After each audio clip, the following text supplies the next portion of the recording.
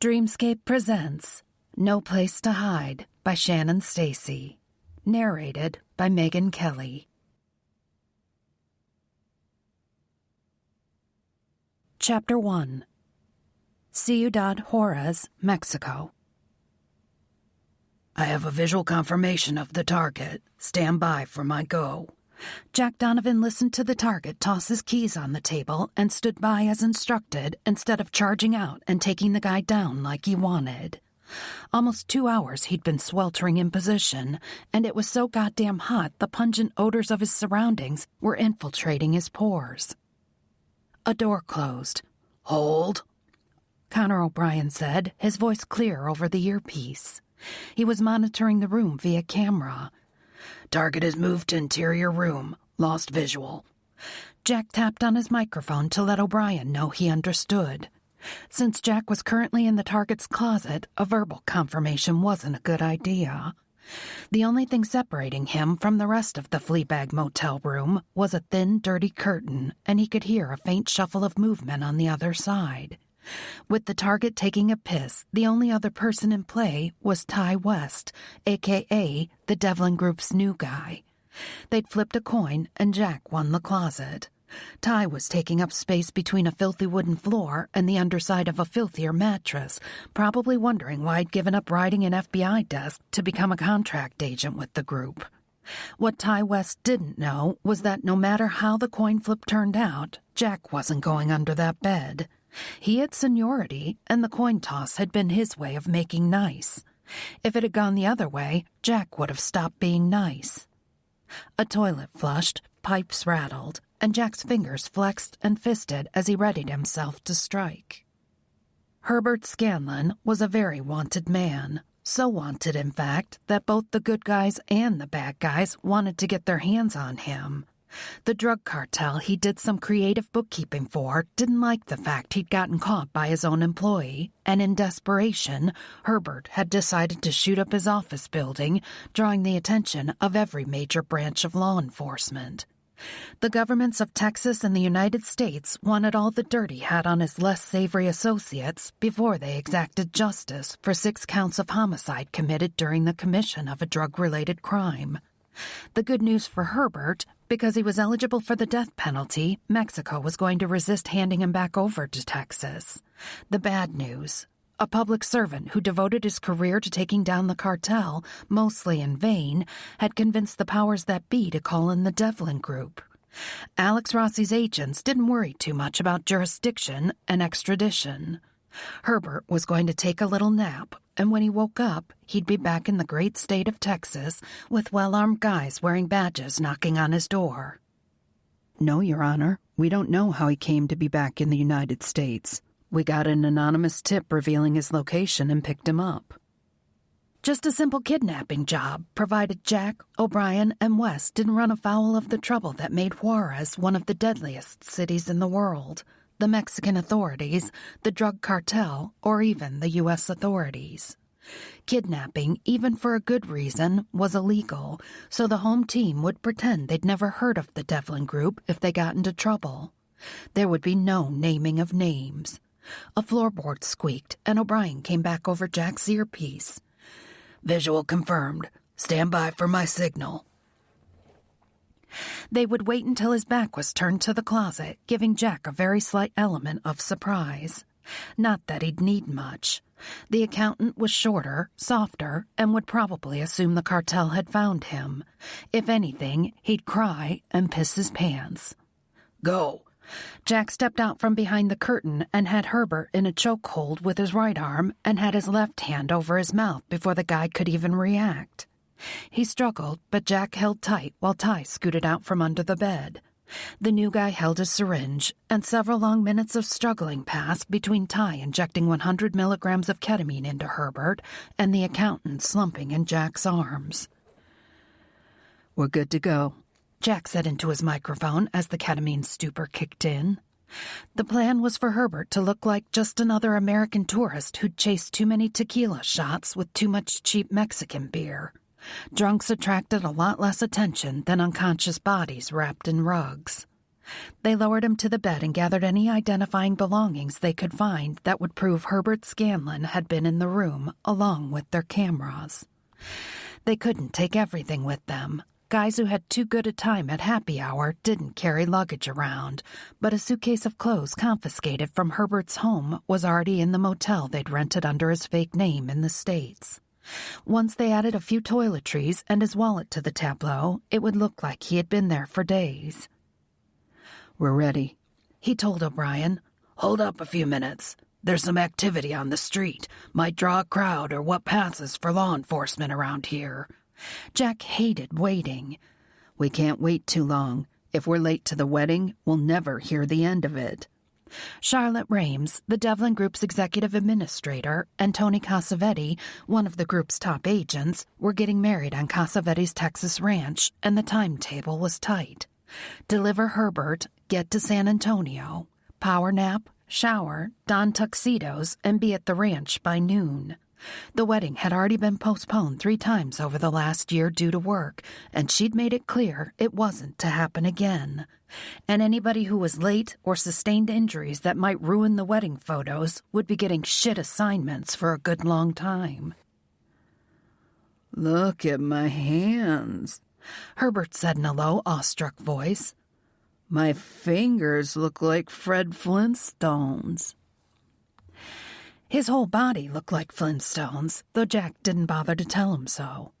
He hoped whoever kicked in Herbert's new motel room door in the morning brought the plastic zip-tie cuffs, because standard issue might not cut it. "Okay, the street's as clear as it's going to get," O'Brien informed them. "Time to get the hell out." Jack didn't need to hear that twice. He looped Herbert's arm around his shoulders and used his left arm to support him while Ty pulled open the door. Thwop.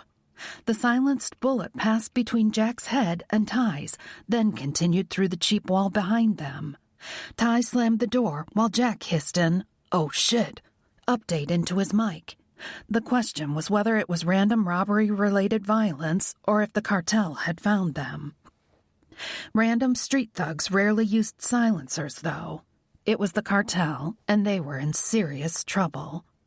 Jack's first instinct was to shove Herbert to the floor, but he was afraid once the guy was down there, Jack wouldn't be able to get him back up. Instead, he hauled him toward the bathroom, praying whoever was in the hall didn't open fire on the flimsy walls with automatic weapons because his accountant friend wasn't fast on his feet. Looking back over his shoulder, he saw West was belly down on the floor with the lower half of his body folded up in the closet, an uncomfortable position that allowed him to see both the door and the window while making him less likely to take any bullets coming through the wall. Not bad for a new guy, he thought, as he convinced Herbert folding himself up in the bathtub was a good idea. "I didn't see anybody go in," O'Brien said into his ear. Maybe whatever was going on in the street was a diversion. He kept his voice low so as not to give their shooter an audible target. "I'm not a rookie." No, he wasn't. They'd been partnered more often than not during their time with the group, and there was nobody Jack trusted more. "Maybe not, but somebody in that hallway took a shot at us, and we don't know who it was, how many there are, or where they came from." "I can come in behind them." Jack thought about it for a second. "Negative. It's better if they don't know you're here at all. How's the fire escape look?" "Like the rest of the place. I wouldn't put money on it holding Herbert." "Shit." "How about just me?" "Can't say from here." "Is the window above ours open?" A couple seconds later, he got the affirmative. "No movement, so the room's either empty or the occupant's in bed." Jack ducked behind the dubious shelter of the bathroom vanity as several bullets punched a line of holes in the wall about 4 feet up. Then nothing. "If we wait," West said, his voice carried to him from across the room by the communication system. "they might get antsy and come in. We take them as they come through the door." Or it was a spotter who'd keep them pinned down with random shots until the big guns showed up. Literally. "I hate fighting blindfolded. I'm going up a floor, and then I'll see if I can scope out what's going on out there. You got the door?" "Unless the situation goes to hell, I've got it." "I'll be quick. O'Brien, am I clear? Affirmative. He gave the rickety fire escape a good shake before trusting it with his weight, and he was halfway up the ladder when movement below caught his eye. A man stepped out of the shadows, but not so far out he could get a good look at him.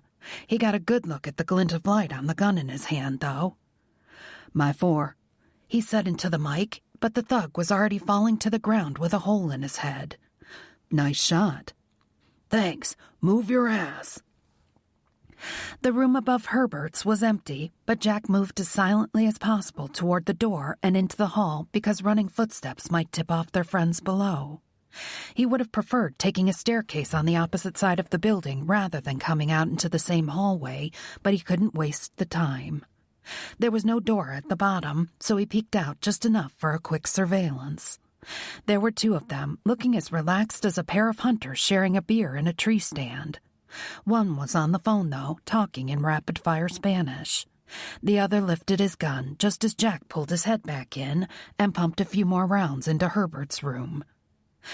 There was a good chance that guy was on the phone with some cartel higher up asking where their backup was, so Jack couldn't hesitate. The suppressor was already attached to his weapon, so he stepped into the hall and took them out with 2 quick shots. Get Herbert out of the tub, he hissed to West through his mic. And let's blow this popcorn stand. O'Brien, be ready to roll because we're going to have company very soon. As he stepped past the bodies to open the door, he saw a key fob hanging out of one guy's pocket, the name of the place they were in barely showing up on the ancient rubber. They hadn't gotten past O'Brien then. They'd been watching Herbert, probably waiting for confirmation he was the target, and were forced into making a move when somebody else threatened to beat them to the punch. O'Brien pulled up in a nondescript but well-running sedan as Jack and West went out the side door, Herbert staggering between them. After shoving him into the back seat with the new guy, Jack went around to the shotgun seat. Get the hell out of here. Just as they were turning a corner in the maze of streets, a sedan as nondescript as theirs pulled up in front of the seedy motel and stopped. It wasn't until they'd crossed the border with no more problems, thanks in part to the Devlin Group's generous contribution to the Border Guard's retirement fund, that Jack relaxed in his seat and let out a deep breath. All that was left to do was dump Herbert off and call in the anonymous tip. Could have been worse, O'Brien said. At least we're all still pretty for the wedding photos. I am anyway. Hopefully the photographer's got some program that can polish up your ugly mug. While the other 2 trash-talked, Jack leaned his head against the headrest and closed his eyes. Weddings he could take or leave, preferably leave, but he was looking forward to a little downtime. A few laughs, a few drinks, and maybe a pretty wedding guest who couldn't find a date to the wedding. Not a bad way to relax. It wasn't the enormous emerald-cut diamond in the jewelry store window that caught Isabelle Arceneau's eye. It was the reflection of the man behind her. It was the 4th window she'd seen him in, and since he was too far on the outer edge of the busy Manhattan sidewalk to see the merchandise, she got the uncomfortable impression she was the display he had his eye on. As paranoid as it seemed, the longer she walked, the more certain she became he was watching her. This time, she lingered a moment in front of the window, pretending to be entranced by the glittering display. So she saw him reach inside the coat it was really too warm to be wearing. For reasons she couldn't consciously define, Isabelle's muscles tensed as he withdrew his hand. He had a gun. Isabelle. She dove to her left as the shot rang out. Cement burned her palms and her knees as she hit the ground, shattered glass showering her. People screamed, and she was scrambling, managing to kick off her high-heeled pumps, and then she was running. There was chaos around her as people panicked, but she shoved her way through. She wasted no time or energy glancing over her shoulder for the man. Either a bullet would hit her in the back, or it wouldn't, but she couldn't fight off a gun. There was no sense in wasting the time to look back. It was tempting to duck down a side street to find a place to hide, but the crowd was her only protection.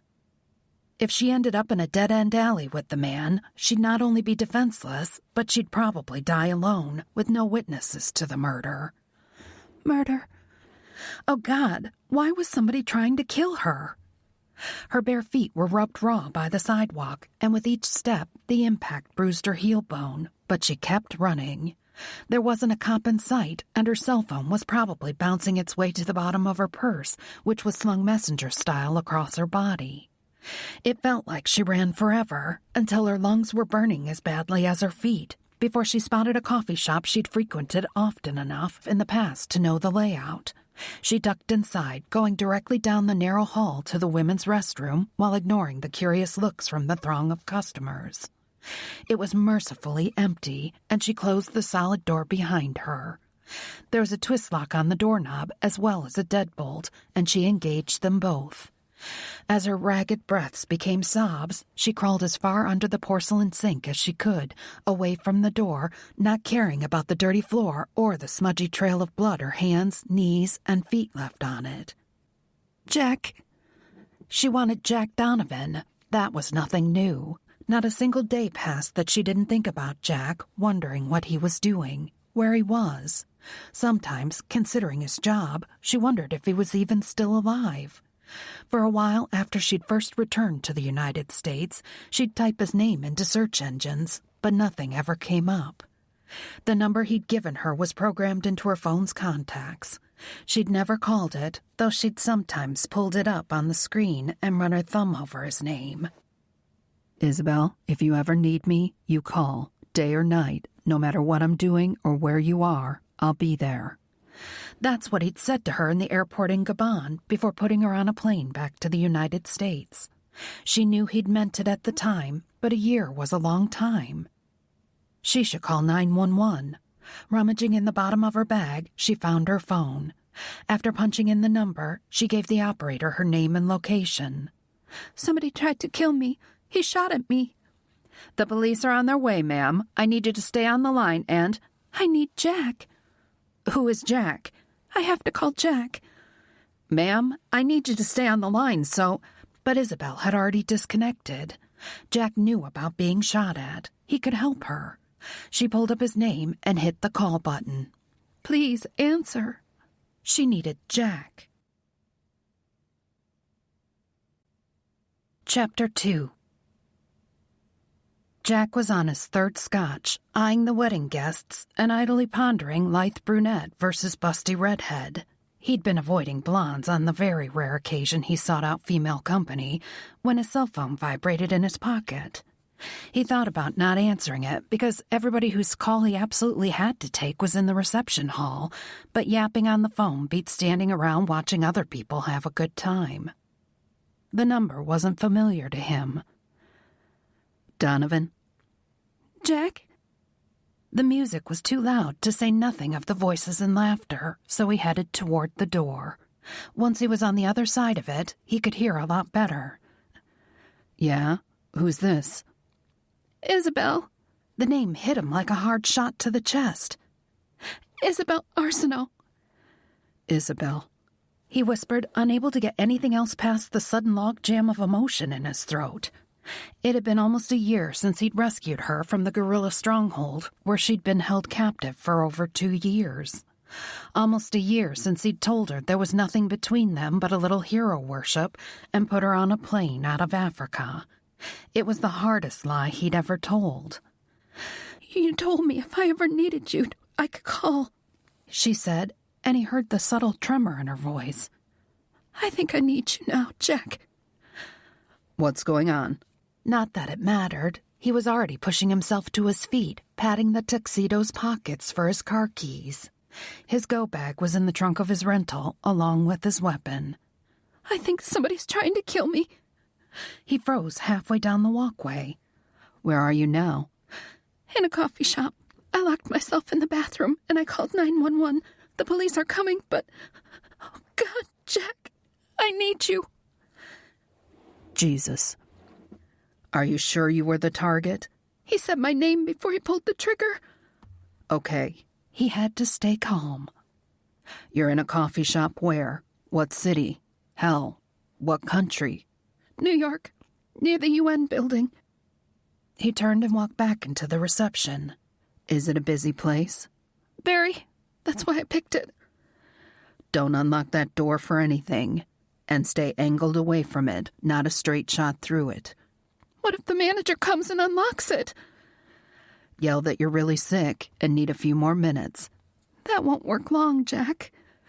You said the police are on their way, right? So just wait. They'll pound on the door and identify themselves. When they do, I want you to call the coffee shop and ask a member of the staff to visually confirm it's a police officer. Okay, I can find the number on my phone. She sounded calmer, so he turned and walked back into the reception. He was going to catch hell, but he couldn't get to Isabelle alone. It won't take long. I'm going to send somebody to meet you at the police station and keep you safe until I get there. When? As soon as I can. I'm in Texas. He looked around the crowd until he spotted Alex Rossi. For this favor, he had to go straight to the top. Unfortunately, the bride saw him looking and cued into his mood, so she set an intercept course. He heard pounding through his phone's speaker. The police are here, Jack. I want you to hang up and call the coffee shop like I said. Don't open the door until the staff confirms it's NYPD. Once you open the door, I want you to have the police officer call me before you leave the bathroom, okay? Okay. She hung up, and he started counting off seconds in his head. Charlotte was close enough to hear it all, and she frowned. What's going on, Jack? It was her wedding day, but if anybody could get Isabelle out of a coffee shop bathroom almost 2,000 miles away, it was Charlotte Rames. Scratch that. Charlotte Casavetti. I need a favor. A personal one, but huge. Rossi stepped up to them, so Jack filled them in on Isabelle's situation. I need a jet. And can we get somebody from ESU or the U.S. Marshals Service to step in and keep her locked down until I get there? I don't know the situation, so I don't know if a couple of street cops will be enough. Charlotte gestured to Marge, her right-hand woman, and they stepped off for a private conversation. Jack knew Isabelle was in good hands with those two. Who do you want with you? Rossi asked. I'm going alone. He started to walk away, but his boss grabbed his elbow, and Jack knew he was in for an argument. He couldn't spare the time. Look, the last time Isabelle needed us, Gallagher and Carmen almost got killed. I told her if she got in trouble again, I'd come, but not the rest of you. I decide which jobs we accept and which we turn down, the boss reminded him. But if this is personal, if this woman means that much to you, we're all in. You know that. She doesn't. The lie, which he'd had a lot of practice telling to himself, slid easily off his tongue. She's just a girl I rescued from a jungle, but it would be a waste of my time if I let her get shot now. You're full of shit. Still going alone. His phone rang. I have to take this. He was on the phone with the officer in the coffee shop when the guy was interrupted by somebody a lot higher up in the chain of command. Charlotte and Marge were involved, and things were moving, and he only had a couple of minutes to talk to Isabelle again, to assure her she was safe and he was on his way, before they told him the jet was being prepped and would be ready when he hit the landing strip. I'm sorry, Jack, Isabelle whispered. I was so scared. Not a day had gone by he didn't wish she'd call, but not under these circumstances. I'll be there in a few hours, I promise. I'm coming for you, Isabelle. Isabelle stared at the cell phone on the table in front of her, willing it to ring.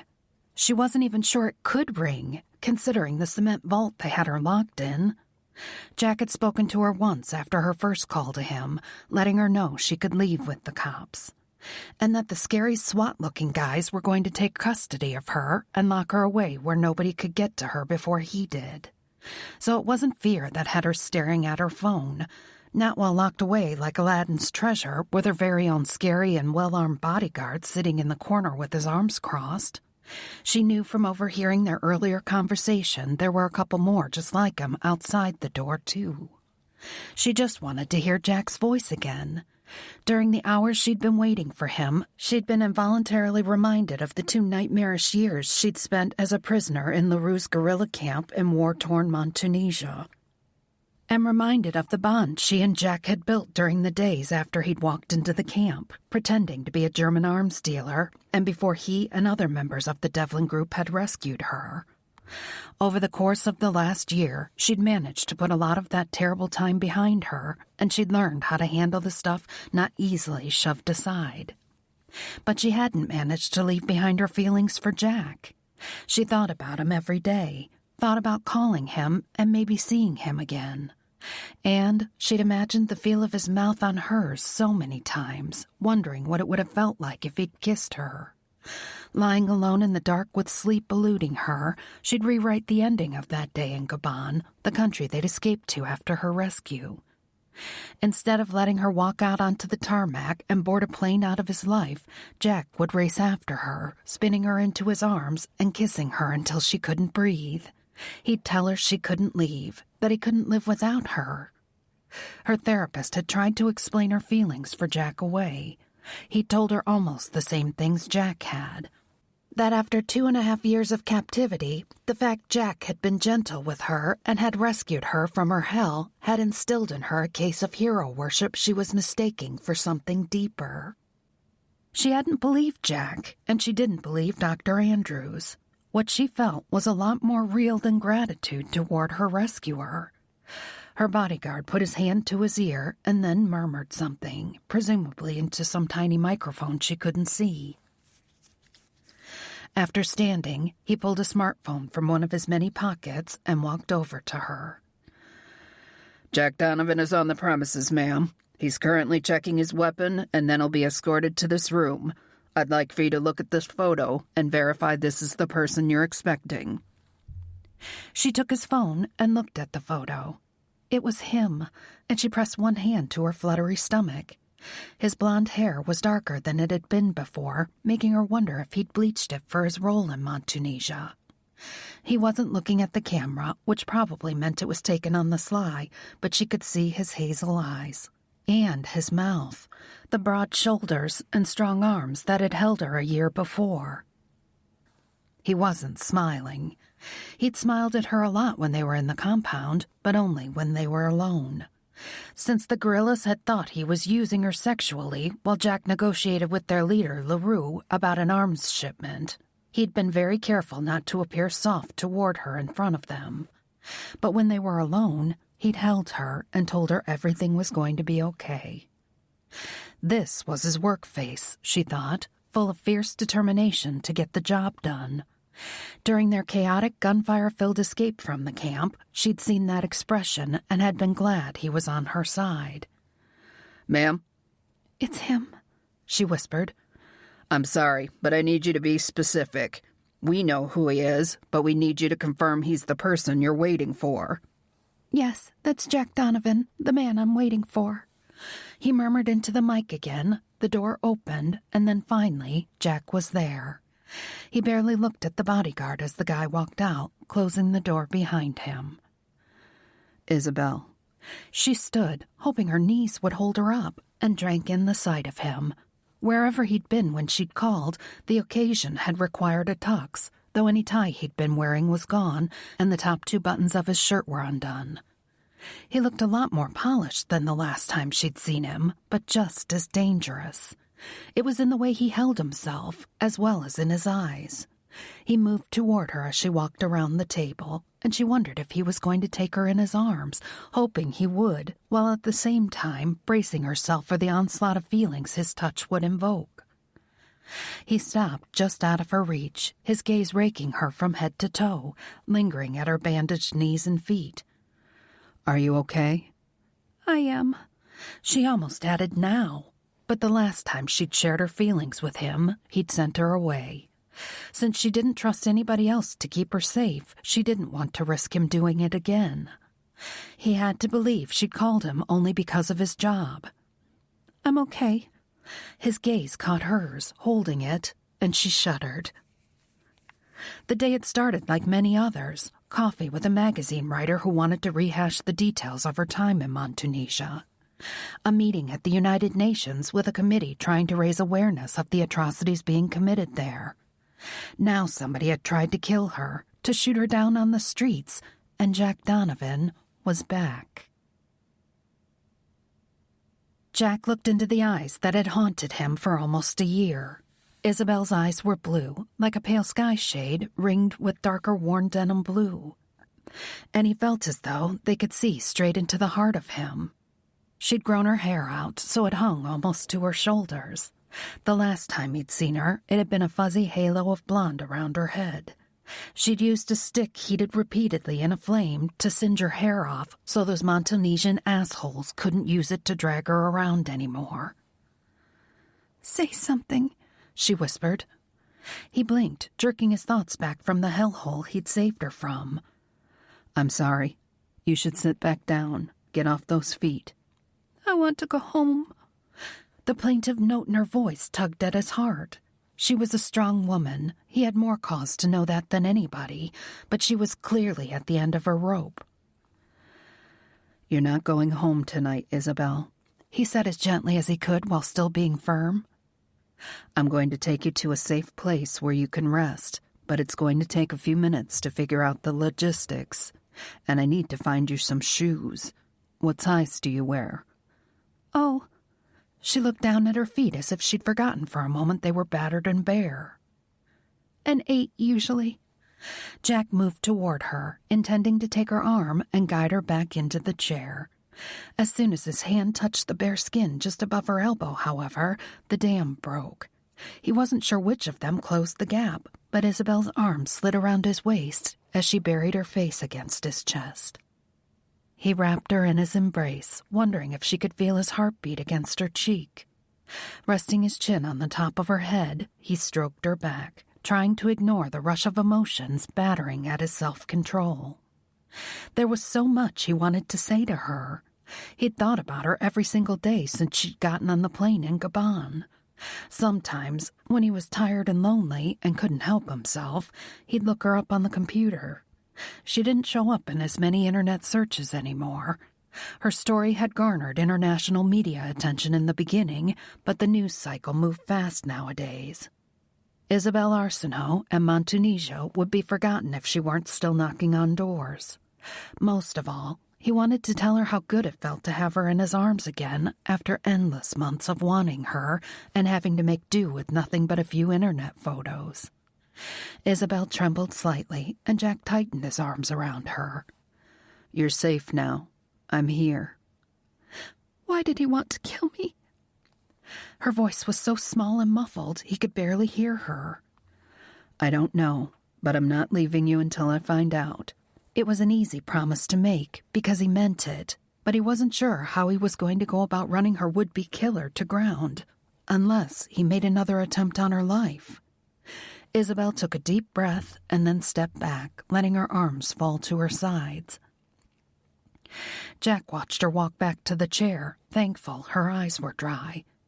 She was exhausted and scared, but she was still holding herself together. He went to the door and asked the officer on the other side to rustle up a pair of sneakers and clean socks for Isabelle. Then he worked on arrangements to get her from their current location to Charlotte's penthouse apartment without exposing her to further danger. It was almost an hour before they loaded Isabelle into an SUV, and Jack guided the driver through the city to an underground parking garage.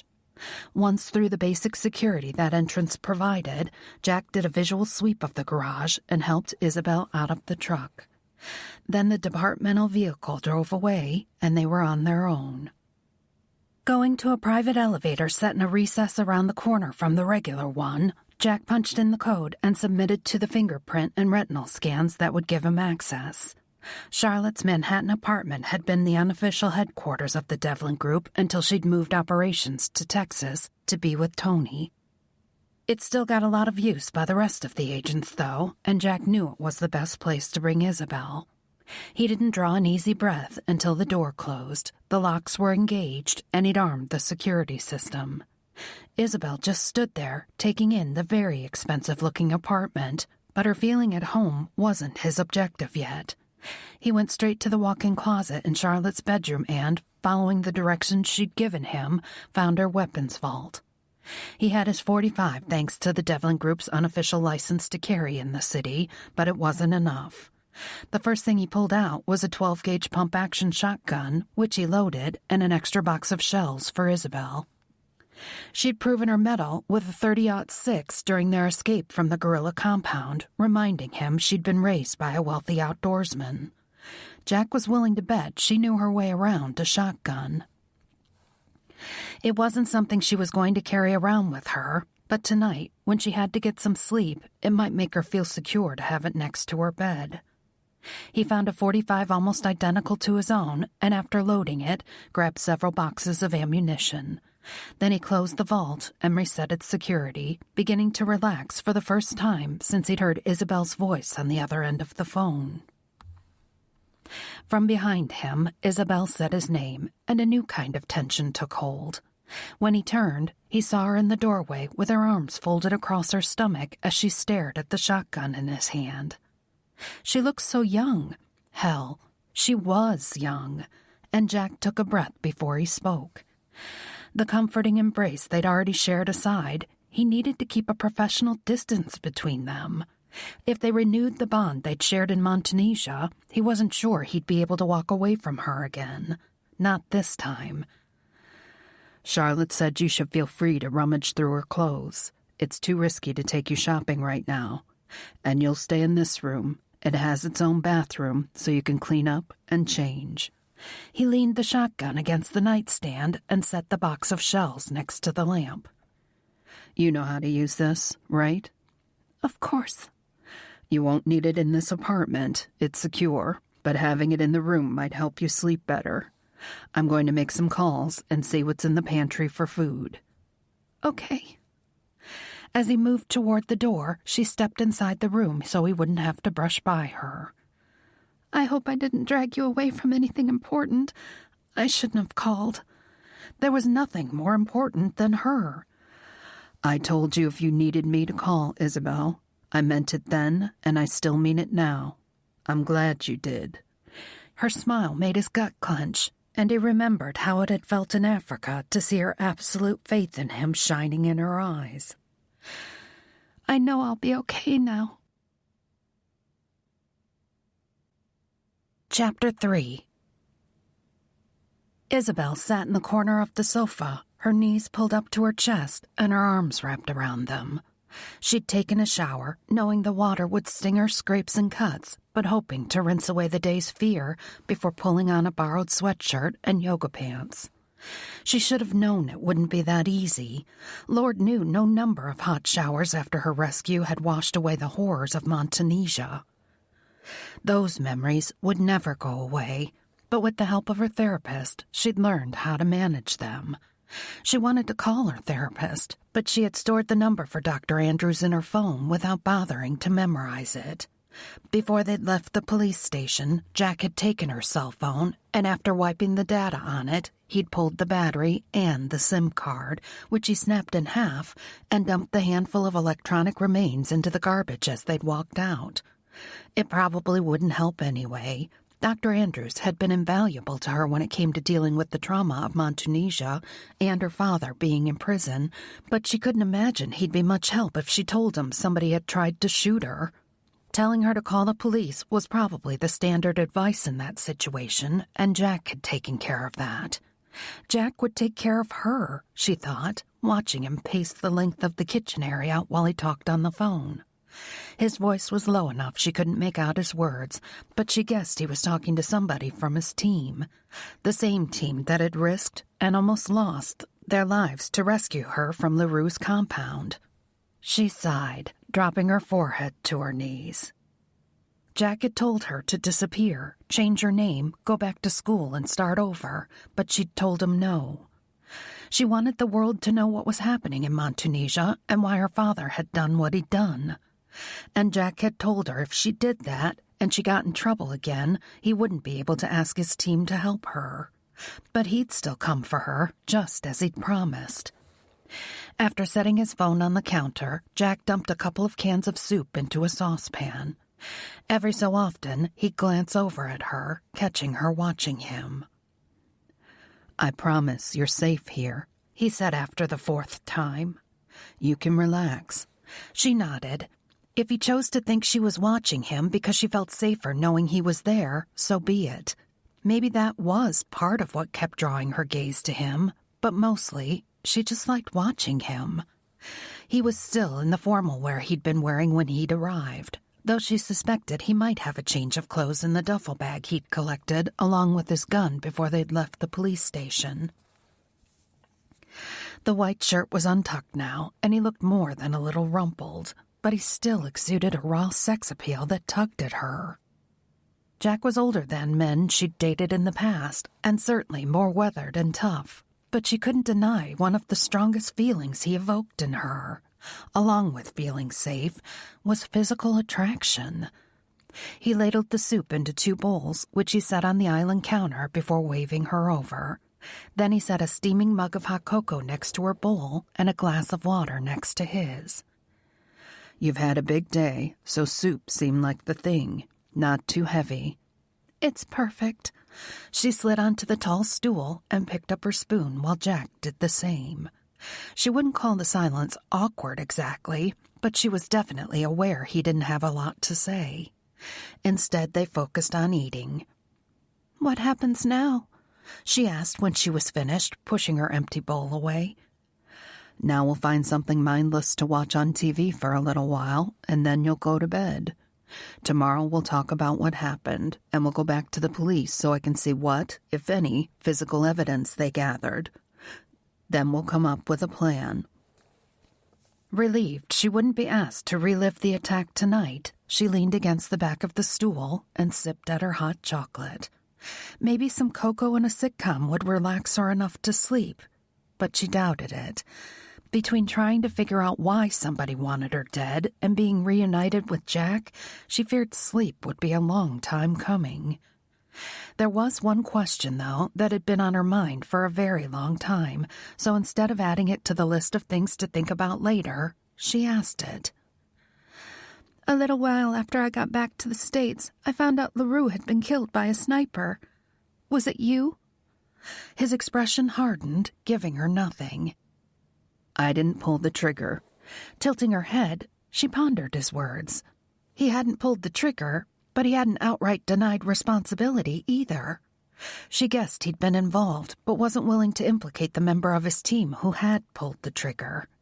He'd told her in Montunisia that her rescue was off the books because they weren't supposed to be there. All that matters is that somebody pulled the trigger, Jack said. And since he was taken out, there's been a lot of infighting. Their organization is crumbling, which weakens them, and their stranglehold on the region is weakening. Isabelle nodded. She knew that, of course. Keeping herself educated about the current events in Montunisia was part of the work she did in her ongoing effort to shine a spotlight on the region and the hostages still held in the guerrilla camp. "Do you think my father's okay?" she asked. "I need to talk to him." I haven't heard anything about him not being okay, and we'd be notified. Somebody from the group will probably interview him about what happened today, so I'll let you know if there's anything going on. "He's probably safer than I am, being in a federal prison," she said, trying to reassure herself. He is. Now go find something for us to watch, he said in a lighter tone, sliding off his stool. It'll only take me a few minutes to clean this up. You cooked, so I'll clean up. No, ma'am, I want you off those feet. And heating up soup is hardly cooking, so go. She went, taking her half-full mug of hot chocolate with her. After curling up on the sofa again, she figured out the remote control and flipped through channels, looking for something fun to watch. Jack didn't join her on the sofa when he was finished, choosing instead an easy chair on the other side of the room. They watched sitcoms, laughing occasionally until her eyelids grew heavy and her head kept lolling against the back of the sofa. Maybe she'd be able to sleep after all. Go to bed, Isabelle, Jack said, and she jerked fully awake. Tomorrow will be another long day, so get some sleep. She nodded and took her mug to the kitchen to rinse out. On her way back by, she paused by Jack's chair. He hadn't moved, though he looked up at her now. "Thank you again for coming." You're welcome. Good night now. "Good night, Jack." In Montunisia, because of the pretense Jack had been using her for sex, they'd shared a bed. They'd been fully clothed, and he'd never made any kind of inappropriate move on her, but even in the middle of that hell, she'd never felt safer than she had while falling asleep in his arms. But that was almost a year ago, in extreme circumstances. Tonight she'd sleep alone, with a wall between her and Jack, and try not to wish he was holding her. Connor O'Brien was dressed, fed, and ready when the summons from Rossi chimed on his phone. He'd been expecting it, and he didn't waste any time navigating through the hotel to the conference room location he got by text. They'd gotten the all-clear from Donovan once he and Isabelle Arceneau were secured in Charlotte's apartment and the wedding reception had rolled on. With Donovan and the girls safe, everybody had been free to party the night away. But O'Brien knew, deep in his gut, the situation was far from resolved. Alex Rossi and Marge, who'd be in charge of Devlin Group operations while Tony and Charlotte were on their honeymoon, were already in the room when Connor walked in. There was coffee, so he helped himself to a cup and pulled up a seat at the table as Gallagher and his wife and fellow agent Carmen walked in. This was the core of the group, minus the newlyweds, so he was surprised when Ty West walked through the door. The new guy had been with them long enough to earn their respect, but Connor wasn't sure about the trust yet. There were donuts to go with the coffee, so everybody helped themselves and got comfortable. Marge didn't have her laptop open and was sipping coffee, so the atmosphere was pretty relaxed. If the situation were hot, she wouldn't be kicked back at the foot of the table, and there sure as hell wouldn't be donuts. "This is personal," Rossi said after a few minutes, cutting through the chatter and demanding their attention. "Except for West, you all remember Isabelle Arceneau." Because of the way they were seated at the table, Connor had Carmen in his peripheral vision and saw her reach up to rub her shoulder. She'd wrecked the hell out of it when she and Gallagher were extracted from the Montunisian jungle, and though a lot of physical therapy had her back on the job, the shoulder would never be 100% again. "I've heard the story," West said. Connor wasn't surprised, since it was one hell of a story. LaRue, one of the most vicious and bloodthirsty in a long line of vicious and bloodthirsty guerrilla warlords in Montunisia, liked to kidnap the loved ones of powerful and/or wealthy people. He'd hold them a few years and then give them back if his demands for however the target could support his operation were met. If not, or if the authorities were involved, the loved one died badly. His reputation ensured cooperation more often than not. John Arceneau had been one of those who thought a few years of captivity for his daughter was worth the price of her life, but he'd gotten pinched 2 years into it with the help of the Devlin Group. He'd offered to spill everything he knew if they freed his daughter, Isabelle. It was an impossible mission, but they'd done it anyway. And they'd almost lost both Gallagher and Carmen in the process. "Do you think the attempt on her life yesterday is tied to Montunisia?" Carmen asked. Rossi shrugged. "We don't know, but I'm inclined to believe it is. It's either that, or she has really bad luck." Connor swallowed a mouthful of the mediocre hotel coffee. "Are they still at Charlotte's?" "Yeah, I talked to Donovan an hour ago, and they're still holed up, though they're going back to the station later. And here's where everything gets sticky. He's probably not going to leave her until he knows she's no longer in danger." There was no probably about it, Connor thought, though he didn't bother saying it out loud. Jack Donovan hadn't come back from Montunisia as physically battered as the others, but he hadn't escaped unscathed. He'd been messed up over the woman for a long time. "He can't babysit her and run down a killer," West pointed out. "And that's assuming it wasn't random to begin with." "It wasn't random. She became aware he was tailing her, which is how she was able to react when he pulled his weapon, and he said her name before he pulled the trigger." Carmen got up to pour herself another coffee. Why would he do that? Obviously, it ruins any chance of being passed off as a random street crime. "I'd say it was so she could identify him, which sends a message," Rossi said. "But based on a few photos of the crime scene Marge was able to get for me, I'd bet money he was going for the headshot. He wanted to see her face when he shot her. Gallagher spoke for the first time. Since he was following her, we can assume it wasn't to make a positive ID. Just a sick bastard is my guess. Donovan needs some help, Connor said.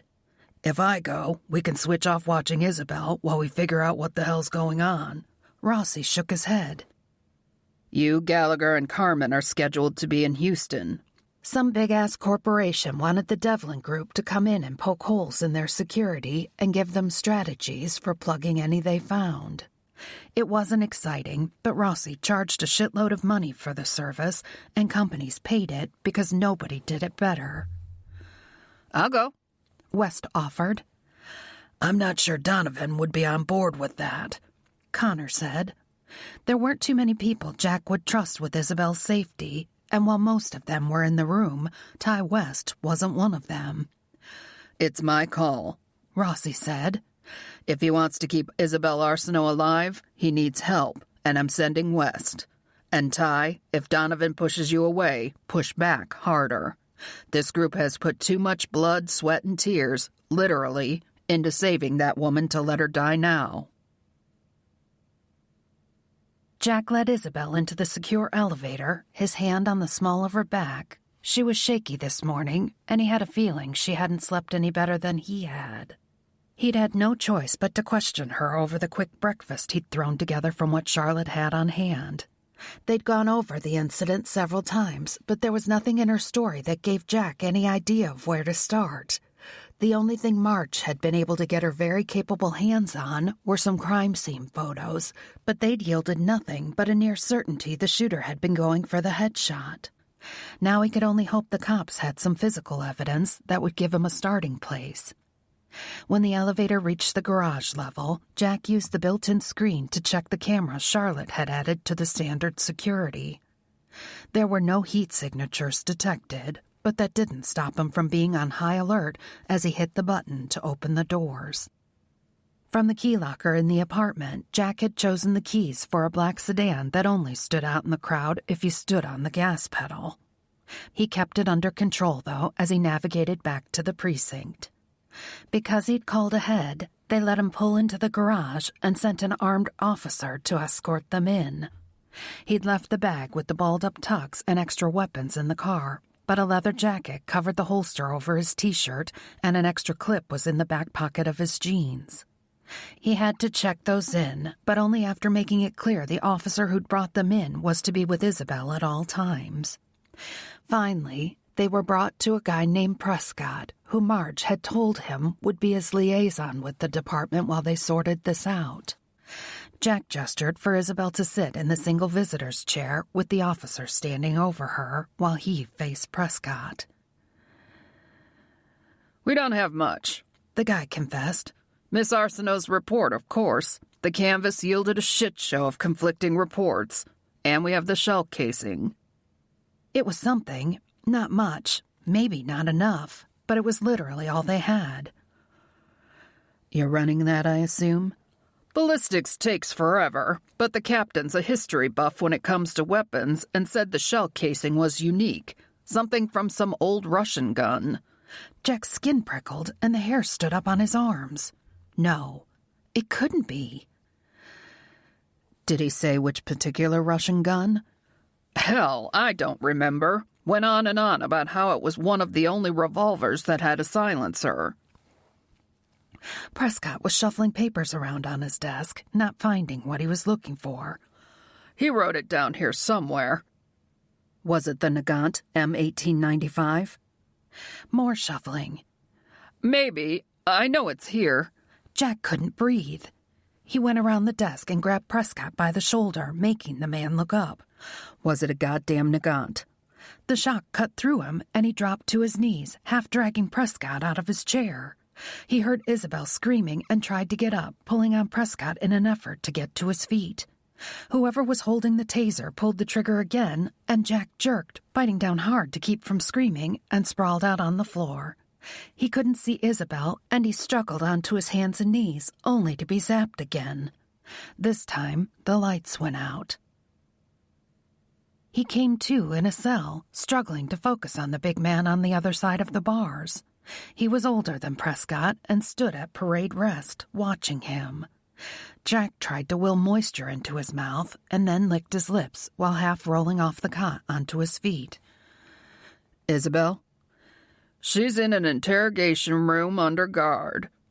Was it a Nagant? The man snorted. You're a stubborn son of a bitch. Get me the captain, the guy who recognized the shell casing. I need to talk to him. That's me, Captain Wells. And I can't say for sure, but I believe the shell casing came from a Nagant M1895. Oh, fuck. It was too much, and he had to sit on the edge of the cot before he fell on his ass. I need to get out of here. I need to... You need to explain to me what's going on. He's an assassin, a killer for hire, and he's never failed, so if he's contracted to take you out, you're as good as dead. The captain was silent for a long moment, and then he shook his head. Being familiar with the gun, I've heard of him, but he's just an urban legend. Jack looked into Wells' eyes, unflinching. He's not an urban legend. He's real. He's in your city, and he's here to kill Isabelle Arceneau. Just saying the words out loud made his gut churn. Despite being on the most wanted lists of every major law enforcement agency in the world, the man didn't even have a name. There wasn't so much as a half-assed pencil sketch of him shoved in a manila folder.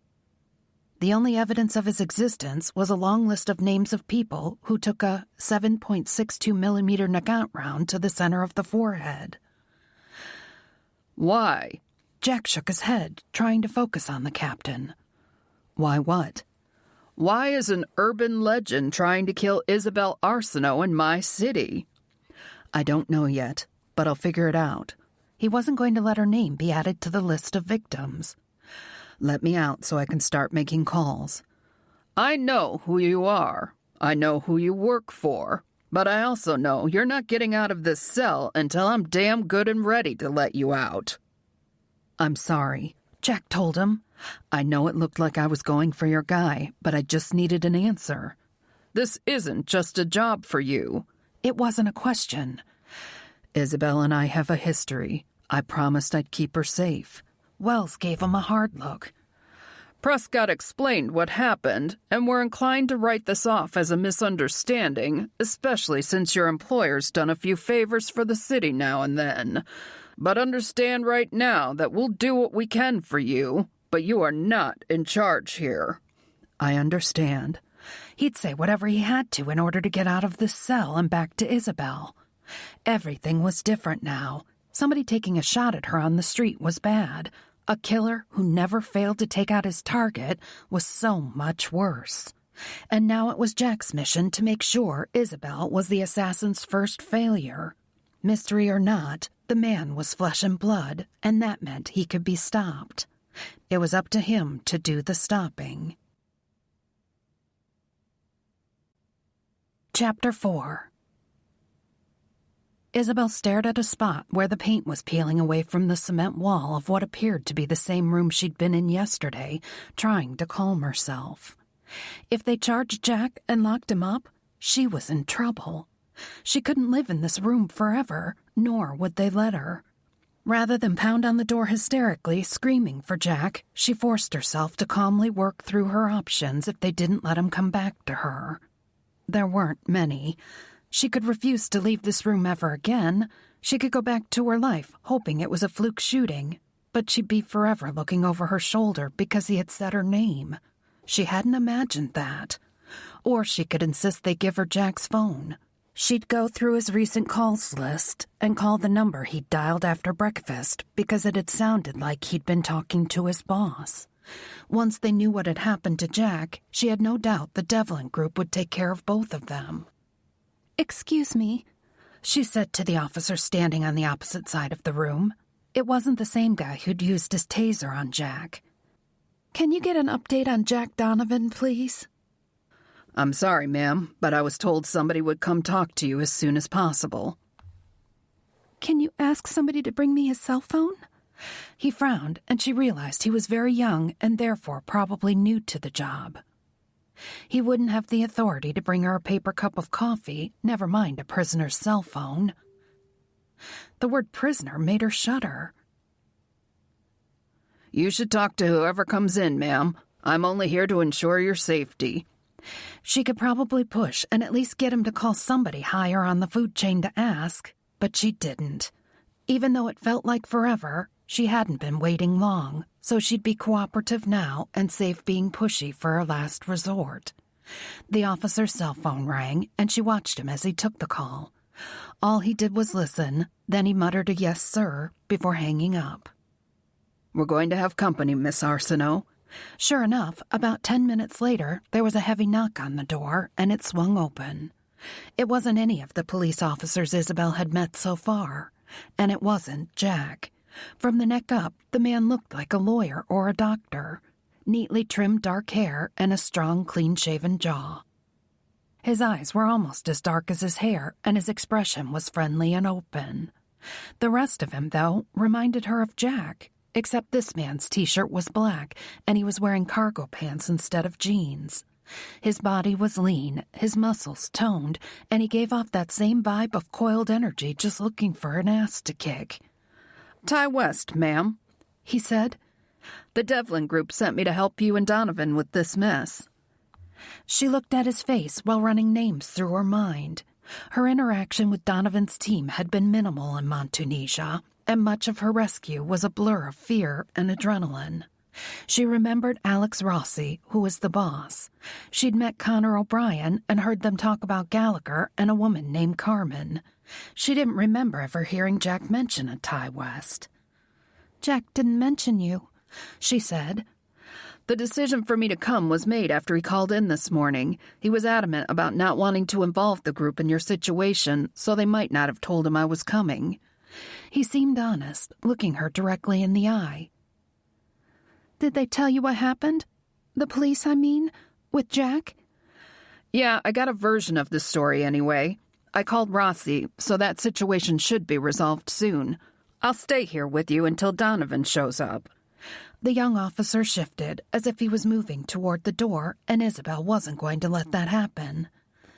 "Thank you, Mr. West. I'll feel safer having both of you in here with me."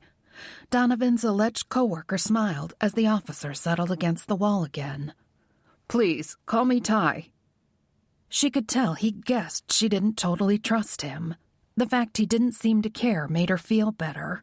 If he weren't who he said he was, he probably would have found some excuse to send the other man out of the room. Since she'd seen the man who'd shot at her, and it wasn't Ty West, the suspicion that prompted her to keep the other officer close at hand was terrifying. It was bad enough that one man had tried to kill her. A conspiracy between two or more people would be so much worse. "Would you like something to eat?" Ty asked her. "Or a coffee or anything?" With thoughts of conspiracy to commit murder, her murder, in her head, she immediately shook her head. She didn't want her guard sent for takeout, leaving her alone with Ty West. "I'm fine, thank you." The corners of his mouth lifted in a slight smile. "Let me know if you change your mind. With this officer here with you, I'm comfortable stepping out for a few minutes if you decide you want something." She might have felt silly about the paranoia, but for the fact somebody had tried to kill her. The feet of the other heavy metal chair in the room scraped across the floor as Ty pulled it away from the table. Isabelle wasn't sure if he wanted a better view of the door or if he was respecting her personal space, but she appreciated the distance.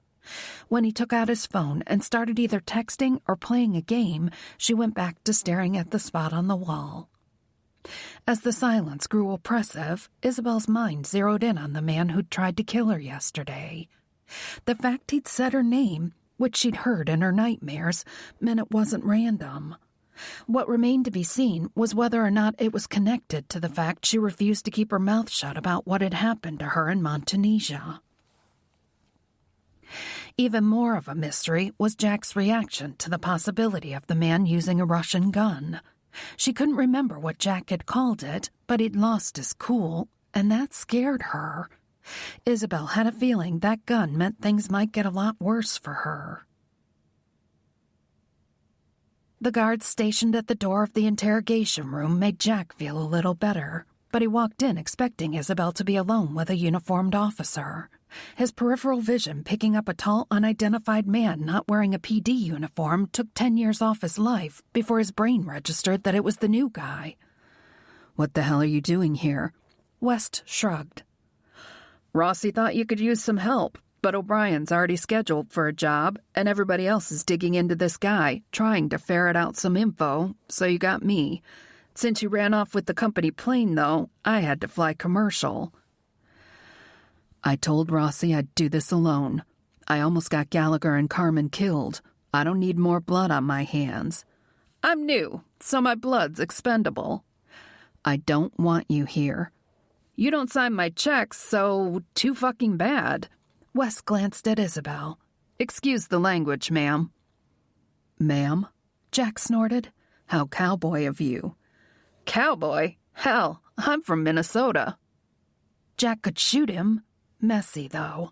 And Rossi would be pissed. To say nothing of the fact he didn't have his gun right at the moment. Suit yourself, but stay out of my way. Jack. Isabelle saying his name instantly killed Jack's annoyance with Ty, and he turned to look at her. Are you okay? He'd felt better, but it wasn't the first time he'd ever been on the wrong end of a taser, and it probably wouldn't be the last. I'm fine, and we worked out our misunderstanding so I can take you back to Charlotte's. Tell me about the gun, Jack. He didn't want to tell her about the gun, not here at least, in a cold cement room. We'll talk about it later. It upset you. You being shot at upset me. She shook her head. I heard him tell you it was an old Russian gun that had a silencer or something, and then you went crazy. Jack saw the question and then the realization on West's face and shoved a hand through his hair. He wasn't going to get out of this room without explaining what had set him off. Nagant M 1895? West asked. Yeah. Shit. He didn't apologize to Isabelle for the language this time, and Jack didn't blame him. It was quite a shit pile the new guy had found himself standing in. Why? Jack shook his head. I don't know. I'm still trying to convince myself it's nothing but coincidence. What are the chances of that? Not good. It wasn't the kind of gun or ammunition one could walk into any gun shop and buy. And it certainly wasn't the kind of gun used by a run-of-the-mill assassin. I want to know what's going on, Isabelle said, the slight tremor in her voice not diminishing the underlying determination. You're both talking around it, and I'm sick of it. Tell me why the gun's important. He wasn't going to be able to put her off. Not only did she have a right to know, but he wanted her to know how much danger she was in. It would make it easier for her to follow his instructions, once he came up with some, but he didn't want to do it with the new guy in the room. No doubt West had heard the story about Isabelle's rescue from Montunisia and Jack's part in it, but what he was about to tell her was going to shake her up. He wanted to be able to comfort her without West analyzing their relationship and wondering just how personal it was for Jack. I'll tell you, but give me a minute, he told her. Then he looked at West and jerked his head toward the door. Outside. He followed West into the hall and told the two men stationed there they could go before speaking. I need you to feed this to Rossi. We need every second if we're going to stop this guy from killing Isabelle. How the hell did a girl like that end up on his radar? It's gotta be connected to Montunisia, but I'll be damned if I can figure out how. LaRue is dead, and even if he wasn't, this isn't his style. And the idiots trying to step into his shoes are so busy trying to one-up each other, they don't give a shit about her. He blew out a breath and ran his hand over his hair. It doesn't make sense. This is a new piece of the puzzle, West said. You haven't had a chance to turn it around and look at it from different angles yet.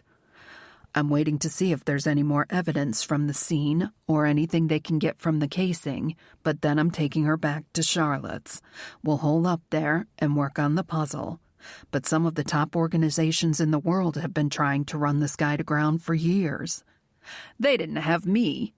Jack snorted. You think you're that good? West grinned. I don't know how good I am at this level yet, but we're not giving up Isabelle. That means at least one of us has to be better than the top organizations in the world, and why the hell shouldn't it be me? Under the attempt at humor and bravado, Jack heard one thing. We're not giving up Isabelle. Right now, that told him everything he needed to know about Ty West. Now he just needed to bring that confidence back into the room with him because he had to make Isabelle believe it too. Isabelle tried to brace herself emotionally when Jack entered the room and asked the police officer to wait in the hall for a few minutes. Jack's expression was grim as he took the chair Ty had been sitting on and set it across the table from her. With a heavy sigh, he sat and looked her in the eye. The significance of the gun is that it means there's a strong probability the man who shot at you is a professional hitman. Does that also mean you know who he is? Unfortunately, no. The only thing anybody knows about him is that he uses a Nagant M1895, which is an old Russian gun known for being one of the few revolvers to use a silencer. It's pretty distinctive.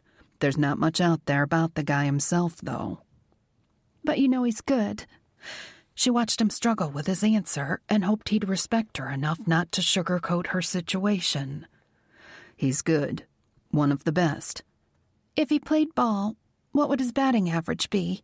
His expression wasn't eased by her attempt to lighten a horrible conversation. He bats 1,000, Isabelle. Oh, a killer with a perfect record. So, that's not good. I'm not going to let him get to you. She wanted to believe him. It looked like he believed it. But he wasn't the one being hunted by a killer who'd never missed taking down his trophy buck. And she really needed to get a handle on her sporting analogies. Tell me what you're thinking, Jack said. About baseball and deer hunting, strangely enough. I don't know what I'm thinking yet. I told you, I'm not going to let him kill you. Doesn't sound like he gives people much of a choice. Jack leaned forward and gripped her hands. His palms and fingers felt hot, but maybe it was because her hands were freezing. It was cold in the room, and her entire body felt numb. Isabelle, look at me. She lifted her gaze to meet his. I walked alone and unarmed into the very large and very well-armed compound of one of the most vicious guerrilla leaders in modern history to save your life, and you think I can't take one guy? His confidence warmed her, even though she suspected it was partly an act to comfort her. Not all an act, though. She'd seen him in action, and there probably weren't very many things Jack Donovan was afraid of. What are we going to do? We're going to start by going back to Charlotte's apartment. Right now, West is filling in Rossi. Alex Rossi. You remember him? She nodded. We'll keep you safe. It was too much. The fear, his soft, firm reassurances everything would be okay. The tremble started deep within her, slowly spreading until her entire body was shaking. He squeezed her hands, but it didn't help. She wanted to be strong. She'd already survived so much and come out the other side with her head held high, but she had no coping skills for this, for being hunted by a man who had never failed to kill his prey. Jack let go of her hands, and her fingers curled into fists as he moved around the table. When he tucked his hand under her elbow, she stood, but her knees were weak, and she might have fallen if he hadn't wrapped his arm around her and pulled her against his chest. She breathed in the scent of him, her fingers curling into his shirt until the fabric was balled in her fists. Why is this happening, Jack? He's a killer for hire. That means somebody hired him, and we'll find out who. All we need is the beginning of a thread to yank on, and the whole thing will unravel. If you know about him and about his gun, that means people have been looking for him and haven't found him yet. His cheek brushed the top of her head. We won't find him overnight. It's going to take some time, but I'll be with you, and I won't let him get to you. But how long could he stay with her? He had a job, an important job, and he couldn't be glued to her side indefinitely. More important, How long could she be with Jack without giving in to the emotions she was doing her best to keep buried?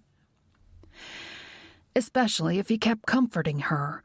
Maybe he'd comforted all the women he'd had to rescue or protect the same way, but to Isabelle, being held this way felt very personal.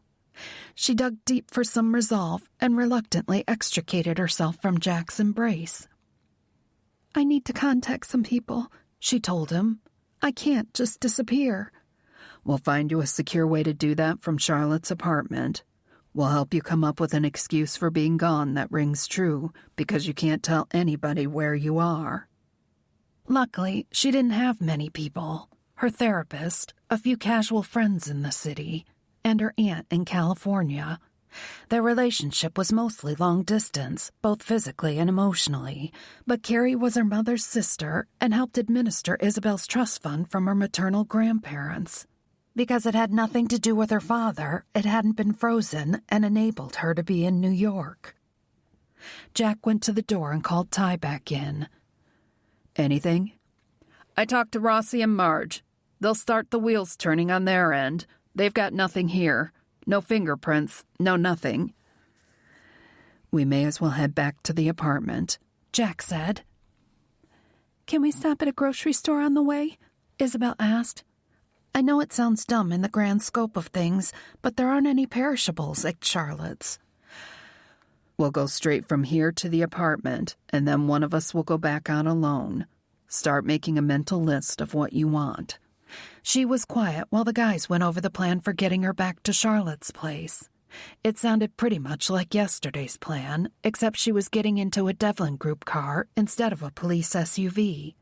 Ty pointed out that he didn't have a weapon, having flown commercial, but Jack had signed in too, so he'd share. Finally, it was time to go, and even with the hitman's threat hanging over her like a very large rain cloud, Isabelle had to admit she felt very safe walking down the hall of the police station between Jack and Ty. Jack had Isabelle sit in the back seat with Ty, and she looked out her window as they drove back to Charlotte's building. She'd always loved this city and had made it her home since her return from Africa, but now it seemed menacing somehow. So many doorways and alleys and shadows for a killer to hide in. Sucking in a deep breath, she forced herself to look forward again and caught Jack looking back at her in the rearview mirror. Their gazes held for a few seconds before he turned his attention back to the road, and Isabelle relaxed against the seat. They pulled into the garage, and Jack parked in an end space between the cement wall and an SUV Isabelle suspected also belonged to Jack's team. There was a selection of fancy luxury cars and glossy sports cars, and then a row of nondescript vehicles of various shapes and sizes. In a city like New York, or in any other city, they wouldn't attract attention. Jack got out first, and she watched him look around the garage before gesturing to Ty, who got out and walked around to her door to help her out of the car. She smiled her thanks and slammed the door. A loud crack echoed through the garage, making her ears ring. She stopped, trying to make sense of what was happening. Then Ty's hand closed over the back of her neck, and for the second time in 2 days, Isabelle hit the ground hard. Chapter 5. On his stomach, Jack scanned the garage, looking for feet or any other sign of movement. Not seeing any, he turned his body slightly and looked back under the sedan he'd been driving. Wes made eye contact with him and then gave him a slight nod. Jack could just make out wisps of blonde hair and realized the new guy had Isabelle tucked between his body and the wall. She was as safe there as anywhere else in the garage.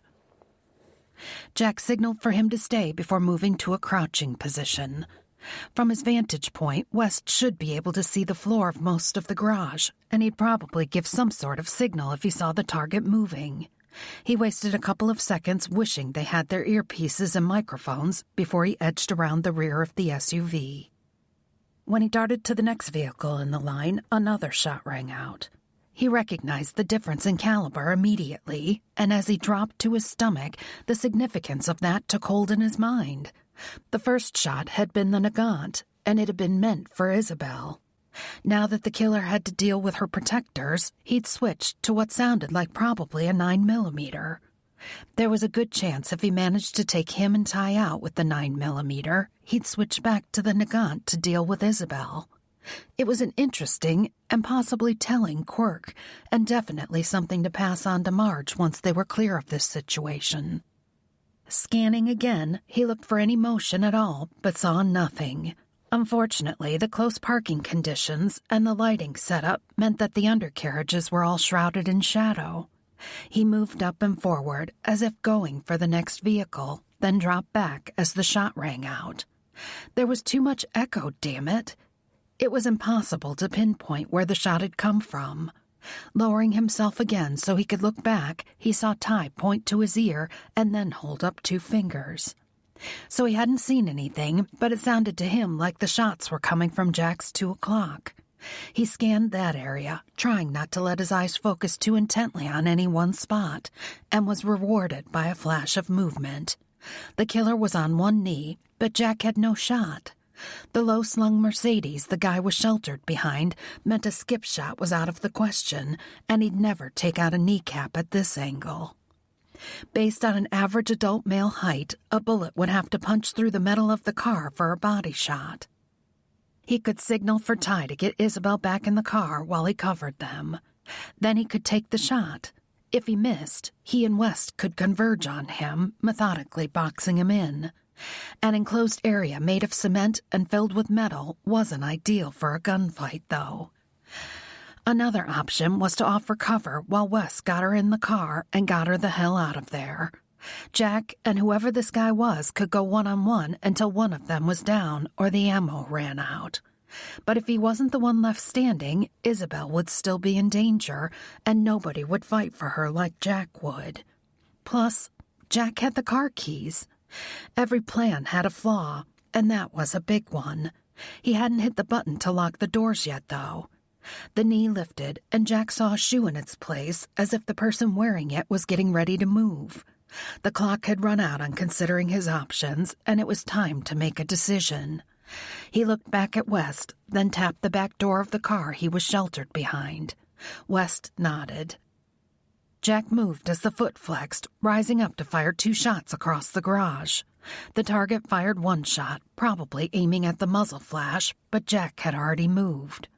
They exchanged a couple more shots, with Jack shifting away from West and Isabelle. He realized the killer was moving toward the exit, which was frustrating. Even though he wanted the confrontation over so he could get Isabelle to safety, he wanted the confrontation to end with her would-be killer leaving in a body bag. A shot fired from his left, and he knew West had joined the fight, which meant Isabelle was in the back seat of the car, hopefully huddled on the floor to make herself as small a target as possible. With 2 of them shooting back at him, the assassin was probably going to retreat, so Jack signaled for West to cover him and started moving behind the row of cars. The killer was fast, though, and Jack only had time for 1 hurried shot when the exit door swung open in a flash of sunlight. He fired off balance across his body, and if he hit the guy, it didn't slow him down any. Then the heavy door clanged shut, and he was gone. "Shit," he heard West say, and he fully agreed with that sentiment. "We going after him?" "I want to." He wanted to go after the guy so badly it made his gut ache. "But we can't both leave Isabelle, and since he's already out there, it would be easy to pick one of us off." "Should we get her upstairs?" "I don't like being fenced in. Let's get the hell out of here." Jack went to the car and opened the door to check on Isabelle. She was a tiny ball on the floor on the far side of the car, which made him happy. She was a smart woman. Her pale face and huge eyes didn't make him happy, though.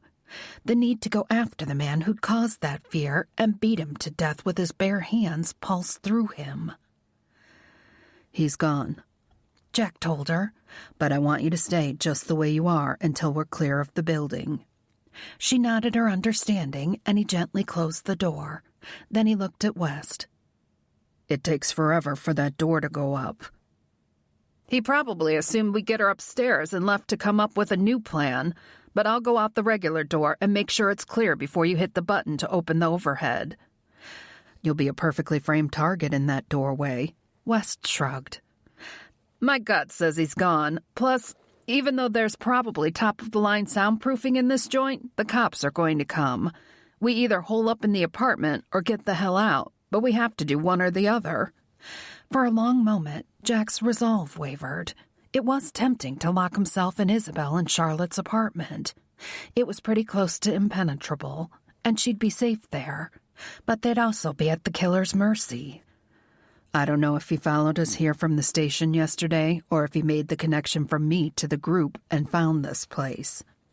From what Marge told me, Isabelle's never mentioned any of you by name, but I'm sure it's not a secret in certain circles that you guys rescued her. Either way, the location's compromised. No matter how good his tech is, I don't think he can get into the apartment, but I don't want to be pinned up there either. We could call in some backup. I want to stay on the move. Even as he said the words, Jack knew it was the right plan. Let's go. They needed to get Isabelle out of the city. There were too many places to hide and set up an ambush here. On the road, he could control their surroundings and watch for anything or anybody out of place. It wasn't in Jack's nature to run, but the killer had found his way into Charlotte's parking garage. Maybe he'd followed them, but maybe he knew too much about the Devlin Group. Alex Rossi had a house in New Hampshire where he and his wife raised their son. They were all in Texas because of the wedding, but their house would offer some sanctuary and weapons. There was his own place in Philly, but if the killer had already known about Charlotte's, he might know about those places too. There was no place Jack would feel safe enough to divide his focus between protecting Isabelle and investigating. He needed to go on the run and buy the team some time to get a lead on the man with the Nagant. Isabelle listened to the two men talking, though their voices were nothing but deep murmurs and she couldn't make out their words. She felt strangely calm. Maybe, as there was a terminal velocity, there was also a maximum amount of fear a person could feel before her brain shut it off so she could function. She'd live or she'd die. Her body couldn't take any more panic and shaking. The front door opened and somebody sat in the driver's seat.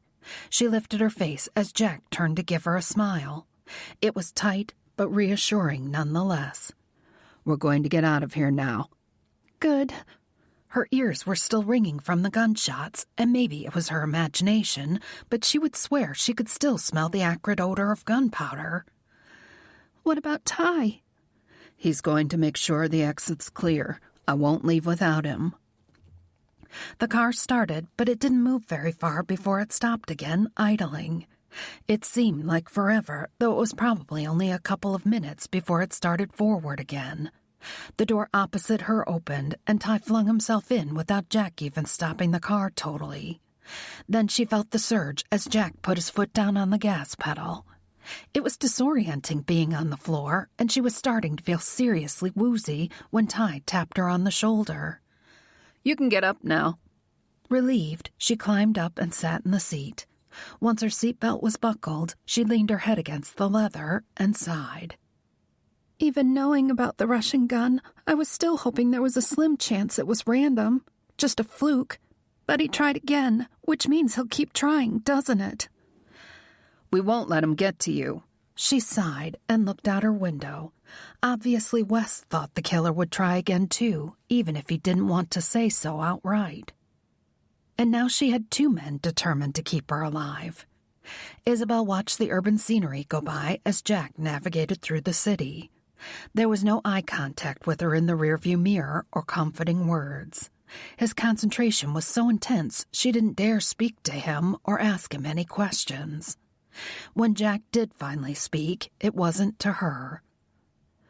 How many clean IDs do you have on you? Just one, Jack said. In my bag. I only have 2. We'll have to be careful. What does that mean? Isabelle asked, not wanting to be left out of the conversation. She might not be a badass mercenary, or whatever they called themselves, but she wasn't going to collapse with a case of the vapors and wait for them to make all of her decisions either.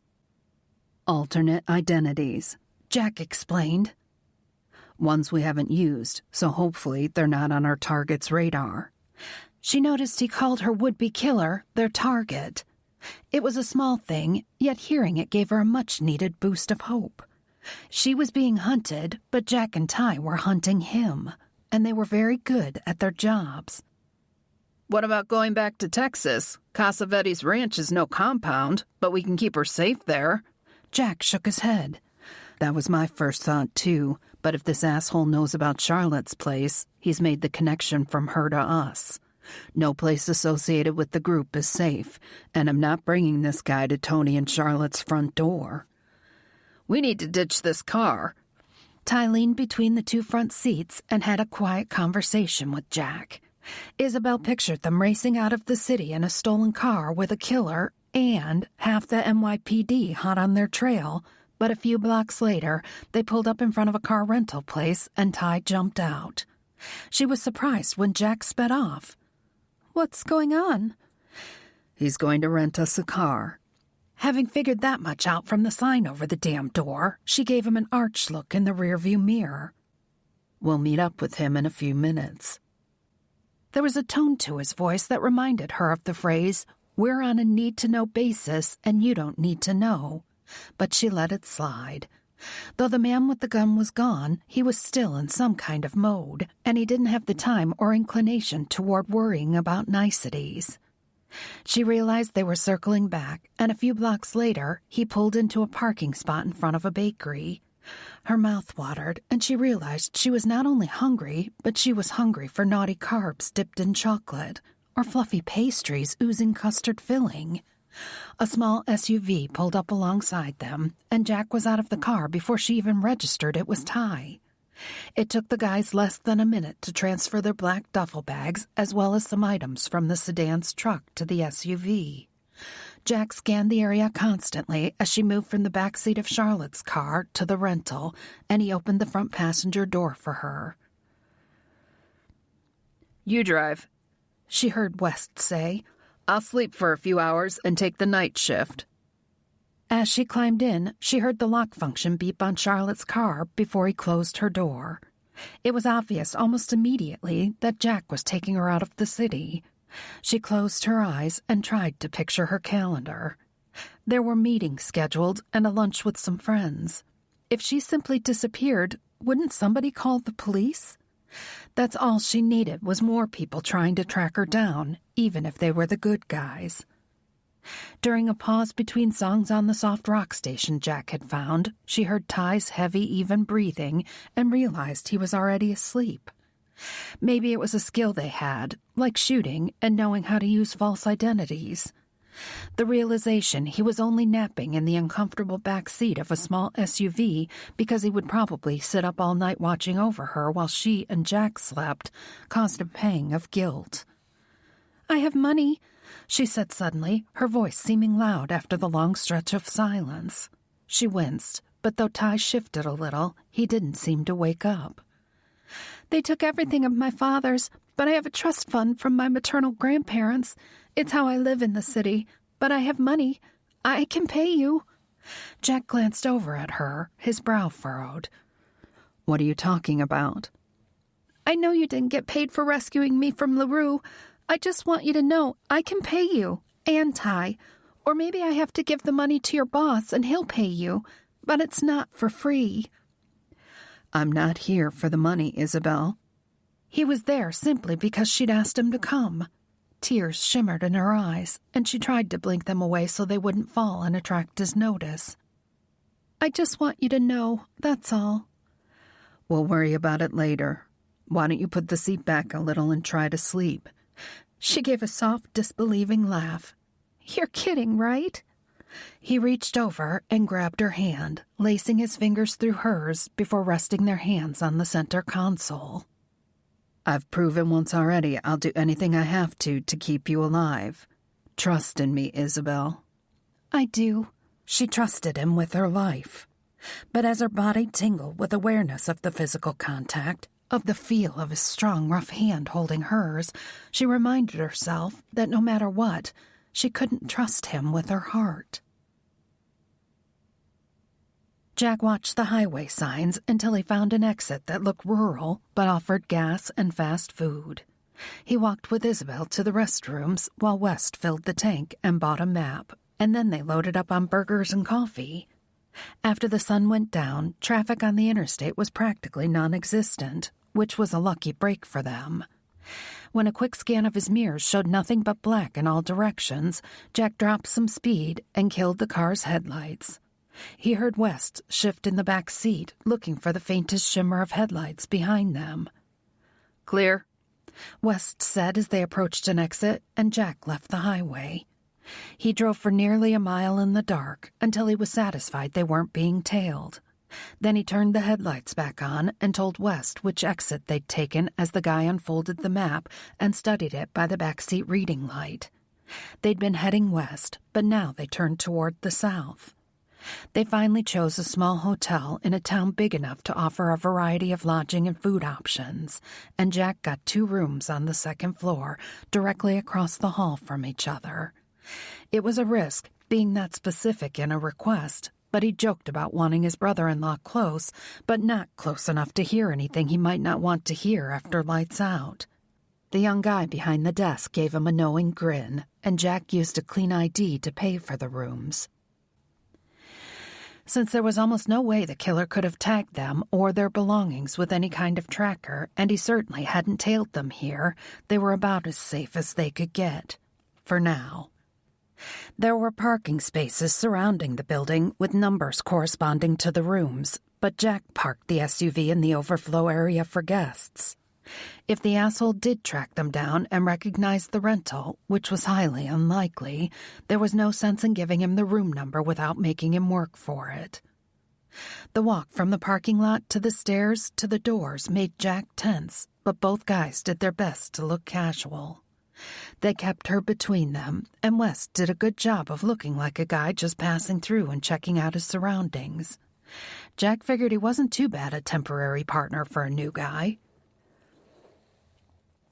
They went up the stairs because he didn't feel like being boxed into an elevator and went down the hall to their assigned rooms.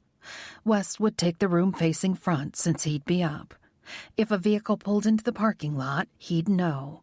If he even suspected it was Isabelle's pursuer, he'd alert Jack and they'd be ready. West unlocked the door and they all went into his room. Jack wasn't surprised when Isabelle went straight to the armchair in the corner and sat. She'd nodded off a few times in the car, but she had to be running on fumes. After dumping all the bags on the bed, Jack unzipped one of the 2 bags that had been stowed in the trunk of Charlotte's car, while West took the other. Weapons, cash, ammunition, chargers for their phones, which they both desperately needed, a tablet with a charger, which he didn't plug into the wall. Maybe he was being paranoid, but he didn't want anything tied to the Devlin Group giving off a signal. Signals could be tracked and computer systems hacked.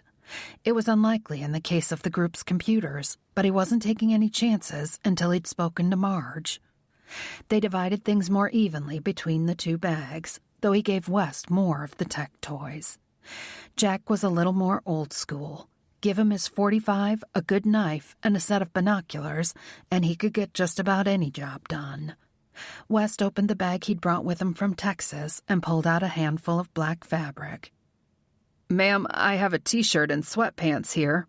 They'll be too big on you, but they'll be comfortable to sleep in. Maybe tomorrow I can scope out a clothing store and grab you some things. Thank you. And please call me Isabelle, really. Jack watched her smile as she took the clothes from West, cursing himself for not being able to make the offer himself. Because he'd come straight from the wedding, he was wearing his spare clothes. And he carried jeans. Why the hell was West carrying around a pair of sweats anyway? You okay? He asked the new guy. I got this. Let me know when you get up in the morning. Jack left Isabelle with West while he went across the hall and checked out their room. Then he went back for her. As he closed their door and engaged the security bar, he blew out a breath of relief, willing himself to relax. He needed to sleep while West was on watch, but it was hard to turn off the adrenaline and sense of needing to be alert after a day like they'd had. Can I take a shower? He turned to face Isabelle, who was standing in the middle of the room, still holding the bundle of West's clothes. Of course you can. Once she'd gone into the bathroom and locked the door with a quiet click, he retrieved the charger from the bag and plugged in his phone next to the same kind of uncomfortable armchair that had been in the other room. After taking the 9mm out of Charlotte's bag and loading it, he set it on the desk. Then he rummaged around the bottom of his bag until he found the kit for his .45. The act of unloading, breaking down, and cleaning his weapon was soothing. It signified the fight was over, at least for the day, and he could rest now. By the time Isabelle emerged from the bathroom, the .45 was reassembled and sitting on the armchair's side table next to his phone. He'd kicked his shoes off and was as comfortable as possible in the chair, with his feet up on the ottoman. She looked even younger with her hair wet and her body swallowed up by West's clothes. Exhaustion had bleached her face of color except for faint shadows under her eyes, so he wasn't surprised when she crawled under the covers of the bed without speaking. He went into the bathroom and took a leak, then washed up best he could. Taking a shower would wait until he could leave Isabelle with West. Then he swished his mouth out with water and grimaced. They'd definitely need to hit some kind of department or drugstore in the morning. After turning out the lights, he parted the drapes and looked out over the rear of the hotel property. The lighting back there sucked, but he took note of the position of the few cars, probably belonging to employees, and the fact the dumpsters were closed and there was no debris or junk a person could hide behind. Satisfied there was nobody lurking in the distant tree line, he sat back in the chair and put his feet up with a sigh. It's a king-size bed, Jack. Isabelle's voice was soft in the darkness and tugged at Jack. I'm okay. Go to sleep. You slept in the bed with me in Africa. That was different. She tilted her head, frowning at him. I was scared, and you were there to save me. How is that different from now? Because then he'd been able to pass off his feelings as normal for a guy who was there to save a scared woman who made him feel like a hero. But now, after almost a year of not seeing her, he knew his feelings for her went deeper than that. No matter how many times he'd told himself to forget her, that he was too old for her, too hardened and cynical for her, too rough, he'd missed her every single fucking day since she'd left Africa. So yeah, climbing into bed with her now was a little different. I can't sleep knowing you're in that stupid chair. She wasn't going to let it go. Please, Jack. He couldn't resist the plea in her voice. Crossing the room, he laid down next to her without pulling back the covers. I'm here. Go to sleep now. Good night, she murmured, half asleep already. Jack stared at the ceiling for a few minutes, and then called on years of experience and practice to shut it all off and sleep. Chapter 6. Jack woke to the warmth of Isabelle pressed down the length of his body, and he wasn't surprised. It was how he'd awakened each morning in Montanesia. He'd lie down on the only bed with her, hoping to help her feel safe.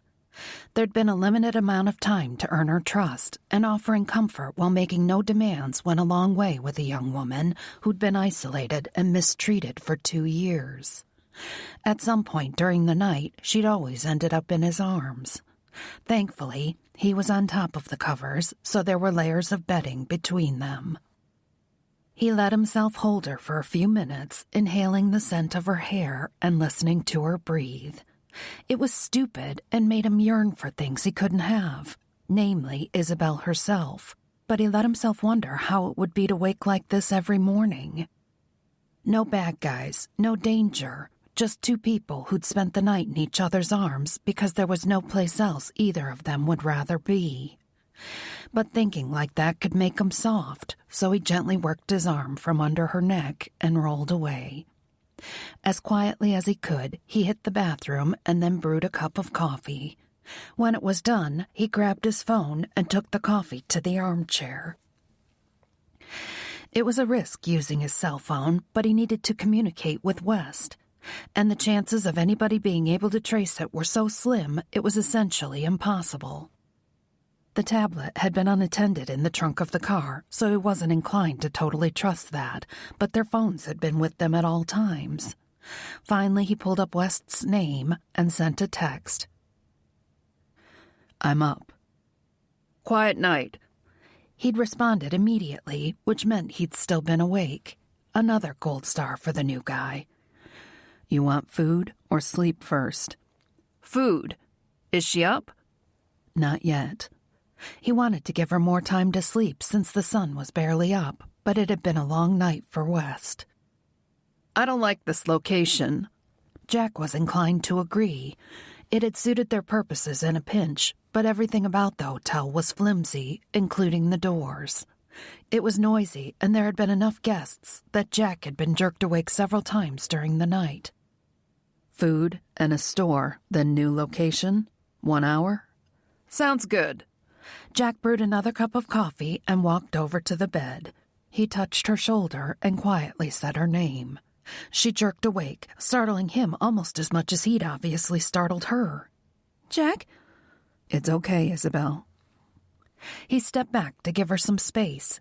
She must have been dreaming because there was still fear in her eyes. "I made you some coffee because we're going to leave in an hour." Leave? Why? "I know we were safe enough to get some rest last night, but this isn't an ideal location. We're going to get some breakfast and stop at a store, and then we'll find a better place." Okay. She scrubbed her hands over her face and then flopped back onto the pillow. 5 more minutes? Jack laughed. "I might drink your coffee." She waved a hand at him without opening her eyes. Don't care. He let her sleep another 20 minutes before he dragged her out of bed and shoved the cup of cold coffee at her. "Up and at 'em, sunshine. West has been up all night, so let's get a move on."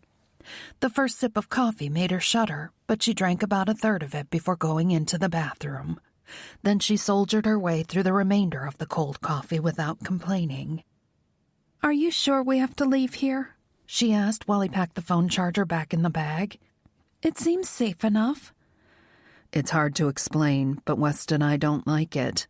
It's a gut thing, I guess." I feel safe here, she whispered. Jack took the empty paper cup from her and tossed it into the trash can before pulling her into his arms. She was shaking again, damn it. "You feel safe with me, and with West. There's a difference." She wrapped her arms around his waist and squeezed. Maybe we could just stay here a few days? "We'll find a safer place." With the tip of his finger, he lifted her chin so she would look at him. "And then we'll stay there for a few days, okay?" Her pretty blue gaze bored into him, grabbing hold of him in a way her arms wrapped around him didn't. I've missed you, Jack. His pulse quickened, and he told himself to take a step back.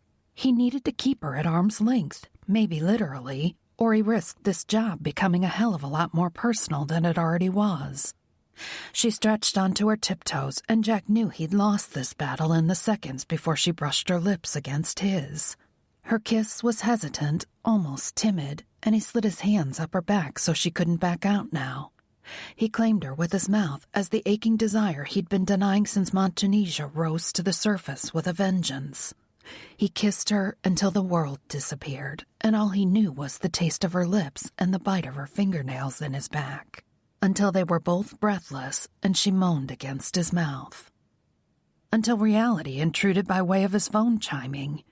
Jack broke off the kiss and rested his forehead against Isabelle's, trying to regain his equilibrium. "Isabelle, I need to keep you safe. I have to focus on that."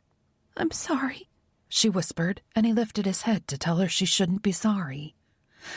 But I always wished you had kissed me in Gabon before I got on the plane. So had he. "If I had, I wouldn't have let you go." Shadows chased the dreamy expression from her face. But you did. Then she turned and walked away from him. He let her go, knowing there was nothing he could say that would change that moment on the tarmac. Nothing he should say. The reasons he'd let her walk away were still true, and he needed to focus on keeping her alive in the present instead of looking back to the past. After she'd changed back into the clothes she'd borrowed from Charlotte, he folded up West's clothes and shoved them in his bag. He had the 9mm in his jacket pocket and his .45 in a holster at the small of his back, which was about as ready as he'd get. Once she was ready, Jack gathered the bags, and they went across the hall to the other room. West went down first, taking 3 of the bags and the rental's keys, while Jack looked down at the parking lot from the window. He watched as West, casual and unhurried, opened the rear hatch of the SUV and deposited the 2 bags from Charlotte's car and his personal bag. Then he glanced around the parking lot as he walked to the driver's door. Once he was in and the motor was running, he signed a thumbs up. Jack wasted no time leading Isabelle down the stairs, his go bag over his shoulder and his right hand in his pocket gripping the 9mm. West leaned over and opened the passenger door as they exited the building, and Jack stood by as she slid into the seat. She didn't even look at him when he closed her door. He got into the back seat, tossing his bag on the seat next to him, and West had the SUV in motion before he even got his door closed. As he looked over his shoulder to back up, West gave him a questioning look. Leave it to a former FBI agent to pick up on the tension, Jack thought. He gave an abrupt shake of his head.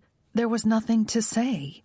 His mission was to keep Isabelle alive. He couldn't afford to be distracted by emotion, whether it made her give him the cold shoulder or not. Connor O'Brien wasn't a happy man, and his boss didn't appear to give a shit. Rossi had sidelined him because of Houston, so he'd been watching names scroll down a monitor. It was a big monitor, and there were a lot of names. John Arceneau testified against all these people?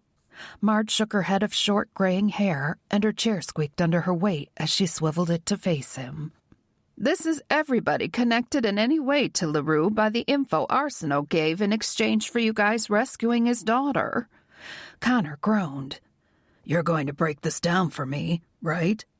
She'd recently been given the official promotion to assistant executive administrator of the Devlin Group, though she'd been acting as Charlotte's backup for over a year. She was good, too. Good enough that Connor didn't waste any time wishing Charlotte and Tony weren't on their honeymoon. She could get this done for him. We need to narrow down what we're looking for before I can narrow down the list. We're assuming somebody trying to kill Isabelle is tied to her old man's arrest and the deal he made.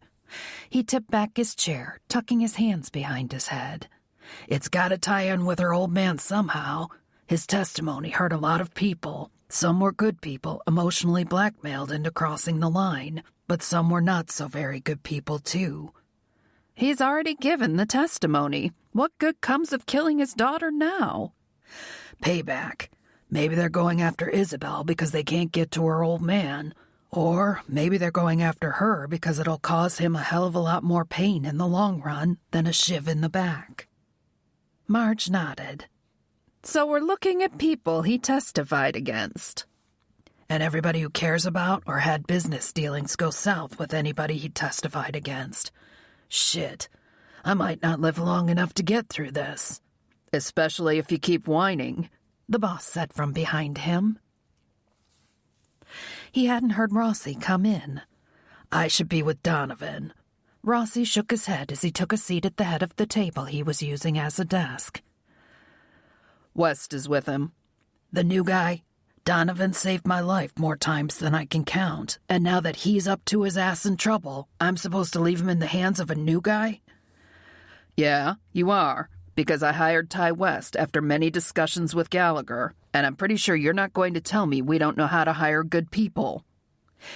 It was one of their people who'd blown up the Devlin Group headquarters, almost killing Rossi in the blast, but he refrained from offering up that little reminder. I should have Donovan's back. You have his back. Unless he's lucky and gets a shot at this guy, the best way to get Donovan and that girl out of danger is to find the money trail and follow it back so we can cancel the contract, so to speak. He knew that logically, but he wanted to do something. Watching Marge work her computer magic wasn't exactly action. We figure it has to be connected to her old man somehow. We just don't know the who or the why yet. Rossi leaned back in the chair and rubbed the bridge of his nose. Don't get tunnel vision, though. She's been up in the UN's face this year about Montanesia, but has she been lobbying for any other causes? Don't get so hung up on Arceneau and LaRue you miss her stepping on any other toes. Hell, the way she looks, it could be some rich guy she blew off. I don't think so. We don't know a lot of facts about this killer, but there are a lot of rumors, and rumor has it he ain't cheap. Maybe if she was looking to walk out of a marriage with billions or some incriminating info she shouldn't have, but I doubt she's even had a solid relationship since we got her back, never mind one worth this kind of hit. I'll get somebody in support to start combing through all the media coverage of her and any dealings she's had with the UN. To piss somebody off this much, there must be a record of it. Chances are it is tied to her old man and the shit in Montanesia. I just don't want you to get too closed-minded about it and miss something. Connor got the point. I hear you, boss, but I won't find a damn thing sitting here. I need to talk to her old man in person. Rossi nodded. It's already being arranged. How do you call yourself an old-fashioned diner if you don't have hash browns? Isabelle smiled, enjoying Ty's grumbled play-by-play of the menu. They have home fries. Not the same. She might have poked at him more, but she knew under the exaggeration for comedic effect was a man who hadn't slept since the evening before, and that had been sitting up in a moving vehicle. The important thing is the coffee. Amen to that. Ty agreed. Jack hadn't said anything since they'd sat down. Once the men had decided on the diner, Ty had parked as close to the door as he could get, and they'd hurried her inside. Jack had turned on the charm then, requesting the table at the end. Now Isabelle had a wall behind her, Jack beside her, and Ty across the table. She should be sorry she'd kissed him. He was right. She needed to let him focus on keeping her alive. But she wasn't sorry. She'd been wondering for months and months what it would have felt like to be kissed by Jack. Since there was a chance she could be shot by some weird Russian revolver at any minute, she'd satisfied that curiosity. It was even more amazing than she'd dreamed it would be. He was so strong and in charge, without crossing a line into overbearing that would make her uncomfortable. If she was honest with herself, she wanted to kiss him again, even though it was a bad idea. This man had stormed into her life, earned her trust, saved her life, and then walked right back out of her life. She couldn't let him do it again.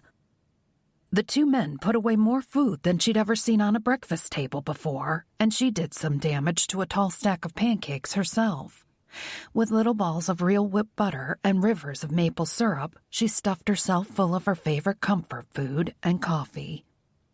After breakfast, Jack took over the driving, and they went in circles while the men discussed the merits of the small Main Street shops versus the bigger department store. The latter offered more options in one stop, but they weren't comfortable leaving the bags in the SUV unattended. I'd rather go to the department store, Isabelle said, even though they hadn't asked her. I'll be fast. And she was. Jack stayed with the car, and Ty went inside with her, which they also decided without asking her. It was obvious Jack was avoiding having to talk to her, as if that distance would magically erase that kiss. She was fast, grabbing 2 pairs of jeans, 3 t-shirts, a pair of pajamas, 3 bras, and a hoodie, along with a pair of sneakers and a package each of underwear and socks. Brush, toothpaste, toothbrush, and deodorant, and she was done. Ty grabbed a few things along the way for him and Jack, as well as stocking up on some grocery items, and he paid cash for the entire cart. She wasn't allowed to use her credit cards or anything else that could be traced, and she rarely had cash. In the checkout line, she snagged a chocolate bar just because she deserved one. Is everything okay? He asked while they made their way to the exit. She laughed. I'm running for my life from a killer who's never failed. Everything's great. But you still have your sense of humor. He flashed a grin. I met with you and Donovan. Oh, She had no idea what to say to that. Somehow she guessed Jack wouldn't appreciate her talking about him with Ty. And she had no idea if his employer had some hard and fast rule about the guys kissing the women they were protecting, even if she'd kissed him first. Ty held up his hand. Wait, I don't want any kind of details. All I want to know is if you feel uncomfortable with him or unsafe in any way. No, she didn't even hesitate. We had a disagreement, but I'm fine. Really. I'm safe with Jack. Okay. He resumed walking again, sending a text as they neared the front door. A few seconds later, his phone chimed. We're good to go. She saw the SUV driving toward them and realized Jack intended to pick them up at the front of the store. There was a loud bang. She jumped and then flinched when Ty's hand closed over her arm. In the blink of an eye, she was sandwiched between his back, a soda vending machine, and the coarse brick wall. Between his shoulder and the machine, Isabelle saw the SUV speed up and Jack slide it to a stop in front of Ty. He barely missed hitting the ancient station wagon belching toxic clouds from its exhaust. The driver flipped Jack the bird, and when he gave it gas, she flinched again as it backfired. Jammed up against his back the way she was, Isabelle felt Ty's body relax. It was just a stupid old car. He took a step forward so she could move and turned to look at her. You okay? She nodded but said nothing as Jack reached across the SUV and opened the passenger door. Ty kept a hand at the small of her back as he guided her to the seat. When the door shut, she laughed, but the sound choked off into a sob. Pressing her right knuckles to her lips, she breathed in deeply through her nose, trying to calm herself. Jack's hand covered her left hand, which was balled into a fist on her thigh. It was just a backfire. I'm sorry. I hate this. I want to go home. He squeezed, and she relaxed her fingers under his. I know, honey. We're going to find a safer place now so we can stop being the prey on the run and start being the hunters. The back hatch of the SUV slammed closed, and a few seconds later, Ty hopped into the back seat. Let's get the hell out of here. Jack gave her hand a final squeeze before releasing it. You good? Isabelle took a deep breath and nodded. I have a candy bar. For later. His laughter filled the car as he pulled away from the store. Then let's find you a good place so you can relax and enjoy it. Chapter 7. Jack spotted the kind of motel he was looking for on the outskirts of town. Ty must have seen it at the same time because he reached through the front seats to point in its direction. Yup, Jack said, and he turned into the parking lot. The motel was old, long, and low. One of the old-style places, made of cement blocking, covered in peeling gray paint, with kitchenettes and clerks who accepted cash by the week and didn't ask questions. West did the honors this time and scored them the 2 units at the end. Jack backed the SUV into the parking space for the unit West would take, leaving the end spots empty. He brought Isabelle in first. The place was no doubt shabbier than any place she'd ever stayed and hadn't seen renovations since the 70s from the look of things, but it was clean. The door was solid, as were the locks, and the bathroom window was high and small with a solid frame. After he and West had carried all the bags in, they sorted the new purchases so West could take his next door. Besides his go bag and one of the bags from Charlotte's car, he had a couple of trips worth from the department store. That's it, he said, and Jack could see the exhaustion around the other man's eyes. Go crash. The new guy had certainly earned some rest. Then Jack was alone with Isabelle and a bed covered with plastic shopping bags waiting for them to set up house. The thought sent exhaustion through him in a wave, and he sat down in one of the 2 painted metal chairs at the cheap kitchenette table. He needed to call the group and give an update. Hopefully, get an update. Come up with a plan. He shouldn't have kissed Isabelle. So she'd technically kissed him first, but that had been a soft peck on the lips. He was the one who'd pushed, who'd turned up the heat until it threatened to consume them both. Isabelle started emptying the bags without talking, sorting through the groceries. Once she had the stuff for coffee, she set a pot to brew in the ancient coffee maker on the counter. Then she tossed the microwave meals and pizzas West had chosen into the freezer. The rest she stowed in the single kitchen cabinet. He watched her, wishing their situation wasn't quite so domestic. Having West move into this room with her while he went next door wasn't an option, but maybe having all three of them crammed into one room would have stopped him from thinking things he had no business thinking. He certainly wouldn't have been able to kiss her if West had been underfoot. Isabelle, sit down for a minute. She looked at him, an eyebrow raised. Please? She put down the clothing she was separating into his and hers and then sat down across the table from him. Where are we? Indiana. She looked like she was waiting for more. Just Indiana. Okay. You look angry. Is something wrong? Not really. He struggled not to squirm in his chair. We're going to be sharing this room for a little while, at least a couple of days and nights. A hint of color bloomed on her cheeks, so he knew she got where he was going. And you're afraid I'm going to kiss you again? Afraid? No. Of course not. You're not afraid of anything. The way she said it wasn't a compliment, and it also wasn't true. The thought of somebody putting a bullet in her, and how close the guy had already gotten on 2 different occasions, terrified him. It's just not a good idea. We had this conversation in Gabon before you made me get on the plane. There's no sense in rehashing it. The bite in her tone made him want to squirm again. I can't lose focus. If I get distracted... She gave him a totally fake smile. I get it. No distracting you. Just being close to her distracted him, but he could handle it. The physical ache her touch caused was a different story. So we'll just get through this the best we can, without kissing. Okay. Her voice was flat and her face expressionless, which he hated. She was so pretty and vibrant, and he hated that it was partly his fault she was so shut down. I know you're comfortable with rifles and shotguns, but how about this?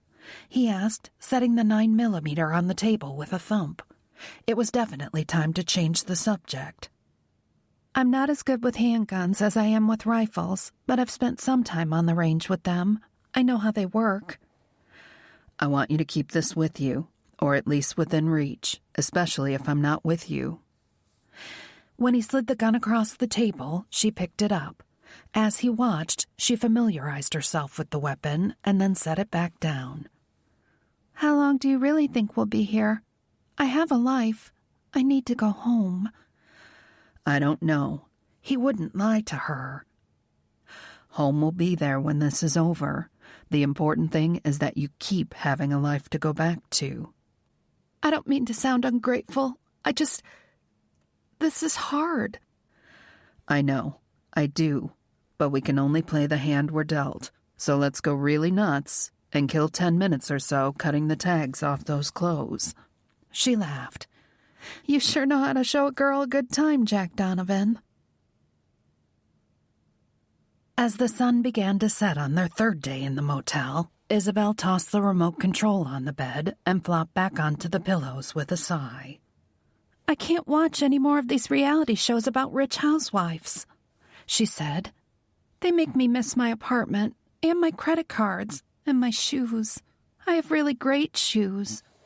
She heard both men chuckle and wanted to pick the remote up just so she could chuck it in their general direction. She was bound to hit one of them, since they were both sitting at the ugly kitchenette table, talking in low voices and doing whatever important secret agent type things they were doing on the tablet. I need to go for a walk, she said to the water spot on the ceiling that was probably older than she was. She loved walking, especially in the city. After being confined in Montanesia, it had taken her a long time to regain her sense of security out in public, but she'd worked at it. Eventually, the walks had become almost a form of therapy themselves, and she'd embraced those walks until it was once again a pleasure to roam the streets and stroll through the parks. Is there a movie theater in this town? She asked. It's dark in the theater. Nobody can see me once the movie starts. I can shove my face in the popcorn bucket if anybody looks suspicious. Will you settle for dinner? Jack asked. More takeout? Ty had gone out and picked up pizzas and brought them back to the motel one night, but she hadn't left the room at all. She really hated these walls and the water spot, though it looked a little like a really fat cat if she tilted her head to the right. Or a real restaurant? In a restaurant. She sat up and swung her feet to the floor. Really? If only all women were so easy to please, Ty said, and Jack laughed. We need another 15 minutes or so, he told her. Then we'll go find a real restaurant. Getting off the bed, she went into the bathroom to get ready. It was slightly disappointing that getting ready only really meant brushing her hair, but she was going to make the effort.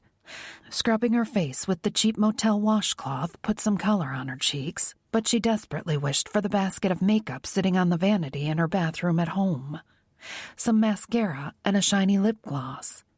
Something a little sexier than jeans and a t-shirt would have been nice too, but she didn't care. She was leaving the motel, even if it was only for a couple of hours. They took her to a restaurant that was nice enough that she felt conspicuously underdressed, but the promise of a glass of wine and a fine meal made her not care. They were seated at a table in the corner, and she knew the drill. She was on the inside, back to the wall, with Jack next to her and Ty across the table. Only one glass, Jack said quietly when he saw her looking at the wine list. Alcohol slows your reflexes and makes you sleep heavier. The reminder danger could be lurking just around the corner took a little shine off the evening, but she was determined to have a good time. Coffee can make your hands shake and screw up your aim, but that doesn't stop you two from guzzling it like it's spiked punch at the senior prom. Ty chuckled, trying to pass it off as a cough into his napkin when Jack glared at him. When their server appeared, Isabelle asked for a glass of white wine and an ice water. Ty only wanted water. I'll have coffee, please, Jack said, and Isabelle nudged him with her knee. Make it decaf. I bet you guys both order steak, she said when the server went to get their beverages. You seem like steak guys. Ty laughed again, and she smiled at him. Over the last several days, she'd gotten to know him a little, and she liked him. Maybe it was because he was newer to the job, but he didn't seem as hardened as Jack. He had a good sense of humor, and he liked to laugh. That didn't mean he wasn't good at his job. Back in New York, when the shot had rung out in the parking garage, she'd seen firsthand how good he was. She ordered the baked haddock because she'd been craving seafood so badly, she'd almost asked Ty to pick up some microwavable fish sticks on his last run to the store. Both men ordered steaks, medium rare. They didn't talk about work while they ate, maybe because there were people seated close enough to eavesdrop. Instead, they talked about movies and cars and fishing. Isabelle mostly listened, enjoying the relaxed conversation between the men. It was easy to pretend they were just a group of friends out for a night on the town. Jack urged her to get dessert, and she knew he was letting her linger. I'm going to have a slice of chocolate cake, I think. Bread pudding, Ty said, which surprised her. He struck Isabelle as more of an apple pie kind of guy. Jack ordered the cheesecake, and when the server set their desserts in front of them, Isabelle frowned at his plate. The cheesecake looked better than her chocolate cake. Not that the chocolate cake was bad. It was moist with a creamy chocolate frosting that practically melted in her mouth. But she couldn't help looking at the cheesecake with the strawberry sauce oozing over the top. After his third bite, Jack glanced at her. Do you want a bite? Yes. I'll trade for a bite of the cake. Using the flat side of the fork, he cut off a small bite of cheesecake and then scooped it up. After dredging it through the strawberry sauce, he put his hand under it to catch any drips and offered it to her. As soon as her lips closed around the fork, she moaned with pleasure. It was as rich, fluffy, and delicious as she'd anticipated. He pulled the fork back and then used his thumb to wipe at the corner of her mouth. Strawberry sauce. She smiled and scooped up some chocolate cake. He took the bite she offered without leaving any frosting for her to wipe off his lips, which was slightly disappointing. She would like very much to have an excuse to touch his mouth. "Isn't it good?" she asked when he'd washed it down with a gulp of decaf. "It's not bad." He slid his plate away from her. "I'm not trading." She laughed. "How about half? Half my chocolate cake for half the cheesecake." "Nope." "That's not very gentlemanly." He gave her a look that made her senses sizzle. "I'm no gentleman, Isabelle." "I'll trade you half my bread pudding," Ty said, probably to pop the bubble of sexual awareness he was being left out of. She wasn't all that interested in his dessert, but she made the trade anyway, just so she could give Jack a pointed look that clearly illustrated how she felt about selfishness. He just grinned and forked another bite of the cheesecake into his mouth. All too soon, excuses to linger were exhausted, and it was time to go. After Jack paid the bill, he held her at the table while Ty went first. She watched him walk through the diners, casually looking around. She knew he wasn't casual, though. He was looking for any sign of a threat, and he'd do the same in the parking lot before bringing the car around. Jack kept his hand on the small of her back once he got the text from Ty, guiding her toward the exit. The gesture would seem normal to anybody watching, just a man walking his girlfriend to the door, but she reminded herself it was part of his job. Left hand touching her, ready to shove her or push her down if necessary, and his right hand in his coat pocket. Pretending time was over, she thought as he held the car door open for her. It was time to go back to the ugly walls, TV dinners, and the bed they shared. "You're cheating," Isabelle said to West, tossing her cards on the table. "I never cheat. I'm just that good, and you're not." Jack shook his head and tossed his cards onto the pile. When they'd gotten back to the motel, Isabelle had refused to let the night be over, and his partner had broken out the deck of cards. The only game they all knew how to play was poker, and her skills were questionable. "You could let me win," Isabelle mumbled. West paused in shuffling to look at her, and after a few seconds, she sighed. "No, I don't want you to let me win." "I didn't think so," West said. "I still think you're cheating, though." He wasn't, but Jack didn't bother butting into the conversation. It was a good distraction for Isabelle, and she needed it. With no immediate interface threat, she'd been going more and more stir-crazy. Since he was trapped in a one-room cement box with her, he was all for burning some of that energy off. They played a few more hands, and Isabelle even managed to win back a few of the M&Ms she'd lost before West decided to call it a night.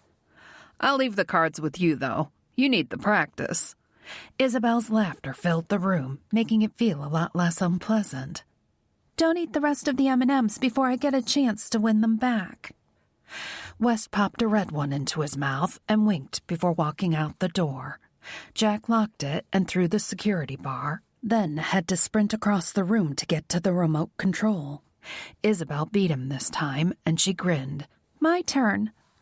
"No reality shows," he warned. "I'm tired of action movies. You'd think with a job like yours, you wouldn't spend your free time watching people run around chasing bad guys." "I like action movies." "You also like to talk the whole time and list every single detail they get wrong." She shook her head as she hit the button to turn the television on. "Normal people don't know how many bullets every single gun on the planet holds, you know." "You never know when you might have to use a weapon you pick up on the run." "See? Not normal." He knew that. Why did she think he'd let her walk away and get on that plane without him? She should be with a guy whose tools of the trade were pens and calculators and spreadsheets. "Oh, I love this movie," she said on the bed, leaning against the headboard. "They're singing." He shook his head. "No. Let's compromise on a movie. Nobody has to die, but nobody randomly breaks out singing either." She smiled and tucked the remote control under her thigh. "You should have given me some of your cheesecake." He saw the challenge in her eyes.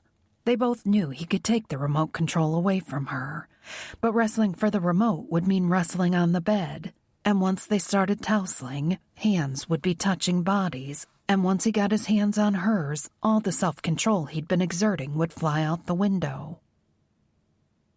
The movie didn't kill him. He sat in the lumpy armchair, not trusting himself to sit on the bed next to her as he usually did. If she noticed, she said nothing.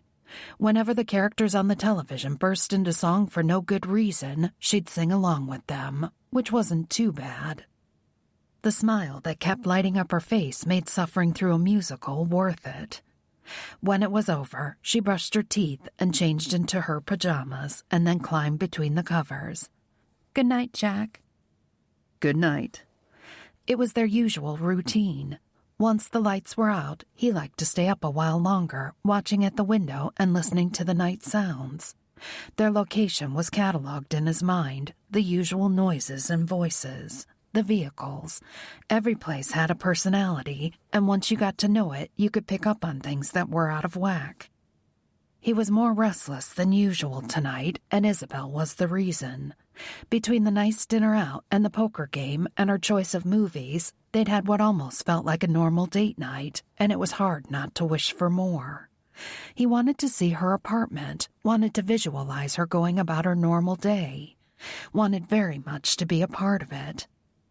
Isabelle was a heavy sleeper, so Jack took his phone off the charger and sat at the table. As long as he kept his voice low, he shouldn't disturb her. Knowing he'd be up, he dialed O'Brien. "What's up?" his partner said by way of greeting.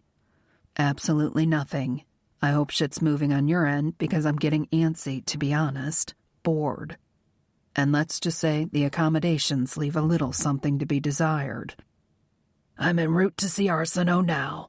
It's probably a waste of time because he's not going to know shit about this, but at the very least, he needs to know what's going on with his daughter." Jack looked at Isabelle, her face totally peaceful in sleep. She snored quietly, which made him smile. It would be nice to give her an update on him, too. She's been worried.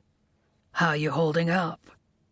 Jack suspected he meant more than just how he was handling the waiting, since he'd already covered the boredom and shitty motel.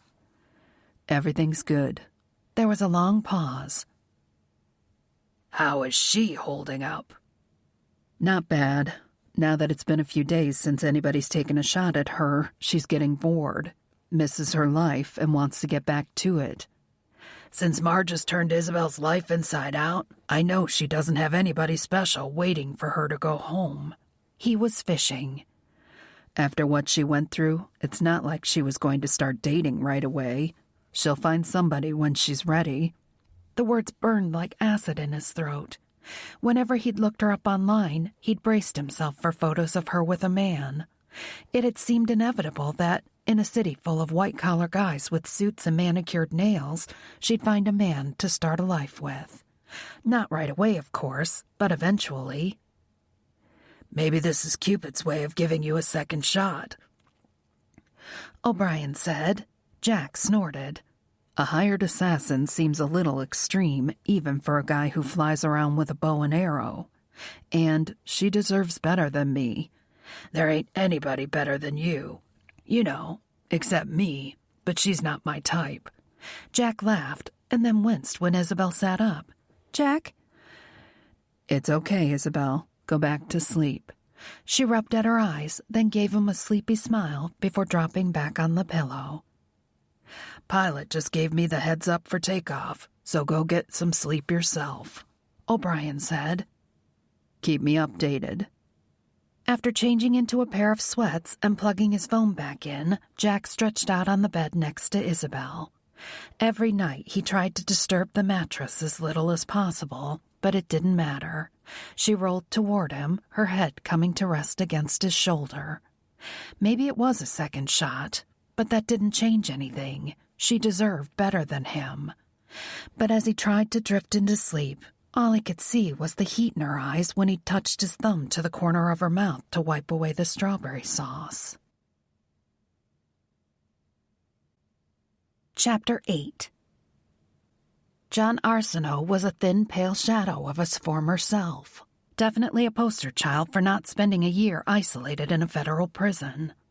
Connor O'Brien sat in the metal folding chair across the table and got right to the point. I'm here about your daughter. The man's pale skin took on a grayish pallor. What happened to Isabelle? She's safe and unharmed, but 2 attempts have been made on her life. Arceneau's hands clenched into fists, and his throat worked for several seconds before he spoke. Where is she now? She's with Jack Donovan and another Devlin Group agent. He's the one who went into the compound in Montanesia to save her? Connor nodded. Were you there? I was flying the helicopter when it was time to get the hell out. Thank you. Arceneau flattened his hands on the table and took a deep breath. Do you know who tried to kill her? Not yet. The question is, who is willing to pay a lot of money to have her killed? Your daughter appears to be the target of a professional assassin. Then it's because of me. We don't know that yet. When Arceneau closed his eyes, Connor opted to be quiet and let him have a moment. He felt for Arceneau, despite the man's crimes. John Arceneau had never been a saint. Saints didn't accumulate the kind of money and political clout he had. But he only started doing business with LaRue, laundering money for the Montanesian warlord, among other things, to keep his daughter alive. While touring the country to bring attention to the war-stricken people, Isabelle had been kidnapped by the guerrillas. If her father did everything they demanded of him for 5 years, they'd release her. If he refused or went to the authorities, they'd kill her. They'd been doing okay until the Devlin Group was sent in to find evidence Arceneau was helping fund terrorism. With his operation uncovered and his daughter's life on the line, he'd agreed to tell the authorities everything he knew about LaRue's extensive network if the Devlin Group got Isabelle out of Montanesia alive. They'd rescued her, almost losing some agents in the process, and now it looked like they'd have to do it again. Arceneau opened his eyes, looking a little more centered. What can I do to help her? You can talk to me. Have you received any threats, especially any that alluded to your family or loved ones? No. In the beginning, I got a lot of mail offering me support whenever Isabelle spoke about what happened to us, to her. The people who are angry with me and blame me aren't the kind to write letters, especially letters they know will be read by authorities. I rarely get any communications now, except from Isabelle. He sucked in a breath and then sat up straight in the metal chair. It was worth it. She is worth everything I've lost and more. We intend to keep her safe and find the person or people responsible for the attempts on her life. I can promise you that. Even if Rossi pulled the plug on the group's involvement, which he wouldn't, Donovan wasn't walking away until it was over. Thank you. I can't help but believe it's connected to Montanesia. That's the most likely scenario, Connor agreed. I'd heard of LaRue. Everybody in certain circles has, of course, but he was like a horror story told around the campfire. I didn't think he was real until he contacted me to tell me he had Isabelle. None of this was really relevant to the current situation, but Connor let him talk without trying to steer him back. The more words Arceneau said, the more likely some of them would be useful. I spent so much time drilling into Isabelle how to be safe. For a man of my position, kidnapping for ransom is always a risk. But how do you teach your daughter to protect herself against a monster you didn't even believe was real? Maybe if I had... It wasn't your fault LaRue took her, Connor said quietly. When he sent me proof he had her and gave me his demands, every story I'd ever heard about LaRue ran through my head. I remembered hearing a story about a man who tried to involve the authorities to get his son back. He did get him back, in pieces. Every story you've ever heard about LaRue is true, no matter how bad it was. I knew he'd use the money to finance his terrorism, but it was only 5 years. Isabelle is all I have, so it seemed worth the price at the time. He paused, then waved a hand around the cement room. I've made peace with this because Isabelle is safe, and now somebody's trying to hurt her again. Somebody was trying to straight up kill her this time, and Connor needed to get him back on track. You say you heard stories about LaRue in your circles. Did you ever hear of anybody being involved with him who you didn't name in the evidence you handed over? Gossip over cigars or anything like that? No, nothing. Connor leaned back in the chair, wishing it had some padding. Well, I hope you're comfortable. You and I are going to sit here and turn your life inside out and upside down until I'm sure that's the case. Arceneau folded his hands on the table. If it helps my daughter, I'll talk until my voice is gone, and then I'll ask for a pen and paper. Let's start with the people you did name. When Jack got a text message telling him to call in, he decided to risk leaving Isabelle in their room. It would be easier to use the speaker function with West in the room than fill him in later, and he didn't want her hearing anything about her father or her situation unfiltered. I'm going to talk to West for a few minutes, he told Isabelle, who was sitting on the bed folding the laundry West had taken to the laundromat earlier in the day. She frowned, one of his T-shirts in her hands. About what? Just some stuff. He shrugged, trying for casual. You wouldn't leave me alone in the room for just some stuff, Jack. He sighed. Not only was she a smart lady, but she was too good at reading his face for his own comfort. They want me to call in. It's easier to have Wes with me on speaker than fill him in. So why don't you have him come over here? When he said nothing, she dropped the T-shirt in her lap. Somebody went to see my father. That's what's going on, right? The fact I don't want you on speaker doesn't mean anything except I think it's better if you're not in the room. They told me to call in and nothing more, so don't jump to any conclusions. Why don't you want me in the room? We're professional, Isabelle. He wasn't sure how to explain it to her.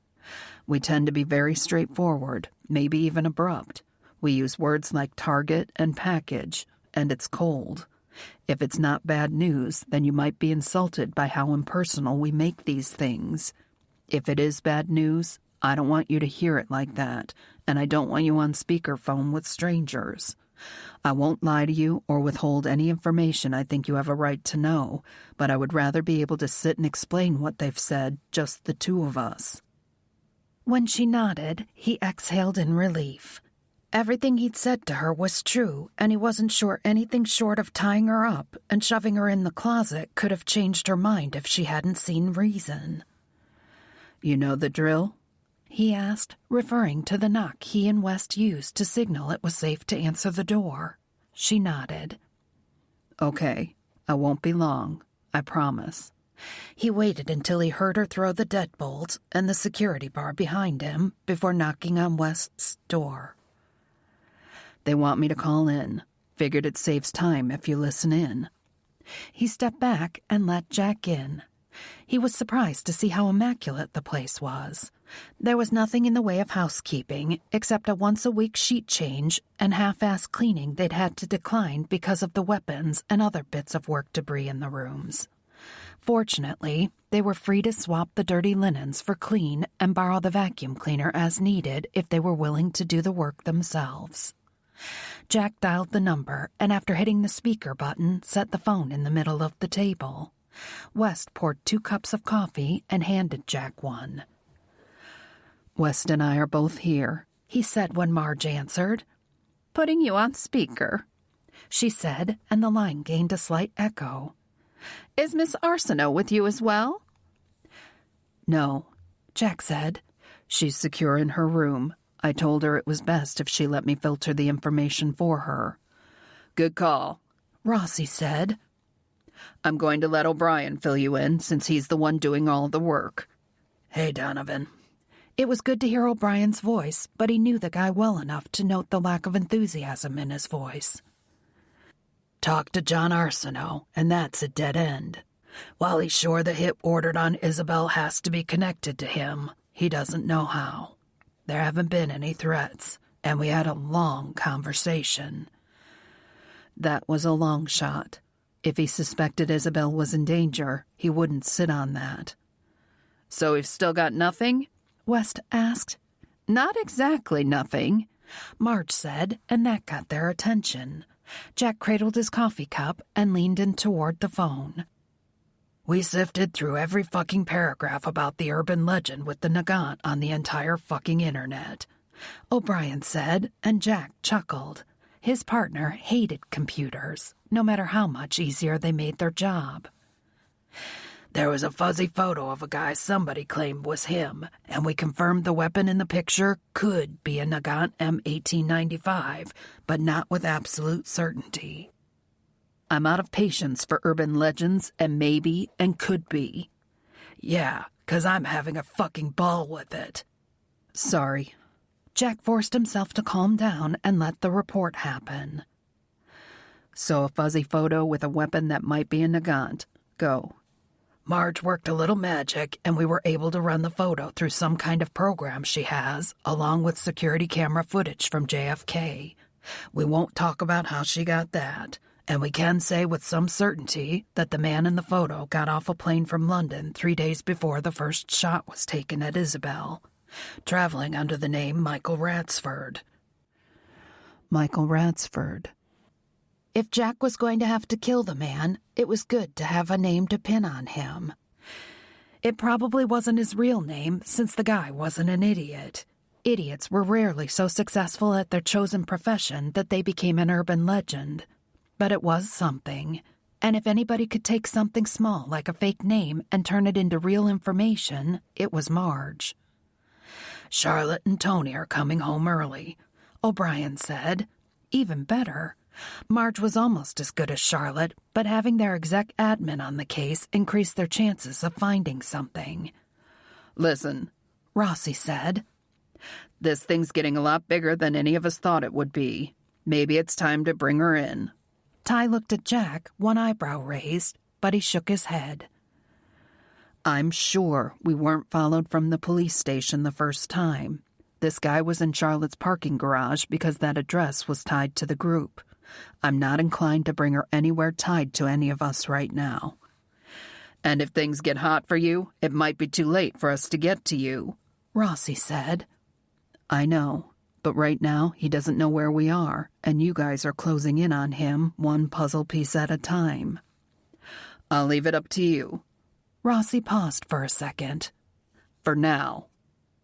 Jack looked at West and saw the new guy's eyebrows drawn together in a scowl. If he was second-guessing Jack, they might have a problem. Ty West's loyalty would be to the Devlin Group. So was Jack's, to a point, and that point was the possibility he and Rossi would disagree on what was best for Isabelle. I agree with Donovan, for what it's worth, West said, and the scowl faded. I think we should sit tight and let you guys work your magic. We'll be in touch, Rossi said, and the call disconnected. I appreciate that, Jack said. West shrugged. If I agree with Rossi, you'd shut me out. You can't do this alone. He could, but he was glad as hell he didn't have to. After Jack went next door to Ty's room, Isabelle sat on the edge of the bed and stared at the television. It was on a station that reran a lot of old sitcoms, but she wasn't watching it. She'd turned it on just to keep the room from being eerily silent. She wasn't stupid. She knew Jack didn't want her to overhear anything about her father just in case his coworkers had bad news for them. If somebody was trying to kill her, he might be in danger too. For all she knew, he might have been killed in some awful way that made it look like a regular prison incident. It was too much. The violence, the fear, Jack, her father. She could practically feel herself sliding back into the maelstrom of emotional chaos that had once left her feeling powerless and weak. The tablet was sitting on the table, having been cleared for use after Marge assured Jack it was secure. She pulled up the browser and searched for Dr. Andrews' contact info. Then she'd looked at the beige corded telephone sitting on the bedside table. Since the man who wanted to kill her didn't know where she was, there was no way he could have tapped this phone. She picked up the phone and dialed the number, then gave her name to the receptionist. Oh, Miss Arceneau, Dr. Andrews asked me if you'd called recently. It's not like you to miss an appointment. I'll tell him you're on the phone. Isabelle? Dr. Andrews said less than a minute later, and just hearing his voice calmed her. What's going on, Isabelle? Janie said you're not calling from a New York number. Somebody tried to kill me. She told him the entire story, more or less. As usual, she didn't identify anybody by name. Isabelle, I can't even... Where are you? I can't tell you where I am, but I'm safe. Or as safe as she could be under the circumstances. I'm with him. She'd never used Jack's name during her sessions, but Dr. Andrews knew exactly who she meant by him. Are you sure that's a good idea? Since the alternative would be trying to escape a professional assassin on my own, I think it was a good idea to call him. There was a long pause on the other end, and Isabelle tried to imagine what the therapist was thinking. She knew it sounded crazy, but it was the truth, and it did her no good to dance around issues with the man who gave her counsel. What about the police? He asked. I did call them, and they were very helpful, but I'd be dead already if Jack hadn't come to New York when I called. She heard him sigh and pictured him tapping the eraser of his mechanical pencil against a legal pad. This worries me, Isabelle. We've talked about hero worship, and him saving your life again is just going to resurrect feelings that should have been behind you. What Dr. Andrews had always failed to acknowledge was the possibility her feelings for Jack weren't hero worship. They were very real, and they'd never, not for a single minute of the last year, been behind her. We've discussed the fact that you might be prone to emotional vulnerability when it comes to people who make you feel safe, he continued. I want you to keep your guard up, Isabelle. They talked for a few more minutes, and she felt bolstered by his advice. Even though he was reluctant to allow for her emotional attachment to Jack Donovan, he knew her and her history. He talked her through some exercises for coping with stress and pleaded with her to keep in touch with him. I'll try, she promised. Feeling a little more in control of her life again, Isabelle hung up the phone and flopped back on the bed with the tablet. After poking around a few of her favorite retail sites, which usually cheered her up, she realized she had no way to buy anything. Of course, the bag she'd had her eye on for a while just happened to be on sale. She played solitaire instead, which was the only game on the tablet. She preferred puzzle games, especially word puzzles, but cards would do in a pinch. It was another 15 or 20 minutes before she heard the distinctive knock on the door he'd taught her.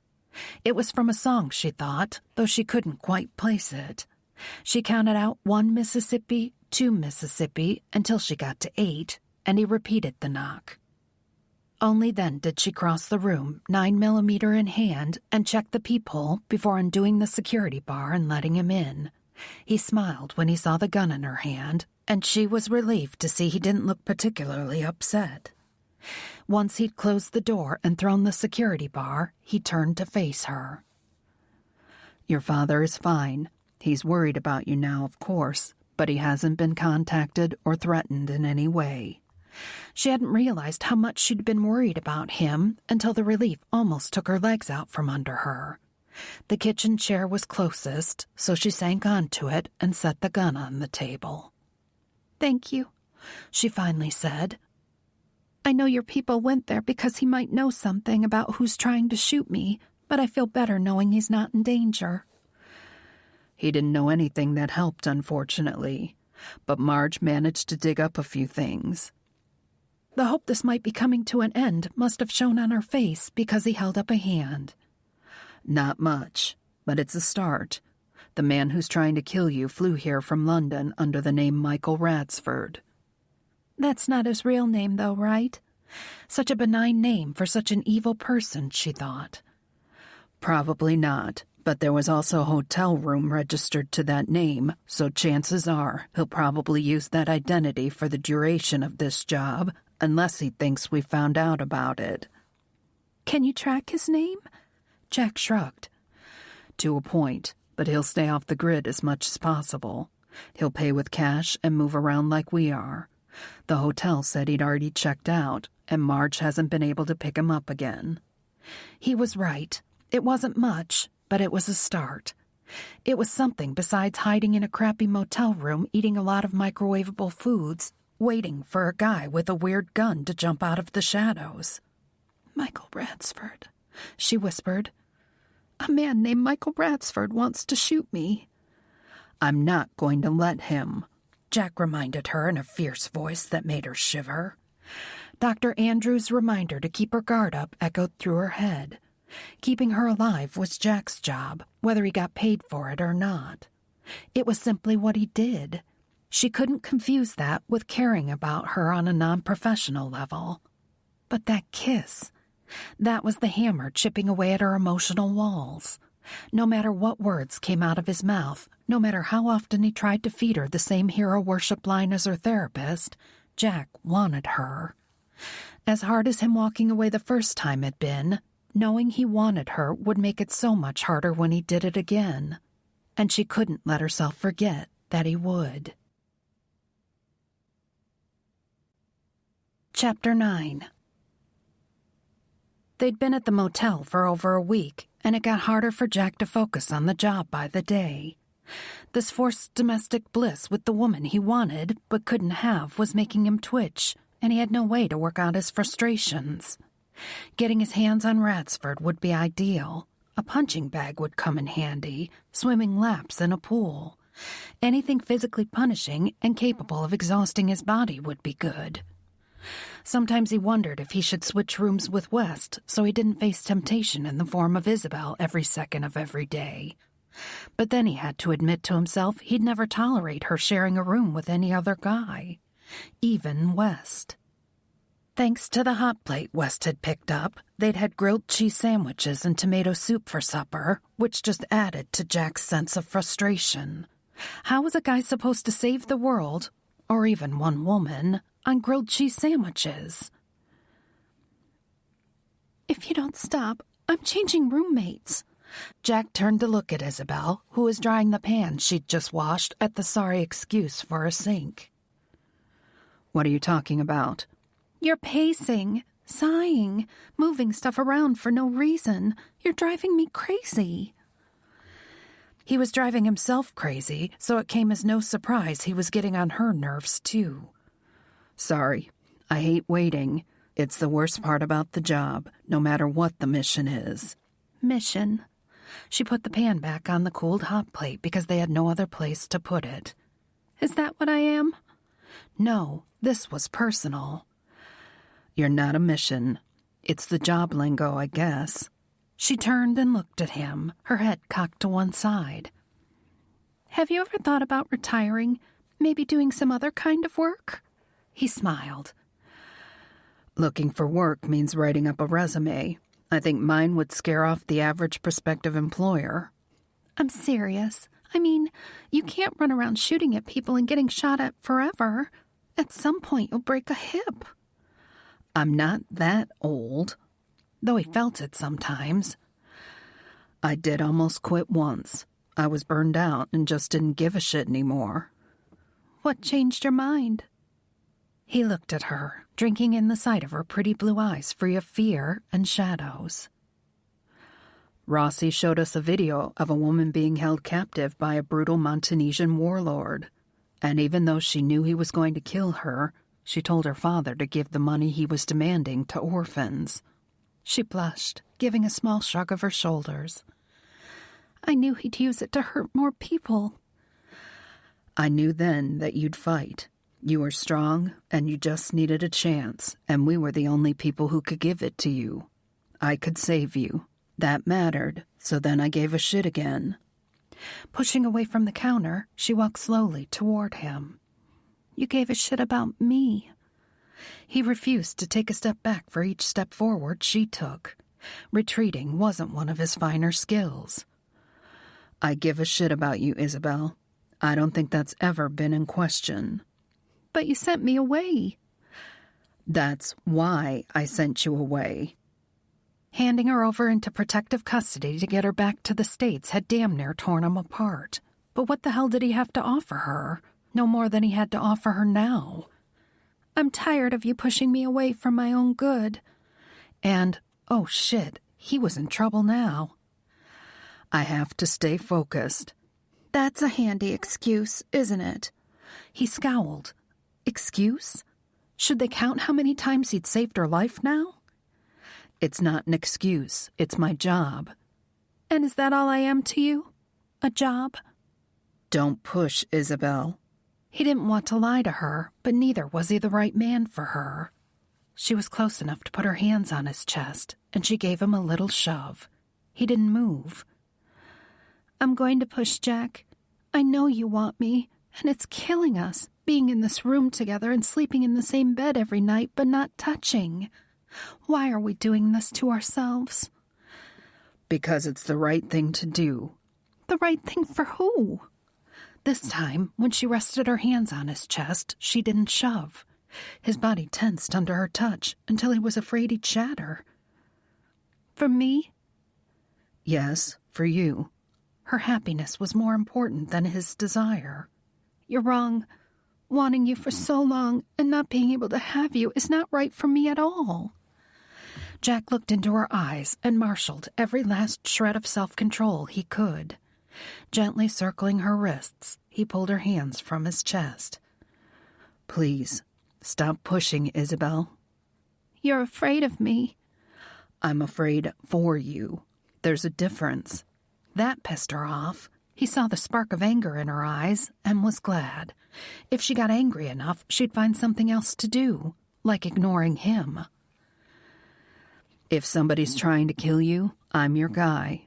Otherwise, I'm not him. You need to accept that. When she jerked her wrists out of his hands and turned away, it was like a punch to the gut. But the objective was to make Isabelle not want anything to do with him on a personal level. Mission accomplished. Isabelle was halfway to the bathroom, ready to slam the door so hard everybody in a half-mile radius would duck, when she realized she was giving Jack exactly what he wanted. He didn't trust himself to resist her, so he was driving her away by being a jerk. And she was letting him. She whirled around, turning fast enough to catch him in an unguarded moment. The agony on his face almost broke her heart, and she'd had enough. He was tearing himself apart for no reason other than some ridiculous idea that he wasn't what she needed. Jack Donovan had been the man she needed since the day he'd walked into her life, and not because of his job. There were other men who could keep her alive, but he was the only man who made her feel alive. She said it straight out as she walked back to him. I want you to make love to me, Jack. He was trying to close off his expression, but he couldn't hide the torment in his eyes. You shouldn't. Why not? I'm a hard man, Isabelle. Cynical, violent. You've had enough violence in your life, and you deserve better. Anger rose in her, but she did her best to shove it down. It took a lot of sessions for me to accept this, but the only person who gets to say what I deserve is me. And I deserve to be safe. I deserve to be happy. I deserve to be loved. And I deserve to be touched by a man who wants to bring me pleasure. You do. I want all of that for you. Then why won't you give that to me? Sorrow, regret. She wasn't quite sure what he was feeling because he was trying so hard to hide it from her. I don't want to hurt you. You've been through so much, and I'm so afraid I will hurt you, and I couldn't live with myself if that happened. You're hurting me now. Wanting you so much and having you look at me like that, like I'm fragile or damaged, hurts me. Uncertainty clouded his features and shook her own confidence. Maybe the problem wasn't his misguided sense of nobility. I understand if you can't forget. If you don't want me. God, I want you, he said in a low, harsh voice. I want you so much I'm afraid I'm going to push you too hard or too fast and trigger a flashback or something. She wanted to tell him it wouldn't happen, but it was a promise she couldn't give. One of the comforts therapy had brought her was the ability to find pleasure in her own touch, but she had no idea how her body would react to the feel of a man's body covering hers.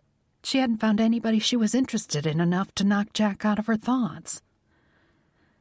And if I do have some kind of flashback, she asked, what would you do? I'd hold you until it passed, and then hold you some more, while feeling like the biggest asshole on the planet.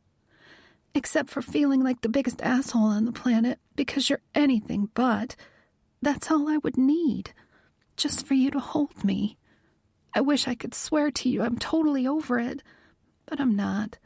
I don't know if I ever will be, but I do know I want you to touch me. He scrubbed a hand over his face and gave a short laugh. Maybe you should have a drink or something. I could go buy a bottle of wine. No, she said, even though she knew he hadn't been totally serious. When you make love to me, I want to remember every detail, every kiss, every touch. Isabelle, I'm not strong enough to say no to you, but I'm not what you want. You're exactly what I want, and I resent the fact that you keep telling me you know better than I do what's best for me. Things happen to me that I couldn't control, but that doesn't make me weak. I've never, not for one single moment, ever thought you were weak. I make my own choices now, Jack, and I choose you. She put her hands on his chest again, promising herself this would be the last time. If he pushed her away this time, she would let him, even though it would break her heart. I want you. Damn you, woman. He growled her name as he put his hand behind her waist and pulled her up hard against his body. The rush of triumph and desire weakened her knees, and she wrapped her arms around his neck as much to steady herself as to pull him toward her. His mouth claimed hers, his lips hard and demanding, and she moaned. Jack's hands were on her back, holding her close. When his tongue flicked over her bottom lip, and then his teeth gently nipped that same spot, she shivered. Then his hand moved up her back to her neck, his fingers sliding into her hair. Her breath caught in her throat, and she tensed involuntarily. It was only for a second, but of course Jack didn't miss it. Please don't stop. He was going to pull away, sure he'd been right all along. Then his hands were at her waist, and his tongue danced over hers. Isabelle felt a silly need to weep in relief, but his fingers slid under the hem of her t-shirt to find bare skin, and she forgot everything but his touch. I've wanted you for so long, he murmured against her mouth. Days? She teased. Months. Longer. He pressed a kiss to the corner of her mouth. Forever. His hand skimmed over her bare skin, the t-shirt bunching as he moved. She wanted more. Pulling her shirt over her head, she tossed it on the floor. Then she peeled his off, laughing when he had to bend so she could pull it free of his arms. I suddenly have a fetish for white cotton, he said, cupping her bra-covered breasts in his hands. When I went into the store, you said to hurry, she reminded him. I didn't have time to pick through the lingerie department. At least the panties match. He groaned and lowered his mouth to her neck. I can't wait. His mouth blazed a trail of kisses down her throat and over her breastbone. Catching her bra straps under his thumbs, he lowered them over her shoulders so he could kiss that skin, too. Her hands explored his body, and she reveled in the feel of his muscles under her fingertips. His back was broad, and when she ran her palms up his sides, his body shuddered. She felt him release the bra's clasp, and then his mouth was on her breast. Pleasure snaked through her body, and she unsnapped her jeans so she could wriggle out of them. Once she kicked them away, Jack started backing her toward the bed, but he stopped to unzip a pocket on his go-bag and pull out a condom. She frowned, not wanting to think too much about why Jack had condoms in his go-bag. Not that she thought he was a saint, but were they really necessary for emergency missions? Wes bought these during one of his supply runs, Jack said, obviously reading her expression. He thought he was being funny. I didn't want you to think I was getting any ideas, so I shoved them in my bag and forgot about them. She felt her cheeks grow hot with embarrassment, but it was forgotten when he slid his hands down over her stomach and between her legs. The edge of the mattress bumped the back of their thighs, and she let him lower her to the bed. He pulled her panties down over her legs and tossed them onto the pile. When his mouth replaced his hand between her legs, Isabelle bunched the bedspread in her fists. The pleasure was so intense she was barely aware of him stepping out of his jeans and boxer briefs. When she couldn't take it any more and wanted him inside of her, he pulled her back to her feet. After rolling on the condom, Jack stretched out on his back and tugged at her until she straddled him. Then he put his arms up over his head and grinned. "I'm all yours." She ran one fingertip down his chest to his stomach, and he sucked in a sharp breath. It was tempting to tease him until he couldn't stand it anymore, but her own need was too urgent. Reaching down, she took hold of his erection and guided him into her. Closing her eyes, she rocked her hips slightly, trying not to be so tense. She wanted this, wanted him so badly, but maybe she couldn't do this. "Open your eyes," Jack said in a soft voice. She did, praying she wouldn't see impatience or annoyance on his face. There was only desire and affection, which helped beat down the anxiety. This was Jack, her Jack. He cupped her cheek in one hand and rubbed his thumb across her lips. "You are so beautiful." He made her feel beautiful. He made her feel sexy and desired, and she nipped at his thumb. Though he groaned, he didn't move. He didn't thrust up into her or even move his hips to urge her to get on with it. Rocking gently, she slowly took more of his length inside of her. There was no pain, but only a delicious sensation of being filled. She sighed as she sank fully onto him, and his hand fisted in the pillow. "I'm sorry," she whispered. "I didn't want it to be slow and careful. I wanted it to be hot and intense, and—" Jack brushed his thumb over her nipple, and she shuddered. "Oh, it's intense, baby. Trust me. You do whatever feels good for you, and I'll be right there with you." Bracing her hands on his chest, Isabelle lifted her body and then slowly lowered it again. He quivered under her, and she felt not only his strength, but his restraint. She wanted more from him. She wanted to feel the weight of his body over hers. Leaning forward, she tucked her right foot behind his knee and moved sideways, hoping he'd take the hint. Jack rolled her to her back, still buried deep inside of her, and grinned. "My turn now?" When she nodded, he dropped his head and covered her mouth with his. He devoured her, kissing her until she could barely breathe, while he teased one nipple with his thumb. Isabelle moaned and lifted her hips to meet his thrusts. He never stopped kissing her and stroking her and murmuring in her ear. As his pace quickened, the sweet nothings escalated from "you're so beautiful" to "you're so fucking hot," and she raked her nails over his back. When he reached down between her legs and gently stroked her with his thumb, she gasped, and her hips jerked against his. He caught her bottom lip between his teeth as the orgasm swept over her. Arching her back, she dug her fingertips into his hips as his mouth covered hers, smothering her moans. Then he buried his face in her neck and found his own release. Once they'd caught their breath, he rolled to the side of the bed to dispose of the condom and then slid his arm under her neck so he could hold her close. Languid and still slightly breathless, Isabelle ran her hand over Jack's bare chest and felt emotion wash over her as strongly as the orgasm had. The tears flowed over her cheeks, and there was nothing she could do to stop them. She lifted her hand, trying to wipe them away before they could fall on Jack's skin. "Why are you crying?" Of course he wouldn't miss the fact she was quietly weeping. He didn't miss anything. "Talk to me, honey." "Happy tears," she said, sniffling. "Promise?" "Yes." She nuzzled against him.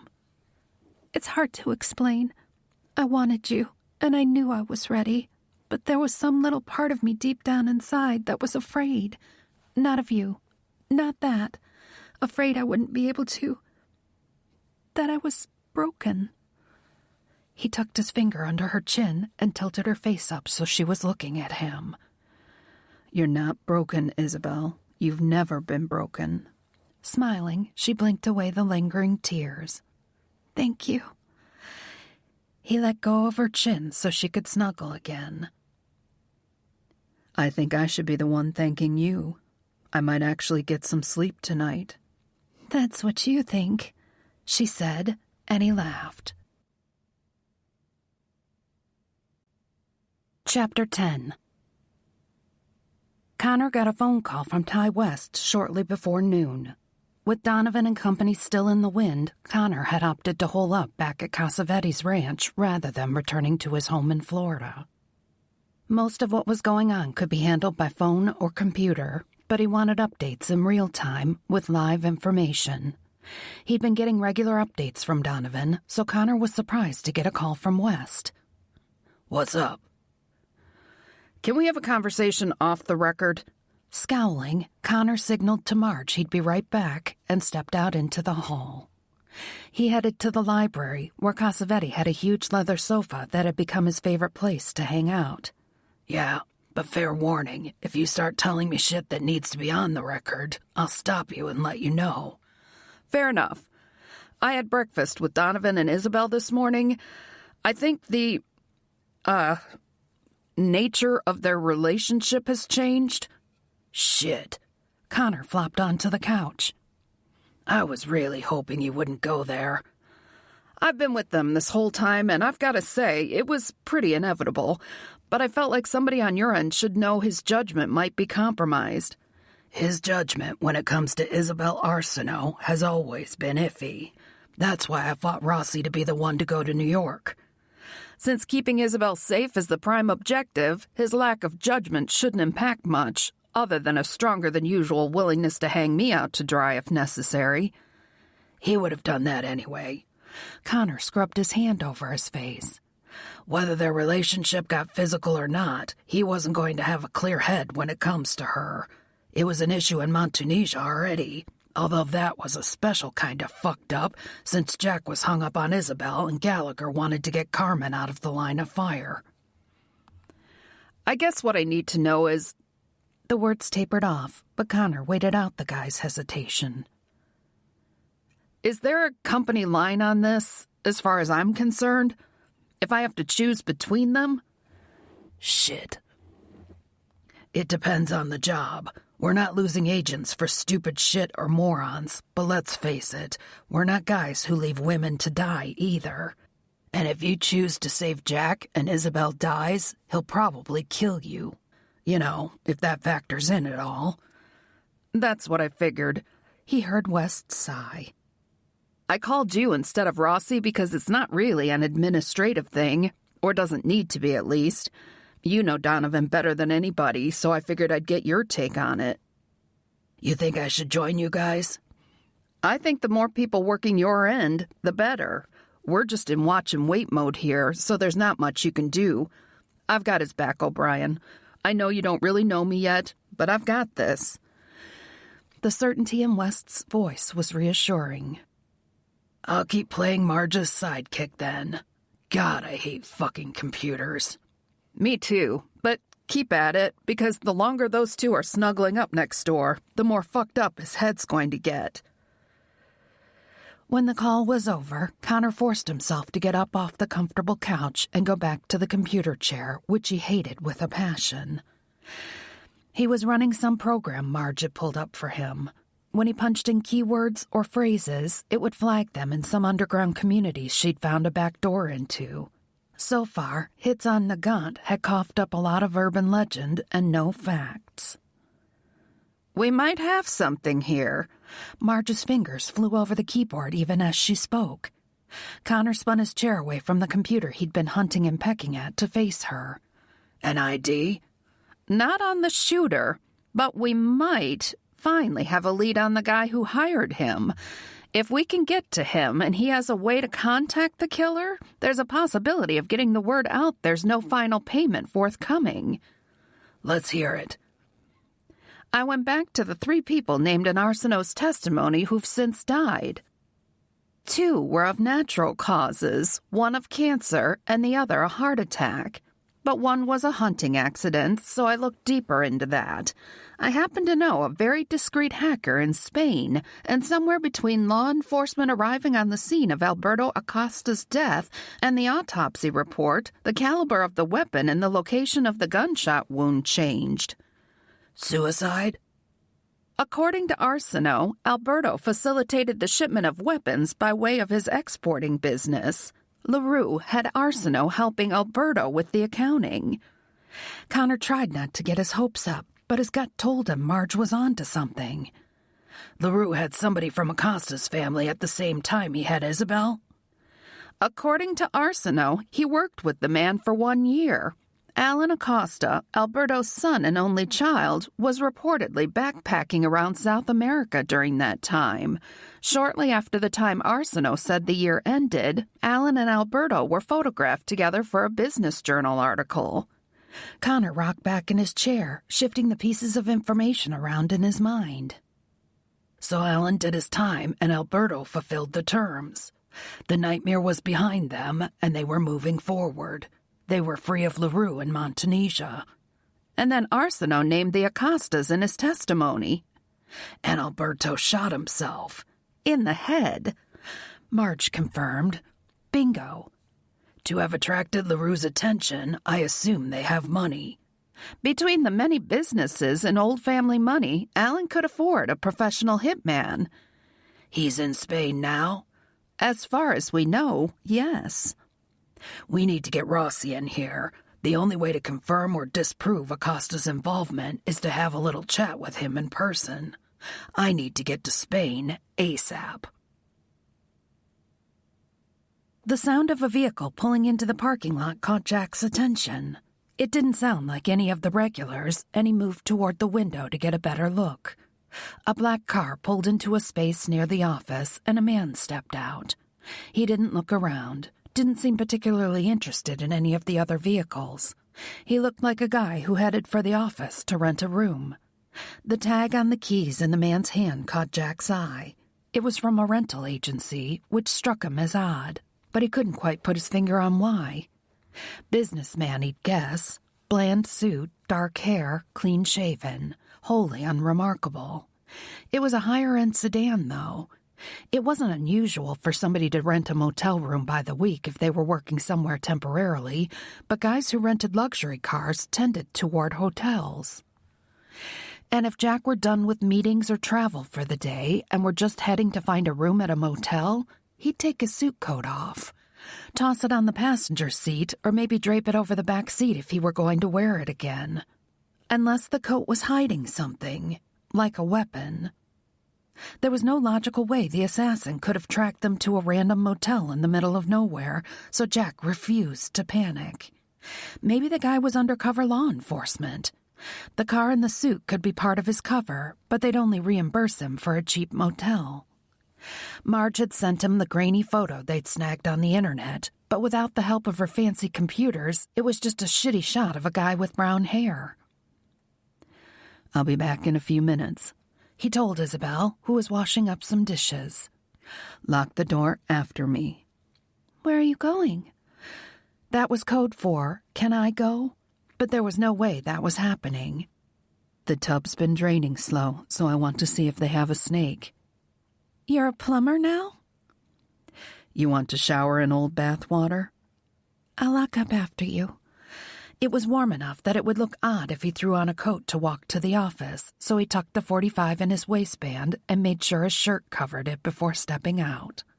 It wasn't ideal, but he didn't want to spook anybody. He walked into the office just a minute or so after the new arrival. Jack stayed near the door, looking like a guy patiently waiting his turn, and eavesdropped on the conversation. I'm in town until Friday for the rehab on the old warehouse on the edge of town, the guy said. Dale, the guy running the job, said you guys have decent prices. The clerk nodded. Dale stays here a few times a year when his wife throws him out. Always takes him back, though. He seems like a good guy. I work for the engineering firm, and I need to give the place a once-over. Make sure they're meeting specs, you know? Going to be a lot of office spaces. They say it'll attract business, but we'll see, I guess. So you checking out Friday? I should be wrapped up by 10 and can be checked out by noon if that's not too late. Got my niece's birthday party on Saturday. Nice car, Jack said in a conversational tone, looking out the window as if he were checking it out. The man snorted. My wife's going to kill me. All the rental agency had left was one of those subcompacts, and that one. Don't really like driving around with my knees up around my ears, so I put the upgrade on my personal card. Wife's gonna shit a brick. It sounded legit. Jack had seen the warehouse they were talking about and the obvious construction happening. There had even been a sign announcing the future availability of office spaces. He'd also upgraded a rental a time or two back before he joined the Devlin Group. A wedding band that was neither shiny nor new was on the man's left hand. You need something? The clerk asked. Tub's draining a little slow. Was wondering if you have a snake or something? In the supply room. You can help yourself. Thanks. He nodded at the new arrival. Good luck with your wife. Because the supply room was within view of the office windows, Jack went in and found the snake. The tub wasn't draining slow, but it was the first excuse for visiting the office that had popped into his head. He nodded again as he passed the guy, who'd been given a room toward the other end of the motel.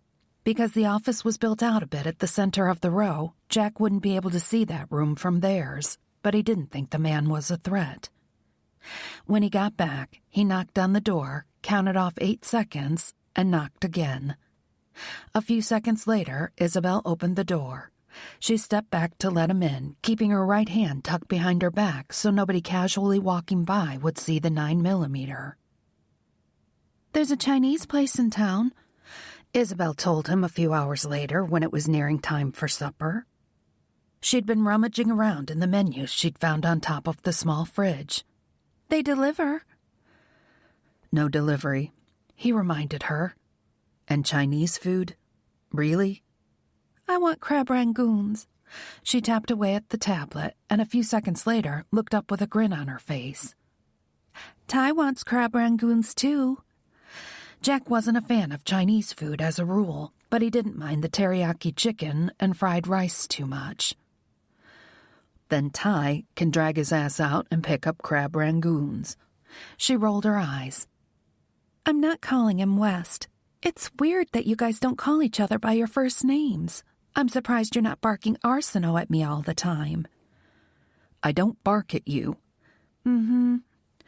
More tapping on the tablet. He wants to know what you want. Jack told her, and a few minutes later, West showed up at the door for the keys to the SUV.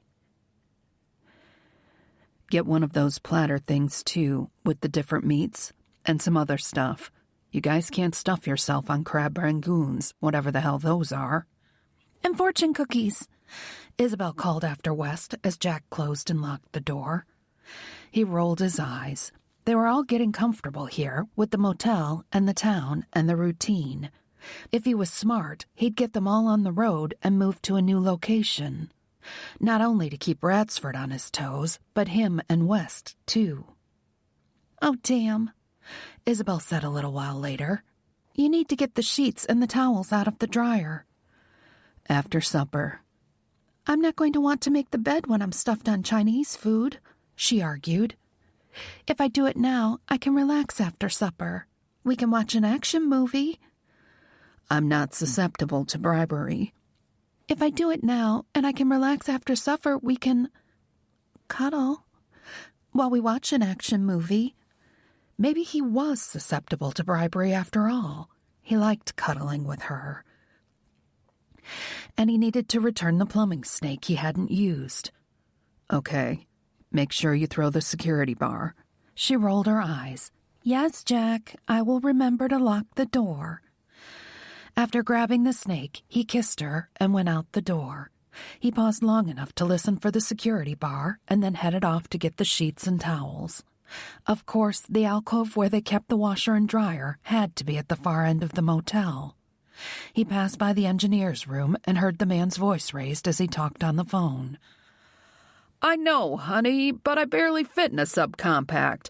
I promise I'll pay it off before there's an interest charge. Somebody was in trouble, Jack thought as he kept walking.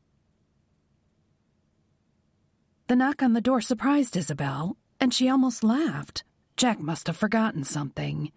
The fact it wasn't the knock didn't register for a few seconds, but a second knock almost immediately, no 8-second count, got her moving. Her heart hammering in her chest, she took the tablet and the 9mm and went into the bathroom. Another knock, harder this time.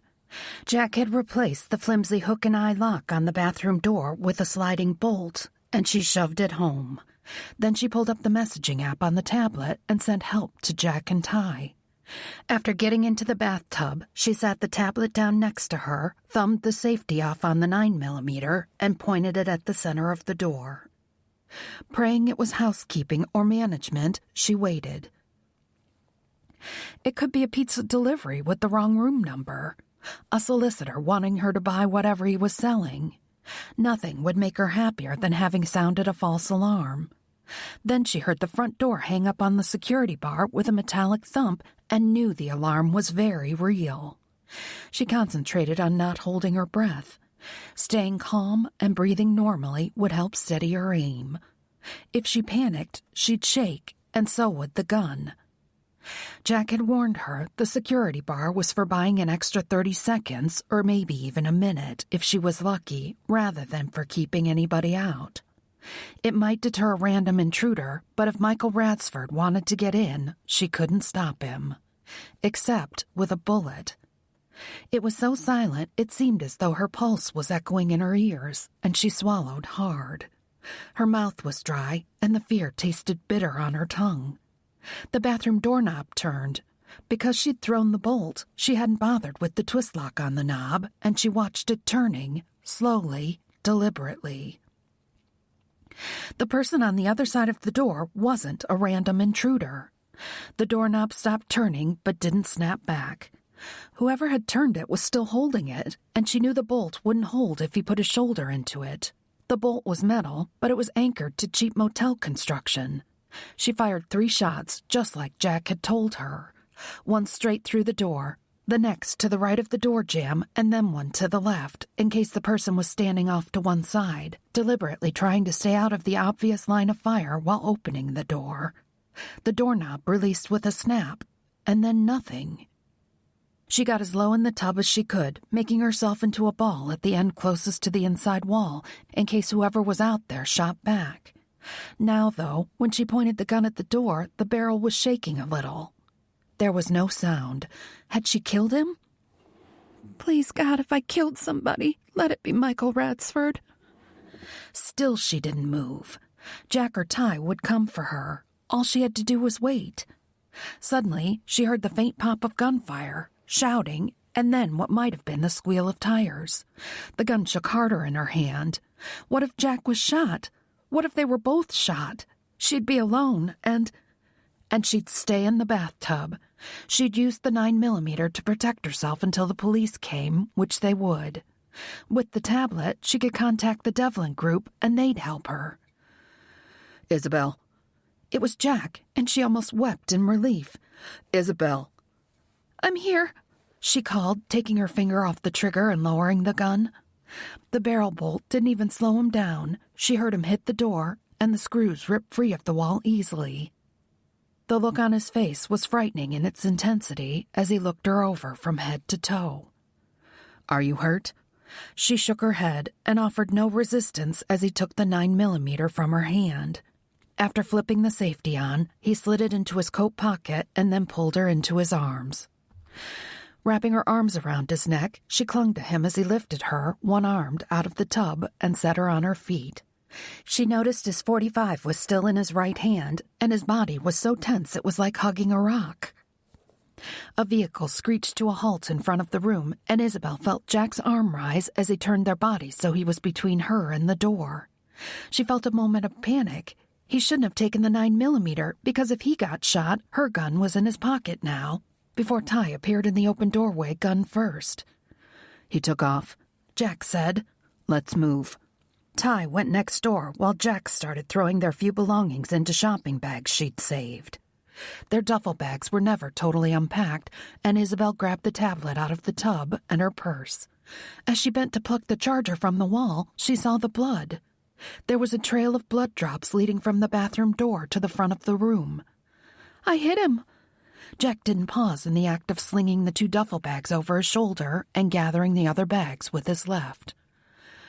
Probably just a flesh wound because it didn't slow him down any, but he lost a little blood and he'll have to deal with the wound. It might buy us a little time. She'd shot one of the men chasing them as they'd escaped LaRue's compound. She'd had an old 30-06 in the back of a truck, and he'd been one of the guys chasing them on a dirt bike. It had happened fast, and then they'd been gone. Seeing the blood made her feel a little queasy, but off in the distance, she heard the faint sounds of a siren. Shit. After a last glance around the room, Jack nodded toward the door. Stay behind me and get in the back seat. No fucking around. When they reached the SUV, she practically threw herself into the back seat. Jack tossed the bags in after her and left her door open. As he went around to the front, .45 still in his hand, Ty dumped more bags in and slammed the door. Hopping into the shotgun seat, he'd barely gotten both his feet in the door before Jack hit the gas and they tore out of the parking lot. When he reached the road, he turned in what seemed to be the opposite direction from where the sirens were approaching, and Isabelle was confused. Shouldn't we wait for the police?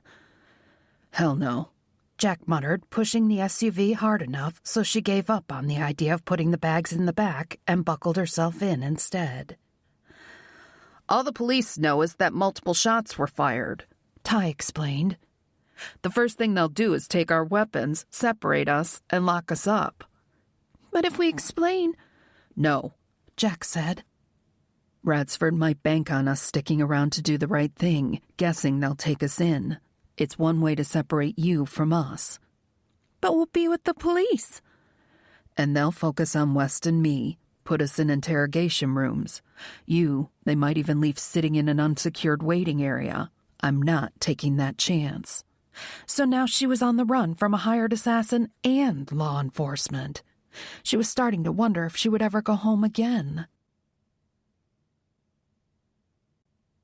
Chapter 11. Jack glanced in the rearview mirror, looking for flashing lights, but only catching a glimpse of Isabelle's pale face. She looked terrified, of course. Radsford had gotten within a few feet of her. She'd had to shoot to defend herself, and running from the police was just the icing on the shit cupcake. He didn't have time to offer any more comfort or explanation right now. West called us in. Focusing on the road, Jack didn't pay a lot of attention as West pulled out his phone and hit a number. Hey, Marge, we, made a mess. Marge and Rossi would touch base with the local police department and straighten everything out. Under different circumstances, Jack might have stayed on the scene and gone through all the red tape, but not today.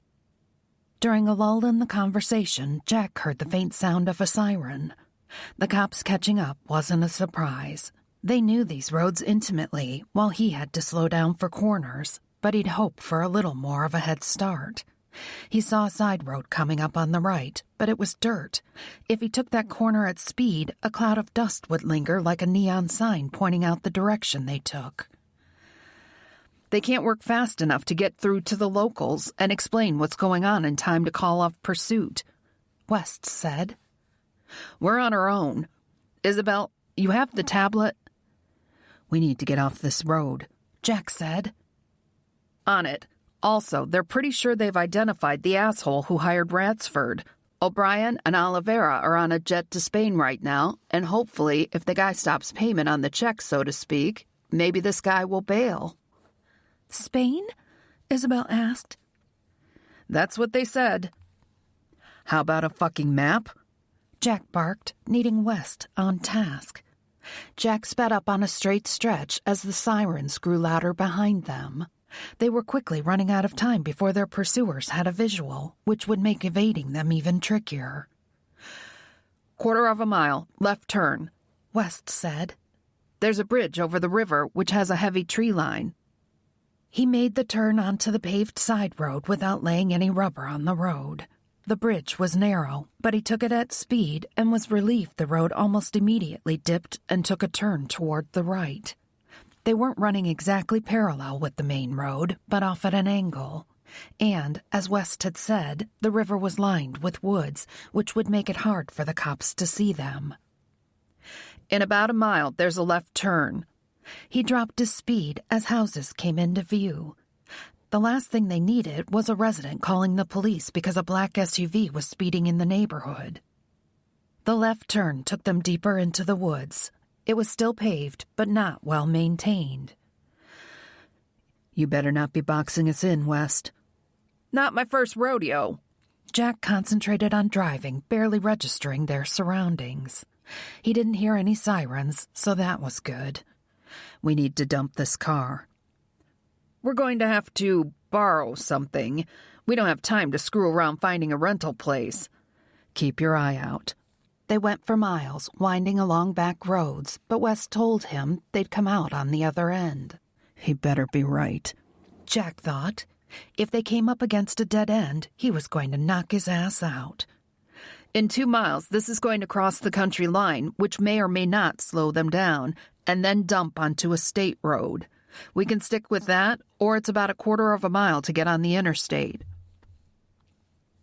Jack considered the options. As appealing as blowing down the interstate sounded, eating up serious miles, he had no doubt the highway patrol would be on the lookout for them, and there would be no chance of swapping vehicles then. State road. Get us into a city. That's going to be a while. Just before the mileage West had stated for crossing the county line, Jack stopped the SUV. Change of plans. West, get over here and keep it in gear. You hear anything, you get her the hell out of here. I'll be right back. Jack, Isabelle said, but he didn't stop to explain. Cutting through the woods, he approached the property they'd passed before going around a sharp bend in the road. It looked run down and abandoned, but there were several vehicles scattered around the yard and a crooked sign offering engine repair and parts. He kept his hand on his weapon because sometimes run down and abandoned really meant occupied by a hermit type who no longer gave a shit and would as soon take a shotgun to a man than have company. The third vehicle he checked was the Jackpot, a license plate with a current registration. Taking his folding multi-tool out of his pocket, he unscrewed the plate. It didn't have one on the front, so he assumed the state only required one. A dog barked well off in the distance, but it was enough to make Jack hurry back to the SUV. In less than a minute, he had both plates off the rental and had screwed the Indiana plate to the back. The inspection sticker would be an issue, but he was hoping nobody would look that closely, especially if they got on the highway and didn't break any laws. He made West go back to riding shotgun. I get car sick if I read in a car, and we need the map. Plus, if we don't find a good place to hole up, we might have to switch off driving, which means sleep for you. But let's hit the interstate. West watched the map on the tablet and gave directions, but before they hit the on-ramp, Jack heard Isabelle chuckle in the back seat. He glanced at her in the mirror, wondering how on earth she could find humor in their situation. Sorry, she muttered. I was wishing Ty had gotten the Chinese food before I texted him, and that made me wonder what my fortune cookie would have said. Jack looked back to the road. You will have grand adventures with 2 armed men. In bed, West and Isabelle said at the same time, and incredibly, they both laughed. He shook his head, but then he found himself laughing along with them. There had been some crazy jobs in his years with the Devlin Group, but keeping Isabelle alive was definitely one of the most interesting. Isabelle woke in the dark with a stiff neck. At some point, she must have nodded off and flopped over on the pile of bags the guys had tossed onto the seat with her. We're going to get gas and food, Jack told her. Let's use the restrooms. She blinked when he opened the door and the dome light kicked on, then fumbled with her seatbelt latch. Leaving her purse on the floor where it had landed, since nothing in it did her any good, she got out and stretched her back. Where are we? We're at a gas station next to a fast food joint. Let's go. His voice was tense, so she didn't press for more information. She hated not even knowing what state she was in, but arguing would not only not do her any good, but would sound pretty ungrateful. Once they'd all used the bathrooms and the gas tank was full, Jack drove through the drive-thru next door. Isabelle had been raised to believe food that was served in containers that could be crinkled up and thrown away was not food at all, but the cheeseburger tasted like the finest thing she'd ever eaten in her life. The fries were just plain amazing. A half hour later, Jack pulled into a chain hotel with a very full parking lot and parked the SUV so the nose was up against a fence.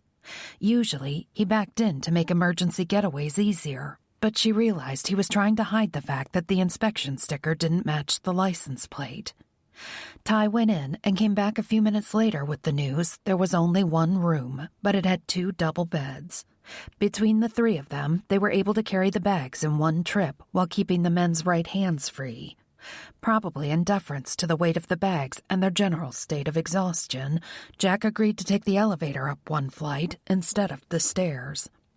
Isabelle stayed out of the way while they settled in. Their phones were plugged in to charge, as was the tablet. Quickly, but one at a time, the 9mm and Jack's .45 were cleaned and reloaded. Then Ty sat in the armchair with a sigh, and Jack sat on the bed next to her. She should probably do something with the other bags, like get their toothbrushes and pajamas out, but she wasn't sure if she was supposed to. With the way tension was rolling off the 2 men, she suspected they might all stay ready to run on a moment's notice. "I talked to him," Jack said. "I had a fucking conversation with him in the motel office." You told me about that guy, and there was nothing about him that was questionable. You told me the conversation verbatim, and I agreed. Hell, I said hello to him on my way to get a light bulb from the supply room. I knew we were getting too comfortable, and I knew we should have moved already, but it felt safe. That was a mistake. We won't make it again. So she shouldn't unpack and hang their clothes in the closet. Isabelle didn't want to spend who knew how long running, but the memory of the 9mm bucking in her hand as she shot holes in the bathroom kept her quiet. "How the fuck did he find us?" Jack asked, aiming the question at Ty. He didn't tail us, and there's no way he just stumbled upon the right motel. Something or somebody had to tip him off. They both turned to look at her. She shook her head. "I didn't do anything." "Did you communicate with anybody?" Jack asked. She started to shake her head, but then remembered her call to Dr. Andrews. But she'd called from the hotel room phone. Wouldn't the killer have to know she was in that room to tap into calls she made from that phone?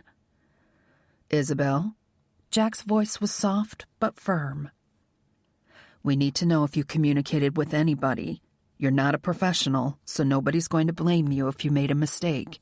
But in order to stay a step ahead of this guy, we have to know how he found us this time." "I called Dr. Andrews. He's my therapist." She looked down at her hands, which suddenly felt very cold. Jack rubbed his hand over his face. "Shit." "I'm sorry, Jack. I called from the room phone because he couldn't know I was at that hotel, so how could he trace phone calls?" Has your therapist's name ever been connected to yours publicly? Ty asked. In the interviews you've done or articles written about you? She nodded. "He's appeared before committees with me, giving testimony on the long-term mental and emotional toll suffered by people who've been through what I've been through, and others." Jack reached over and folded her hands in his. They were warm and strong, and it took all of her self-control not to crawl into his lap. He had to be monitoring all of the calls to Dr. Andrews' number, knowing you'd probably reach out to your therapist at some point. A number for a hotel in the middle of nowhere, Indiana, would pop out at him. She'd led the man who wanted her dead right to her. "I'm sorry." He squeezed her hand. "We're okay. And we were getting too complacent. We were easy targets." "I made us easy targets." "You're almost as good at being on the run as you are at playing poker," Ty said, surprising a choked-off laugh out of her. Jack let go of her hand and patted her thigh. "Why don't you dig your pajamas out of the bags and go get ready for bed?" Once she was done, she climbed into the bed closest to the door because it was kind of tucked next to the bathroom wall. The farther bed had a clean shot to the door. It was weird, she thought, to be thinking like them, but she couldn't help it. After a quick trip into the bathroom, Ty stretched out on the other bed fully clothed. It seemed like only seconds before he started snoring. As her eyelids grew heavy, almost against her will, the last thing Isabelle saw was Jack. Silhouetted by the dim light from the parking lot, he stood watch at the window, his .45 in his hand. In a stroke of luck, Alan Acosta had chosen to spend some time in his father's country home. Within hours of landing in Spain, Connor and Carmen had started surveillance. It was immediately obvious that security wasn't a priority for the family. There was an armed bodyguard within shouting distance of Alan Acosta at all times, probably due to his being kidnapped by a Montunesian warlord, but he was too relaxed in the country setting to be truly effective. Carmen Oliveira, who'd kept her own name rather than be known as Mrs. Gallagher, was the group's specialist for all things stealthy.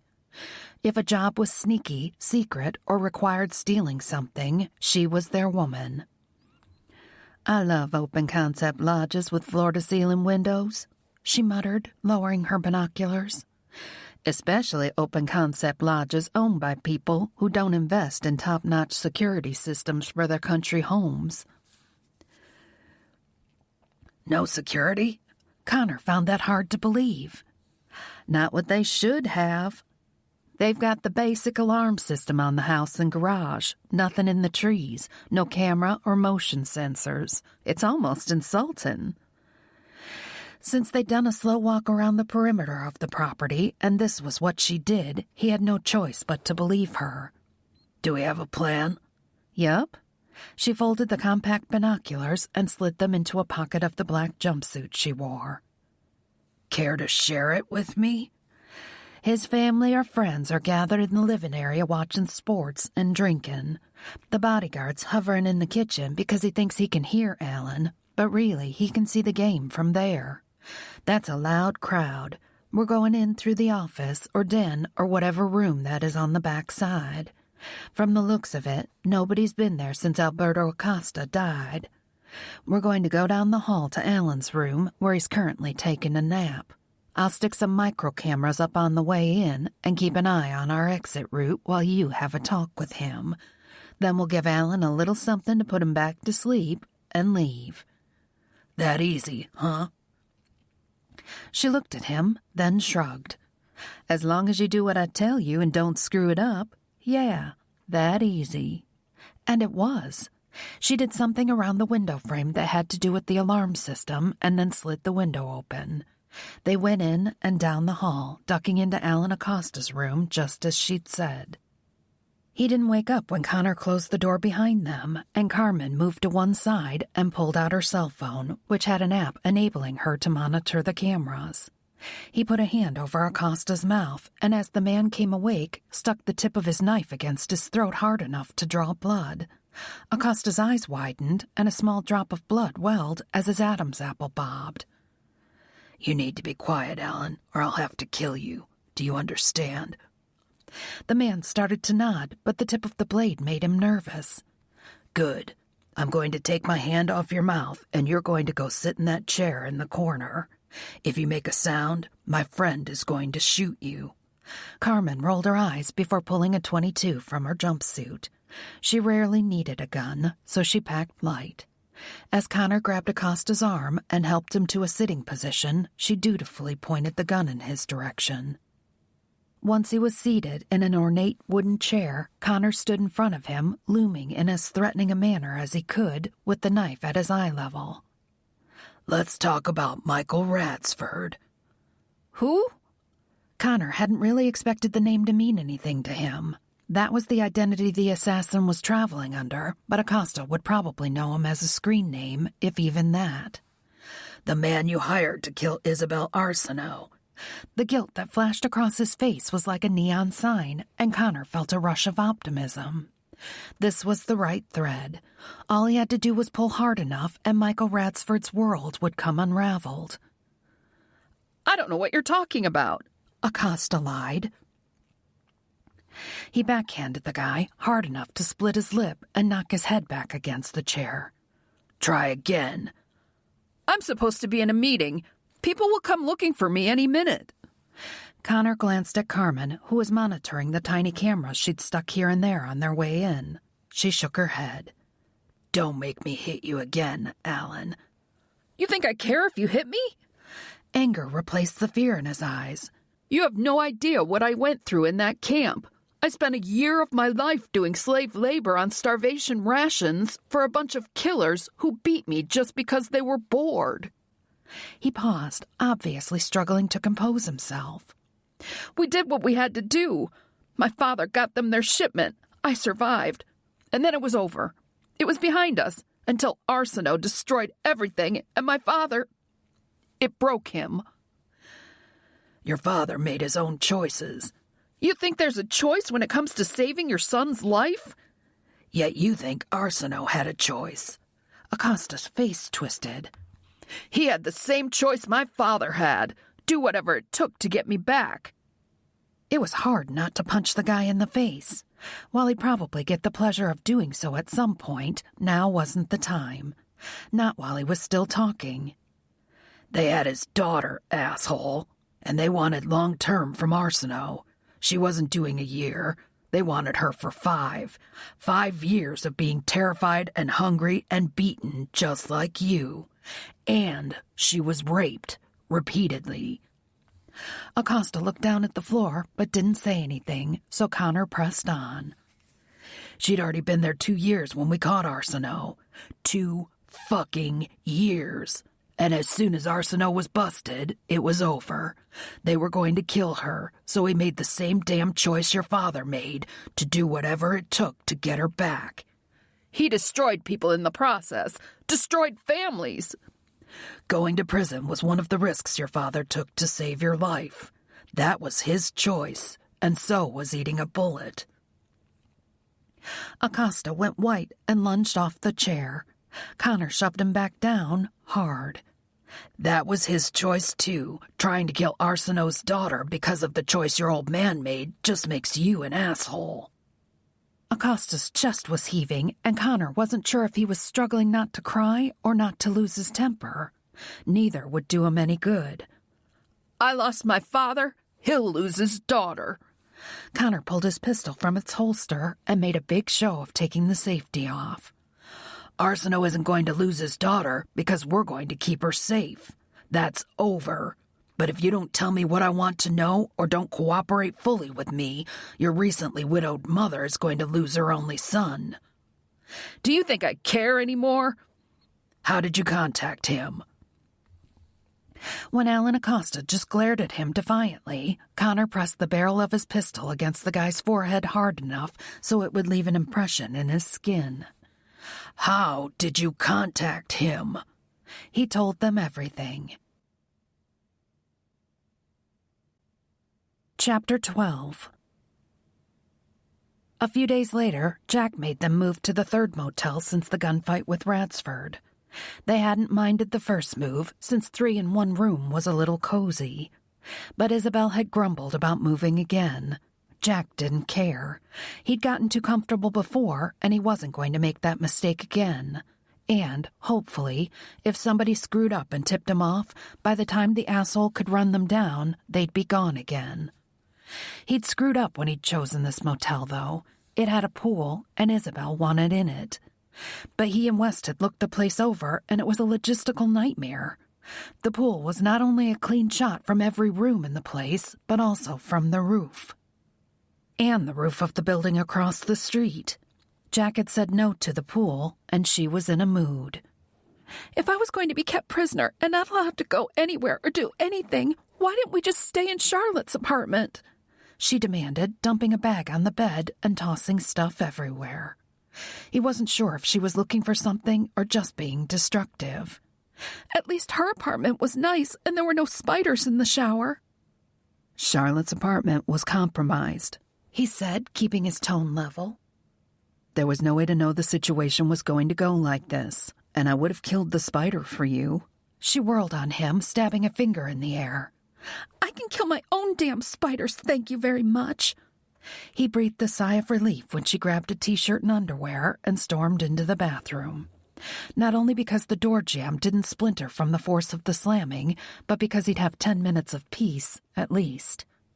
It wasn't her fault. He understood exactly what she was going through, with life uncertain from minute to minute. No safe place to hide, 4 walls closing in. It was amazing she'd held up as long as she had. His phone chimed, and he saw a text from O'Brien wanting him to call.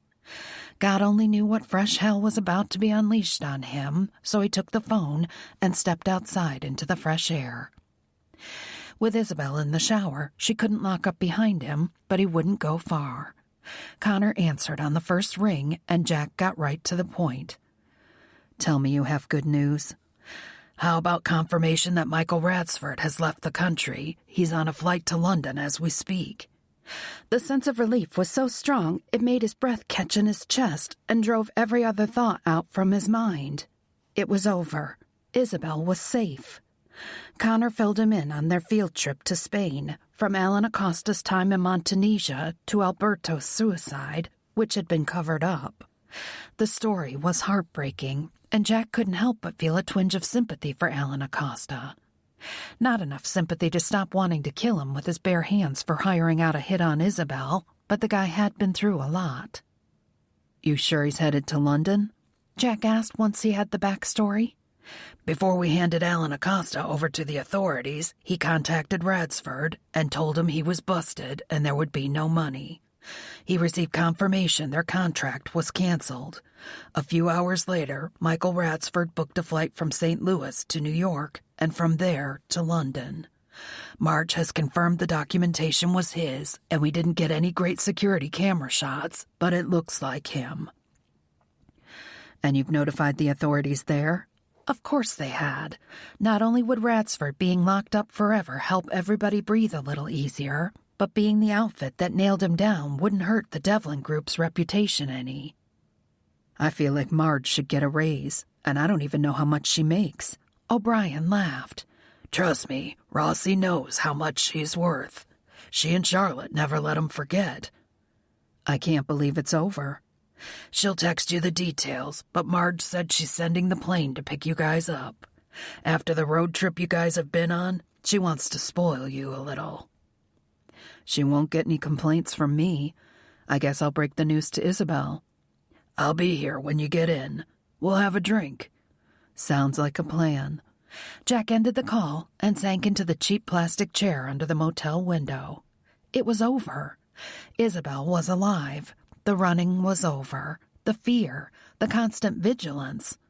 Cheap motels and grilled cheese sandwiches. Really bad coffee. He'd done what he had to do and trusted in his team, and now it was really over. Isabelle was free to go home.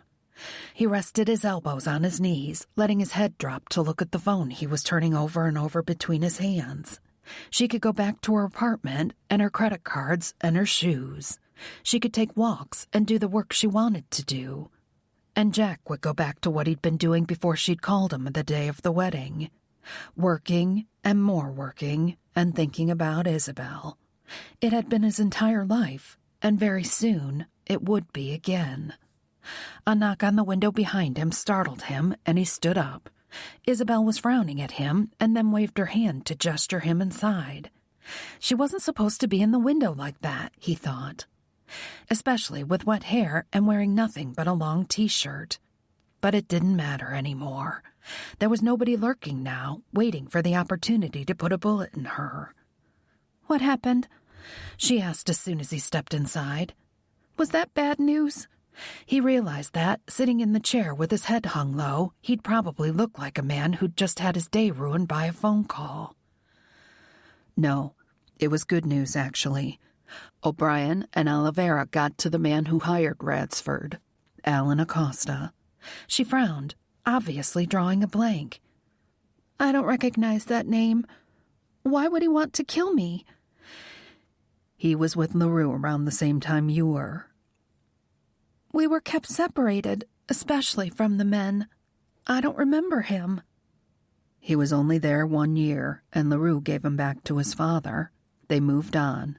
When your father named Alberto Acosta in his testimony, there was a scandal, and he committed suicide. Alan wanted to hurt your father as payback. Tears gathered on her lashes as she shook her head. "So what happens now?" He's been handed over to the authorities, but not before he canceled the hit on you. Ratsford is on his way back to London right now. He saw the instant understanding dawned on her face. So it's over? I can really go home? The hopeful excitement in her voice tugged at his battered heart. She was ready to go back to her life now, not that he blamed her. But it was going to hurt like hell when he said goodbye. Yep. Well, tomorrow. They're sending the company jet for us. We'll probably fly to San Antonio, clean up and have a good meal, drop West off, then we'll get you home. She squealed and threw her arms around him. Holding her tight, he buried his face in the wet hair covering her neck and tried to be happy for her. Isabelle woke the next morning before Jack, which had never happened before. At first, she thought it was excitement. She was going home. But as she listened to Jack's slow, steady breathing and felt the weight of his arm over her body, it wasn't excitement she felt. It was over. She could walk out the door and nobody would shoot at her. She was free to go back to the life she'd made for herself. But this was over too.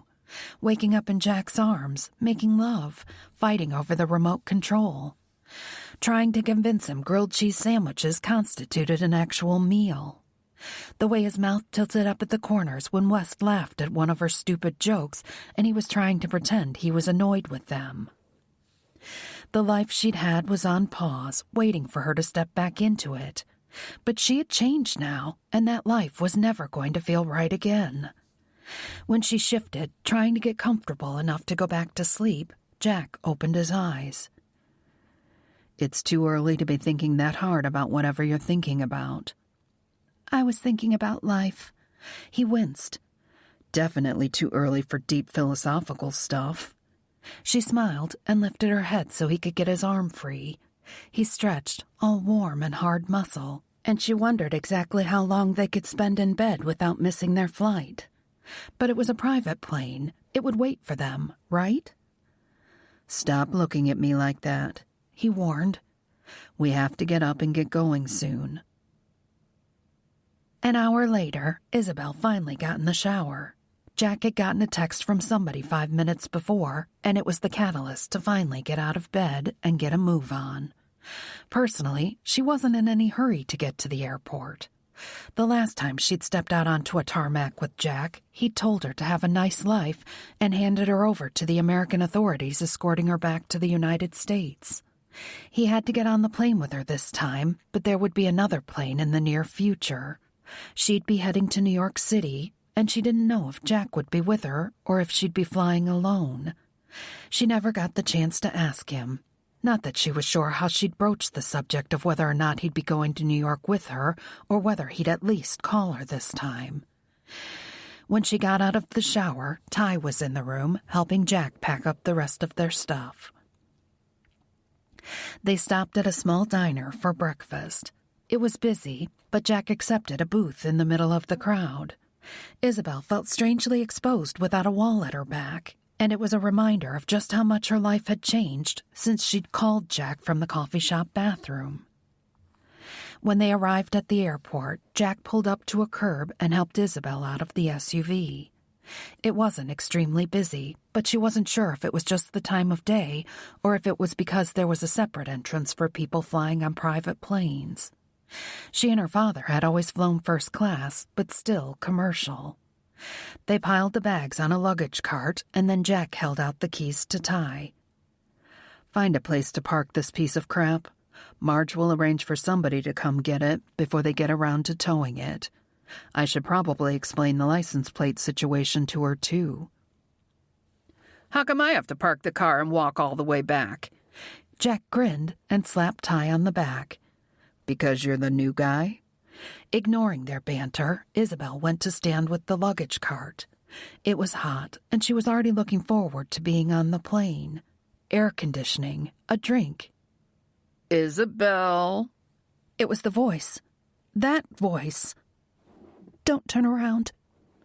She dove forward, but at a slight angle, screaming Jack's name. Hitting the luggage cart, she gasped at the pain in her side as she hit the ground. Their bags fell with her, making it hard to scramble to her hands and knees. She heard gunshots and braced herself, knowing this was the end, as people screamed and started running. When no bullets hit her, she grabbed at the bags, looking for Jack's. Chaos reigned around her, but she blocked it out and unzipped the bag until she could get her hand in. Fumbling, she finally found the 9mm and pulled it free. Somebody kicked her, and she moved, trying to get behind a taxi parked at the curb. Another gunshot, different from Jack's .45, and pavement exploded just to the left of her knee. She screamed and crawled around the back end of the taxi, the butt of the 9mm making clacking sounds against the street as she crawled. The car was running, blowing hot exhaust across her face. More gunfire, shouting and screaming. Huddled behind the taxi, she flipped off the safety and tried to take a deep breath. The panic refused to abate, but she tried not to let it overwhelm her. How many times had Jack talked about focus? She needed to focus. The gunshots seemed to be coming from multiple directions now, and she knew the security guards must have joined in the fight. She prayed they wouldn't shoot Jack. Isabelle! The voice was loud, and Radsford called for her in the sing-song way of a child playing hide-and-seek. It was more terrifying than the gunshots. Trembling, she double-checked that she had taken the safety off the 9mm before slowly working her way around the taxi, away from where it sounded like Radsford was. Once she was on the opposite side, she saw Ty. He was running flat out across the parking lot, gun in hand, as he dodged panicked people running away from the entrance. He paused only once, firing off a shot, and then he was running again. Isabelle! She didn't dare answer or wave to get his attention, not with Radsford so close she'd heard him call for her. All she could do was hope if the man came around the car, she was fast enough to shoot him before he shot her. Ty saw her and changed his angle. He kept looking to the left as he ran, and Isabelle wondered if that's where Jack was. Had Radsford shot him? Did the airport security have him? She wanted to shout to Ty to go help Jack, but she couldn't. Instead, he came straight for her. He fired another shot over the roof of the cab and then opened the back door. Get in. No, we have to help Jack. Get your ass in the car. But Jack! He grabbed her and shoved her into the back seat. The 9mm fell on the floor as she struggled. No, Jack, you have to help Jack. Ty shoved her so she sprawled across the seat and slammed the door. Before she could right herself, he was in the driver's seat and had the car in gear. She screamed at him, trying to get to the door. If Ty wouldn't help him, she would. She picked up the gun and tried to pull the handle on the rear passenger door. A hand fisted in her hair, and for one horrible moment, she was back in Montanesia, dragged by her hair. Her hair yanked as punishment or pulled to hold her still, until she'd had enough and sat up all night, repeatedly heating the end of a stick until it was a red ember and then burning off strands of hair until it was too short to grasp. An old woman had lied for her, saying it was a kitchen accident, and saved her the beating she'd been willing to take. She blinked, refusing to give in to the memory. All that mattered was the right here and right now, and Jack. Ty had his right hand over the bench seat, holding her hair while he steered through the crowd with his left. Don't leave him, Ty, she cried. Please don't leave Jack behind. He kept driving, weaving through the crowd one-handed until they were free of people. Then he hit the gas and didn't look back. Isabelle screaming his name was a sound that would haunt Jack forever, assuming he lived through the next few minutes. In literally seconds, the Radsford situation had gone from resolved to a total clusterfuck. He was joking around with West, and then Isabelle screamed. He drew the .45 as he turned, processing details, the man, the nagant in his hand. Isabelle falling. For one terrifying instant, he thought she was hit, but no gunshot. She was crawling. Jack lifted the .45, looking for the asshole's head in his sights. From the corner of his eye, he saw an airport security officer raise his weapon. He moved to the left, and then the side of his head exploded in pain. He dropped to the ground and lost the .45 for a few precious seconds. Blood ran over his face, and he swiped at it as he forced himself into a kneeling position. A gunshot, not a 9mm or .38, Going off to his right almost stopped his heart. He moved in time to see Isabelle's feet as she scrambled around the back of a taxi. A bullet pinged off the car behind him, and he saw security everywhere. Radsford was moving, trying to weave through the panicked crowd. He was moving away from Isabelle. Jack should go to her. West would be coming hard, and they'd shove her into the nearest running vehicle and get the fuck out of there. And then they'd run some more, and hide, and wait. Fuck that. Jack ran in a crouch, trying to hold a parallel line to Radsford, and prayed none of the security officers would shoot him. Under no circumstances could he fire at them, so he bobbed and weaved, using whatever cover he could. His head pounded in protest, and his vision was hampered by the blood, but he wasn't letting the bastard get away. Isabelle screamed again. His name. Jack didn't even flinch. The danger to her was in front of him, and he was catching up. All he needed was a clean shot. A woman darted into his path, and he had to veer off not to plow into her. Somebody had dropped a bag in the panic, though, and he tumbled to the ground. The shock to his elbow and left hip took his breath away, and the surge of pain through his brain almost made him go lights out. But he gritted his teeth and pushed himself back to his feet. There were shouts all around him, people yelling in panic, security yelling at him and to each other. He heard Isabelle screaming again and glanced to his left as a taxi went by. West was at the wheel, and he saw Isabelle in the back seat screaming for him. She was safe, and his opportunity to keep her that way was slipping away. He found Radsford again and swore viciously. Another cab was pulling away from the curb, probably to flee the area, and the bastard opened the passenger side door.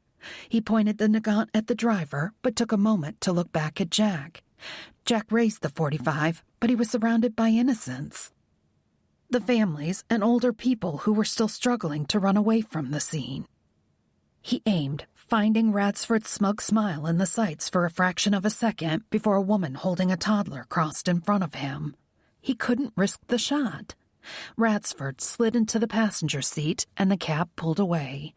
A bullet pinged off the light pole just to his right, and Jack dove into the street. In a crouch, he moved through the line of vehicles until he found one running and empty.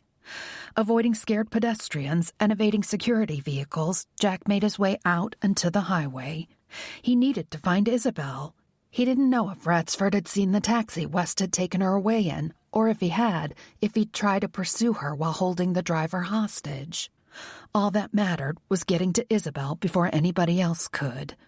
He wiped more blood from his eyes, accelerated, and tried not to pass out. Chapter 13. Once he was away from the airport, Jack pulled his phone out of his pocket, praying it hadn't been destroyed.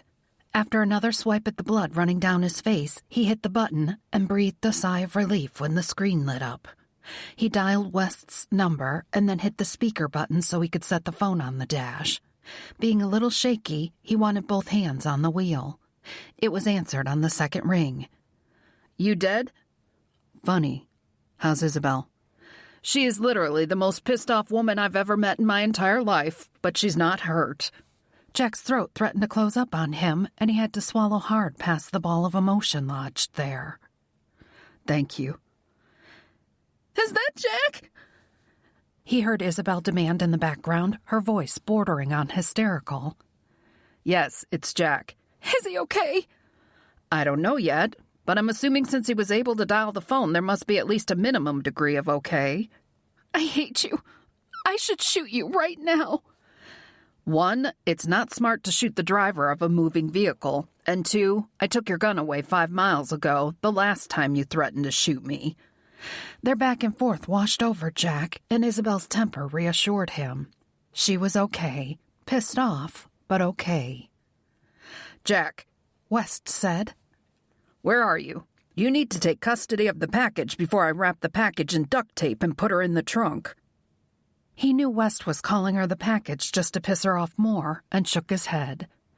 I'm heading east on 60. So are we, but we have a head start. I've been watching the signs. Jump onto 5 heading north out of Mansfield and keep an eye out for the taxi. I'm not really up to being out in public at the moment. Understood. I'll find a place where we can at least dump one of the cars, probably mine, since this looks like an area where a taxi might stick out. What does that mean, that he's not up to being in public? He heard Isabelle say. I can hear him through the phone. What does he mean? Sit down, woman. You're not getting the phone out of my hand, so put your seatbelt back on before I jerk the wheel and smack your head off the window to knock you out. Jack chuckled. I only left you two alone for a few minutes, but your relationship really went downhill fast. Yeah, she's a peach. Should I call Marge and see if she can rustle up a friend? He didn't want a doctor, no matter how discreet he or she was. Negative. When you find a good place to rendezvous, let me know. And be nice to Isabelle. She's got some fighting spirit, that one. Jack ended the call and concentrated on driving. The headache wasn't debilitating, but it ranked up there on the brutal scale. The bleeding had stopped, but he still had blood clumped around his eyes and in his eyelashes, no matter how often he swiped at it. He owed Ty West everything. It wasn't easy to run from a fight, especially when leaving a guy behind, but he'd gotten Isabelle out of there in one piece. Not only that, but he was keeping her from falling apart. As long as she was pissed off, she was still fighting. When the fight went out of her and the adrenaline faded, she was probably going to have one hell of an emotional breakdown. He wanted to be the one to catch her, and West was buying him the time to get there. About 20 minutes later, his phone rang again. Wincing, he picked up the phone and saw West's number. Heart in his throat, he tapped the screen to answer it. What? Found a place, West said. Jack released the breath he'd been holding. It's a motel, but it has some small cottages. I rented one toward the back. You can drive in and right to the cottage door. It's not totally secluded, but we can get you inside. The vehicles are going to be a problem. They were both stolen. The place is pretty empty. I don't think the kid at the desk could see the taxi from the office, and I parked it behind the cabin. He was listening to his iPod, and there was no TV or radio in the office. Right now, I'm as invisible as possible in a stolen taxi. Jack told him where he was, and thankfully, it wasn't far. His head was pounding so badly he could barely concentrate on the road, and a lot of other aches and pains were starting to make themselves known. West stayed on the line, and as Jack gave him a play-by-play of his route, he gave back real-time directions. He finally saw the sign for the motel and cottages, and he turned in. He rested his elbow on the door and tipped his head to his fingertips so he looked bored, but it might cast enough shadow to hide the blood if anybody was looking. Without stopping, he drove by the office and followed the dirt road around the motel and back through the cabins. He parked sideways so somebody would deliberately have to walk around the car to see the license plates, and killed the ignition. Then he just sat for a minute in blessed silence. I'm playing hell keeping her inside, West said, and Jack jerked his head off the steering wheel. He'd forgotten he was still on the line. I'm coming. He disconnected the call and grabbed the .45 off the passenger seat where he'd tossed it. With a groan, he climbed out and went up the rickety steps to the cabin door. West let him in, and Jack was barely aware of him locking the door and moving to the window because Isabelle was there. Her hands looked skinned up, and the knees of her jeans were shredded, but other than that, she didn't look hurt. She looked horrified, though, and Jack figured he must look as bad as he felt. He opened his arms, and she launched herself at him. The second her arms wrapped around his neck, the tears came, huge sobs that racked her body so hard she might have collapsed if he didn't hold her up. He didn't try to calm her down or make her stop. Squeezing her as tightly as she held him, he let her cry it out. I didn't want to leave you, she said when the crying abated to a dull roar. I had a gun. I wanted to help you. I'm supposed to be saving you, not the other way around. I went to shoot Ty. Another sob racked her body. No, you don't really want to shoot him. He was doing his job, honey. He left you to die. It was a wail that made Jack's heart ache and West's shoulders droop. Actually, he got you to safety so I could fight without worrying about you. That's exactly what he was supposed to do. He pulled my hair," she whispered so faintly he could barely hear the words. Holding her even harder, he pressed a kiss to the top of her head. That was a hard one. He knew what that must have done to Isabelle, but if she'd fought leaving him behind, it must have been West's only option. "I'm sorry, honey," he told her, keeping his voice low. "I know it probably didn't feel like it at the time, but it was different. He was trying to save you, not hurt you." She cried a little longer, and Jack didn't let go, even though his head was pounding and starting to swim a little.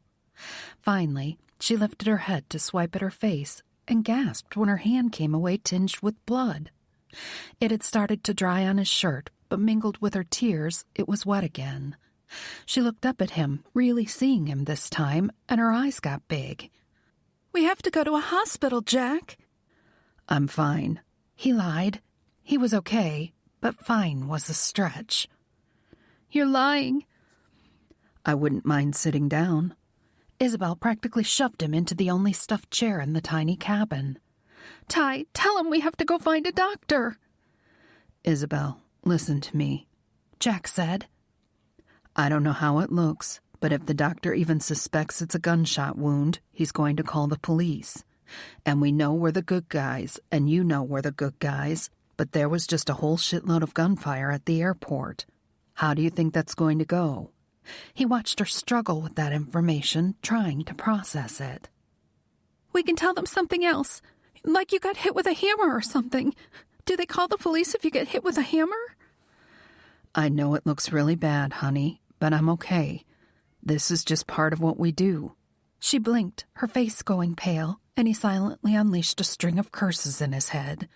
Definitely not the right thing to say. "This is just part of what we do." Isabelle rocked back on her heels, stunned into silence. Jack had told her his world was violent and dangerous. She'd even seen it firsthand, with guns blazing and shouting and chaos. But she'd still managed to convince herself somehow that he was exaggerating to scare her off. But if this, the blood and the scrapes and wincing in pain, was just part of what they did? Jack Donovan wasn't invincible. He bled and he hurt, and every time he went out on a job, he might not make it back. She stared at the gash on his head, starting to shake. He'd come a fraction of an inch from dying today. "Hey, Isabelle?" Ty moved from the window to take her arm. She wanted to pull away from him, but she couldn't move. Jack had been shot. Maybe it was a glancing blow and just a flesh wound, but he'd almost died. "Sit down." There was a card table and a metal folding chair to serve as the kitchenette, and he shoved the chair behind her knees. She sat. "I'm going to help Jack clean up, okay?" She nodded. She didn't want blood on him anymore. "Okay." Ty cradled her face in his hands so she had no choice but to meet his gaze. "I'm sorry, Isabelle. Truly, I'm very sorry." She wanted to knee him in the junk and then punch him in the face when he doubled over in pain. He'd left Jack, and part of her didn't want to forgive him for that.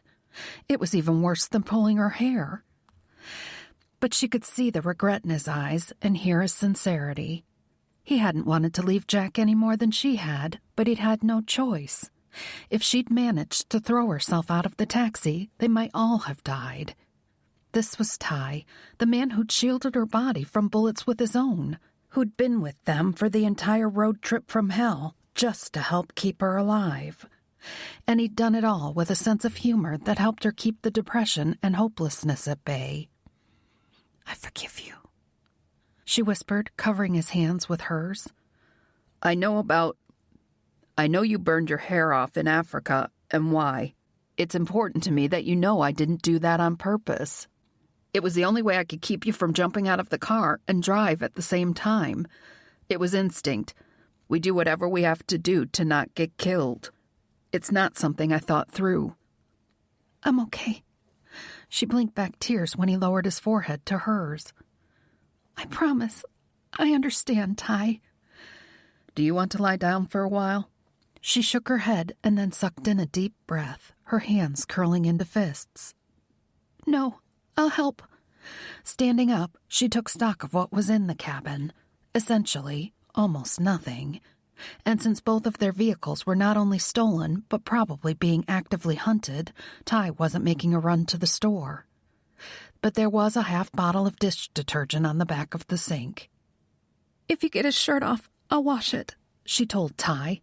"It's dark, so if I can get most of the blood out at least, he can wear it without attracting too much attention." "Yes, ma'am." He winked and went to help Jack get his shirt off. The hard set of his mouth and occasional flexing of his jaw were the only signs Jack gave he was in pain.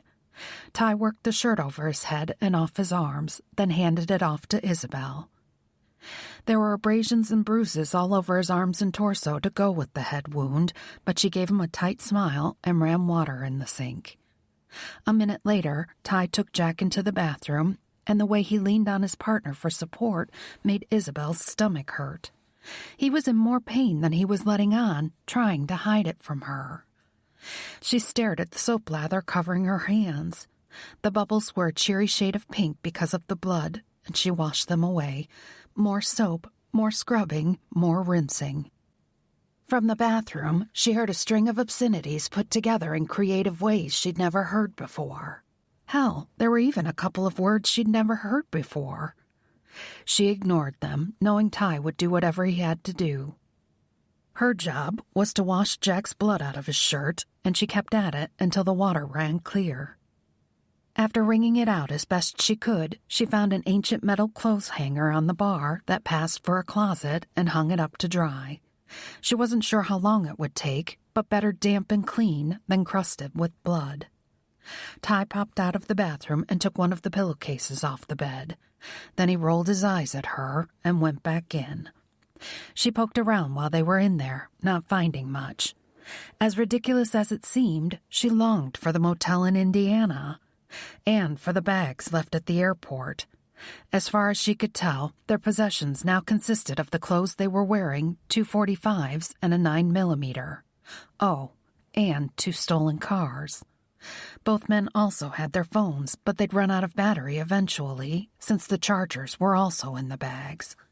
They also had no food, but she suspected it might be a while before any of them got their appetites back. Ty left the bathroom, closing the door behind him. "He'll be out in a minute."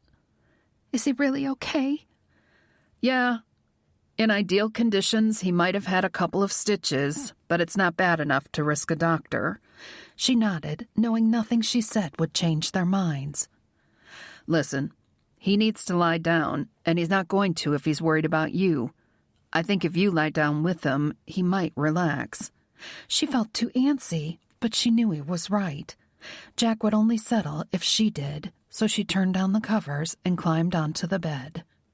Curling up on her side, she stared at the subtle patterns in the old wallpaper. It was hard not to give up. No matter what they did or where they went, Michael Radsford would find them. And when he found them, he'd shoot at her again. Statistically speaking, he was going to have to hit her eventually. It was inevitable. The mattress dipped as Jack climbed into the bed. She usually rolled over so he could at least hold her, but she couldn't summon the energy right now. "We passed a convenience store about a mile before this place," she heard Ty say. "I'll walk down later and get a few things. Right now, I'm going to step outside, call in an update, and ask them to send in the cavalry because we're up shit creek." That they were, Isabelle thought as the door closed behind Ty. But she wasn't sure it would do any good to call in reinforcements. They'd been at the airport, surrounded by people and armed security, and Radsford hadn't cared. He wasn't going to give up. She drew in a deep breath, and it hitched a little in her chest. "Don't give up now, Isabelle." Shrugging one shoulder, she didn't respond. She wasn't really in the mood for a pep talk. After being shot at again, shot at a third time, and then, oh yeah, shot at again, she had a right to be upset. Throw in having to wash Jack's blood out of his clothes, and she could wallow if she wanted to, damn it. "Isabelle." Ty's warning that Jack needed to rest but wouldn't unless he knew she was okay popped into her head, and she sighed. Rolling over, she forced herself not to react to the sight of the makeshift bandage on his head. Ty had made padding by folding a part of the pillowcase into squares, and it was at his hairline above his ear. A long strip of pillowcase held it there. So close, she thought. She'd almost lost him today. Don't give up on me yet, honey. He almost managed to smile. I'm not giving up on you. Ever.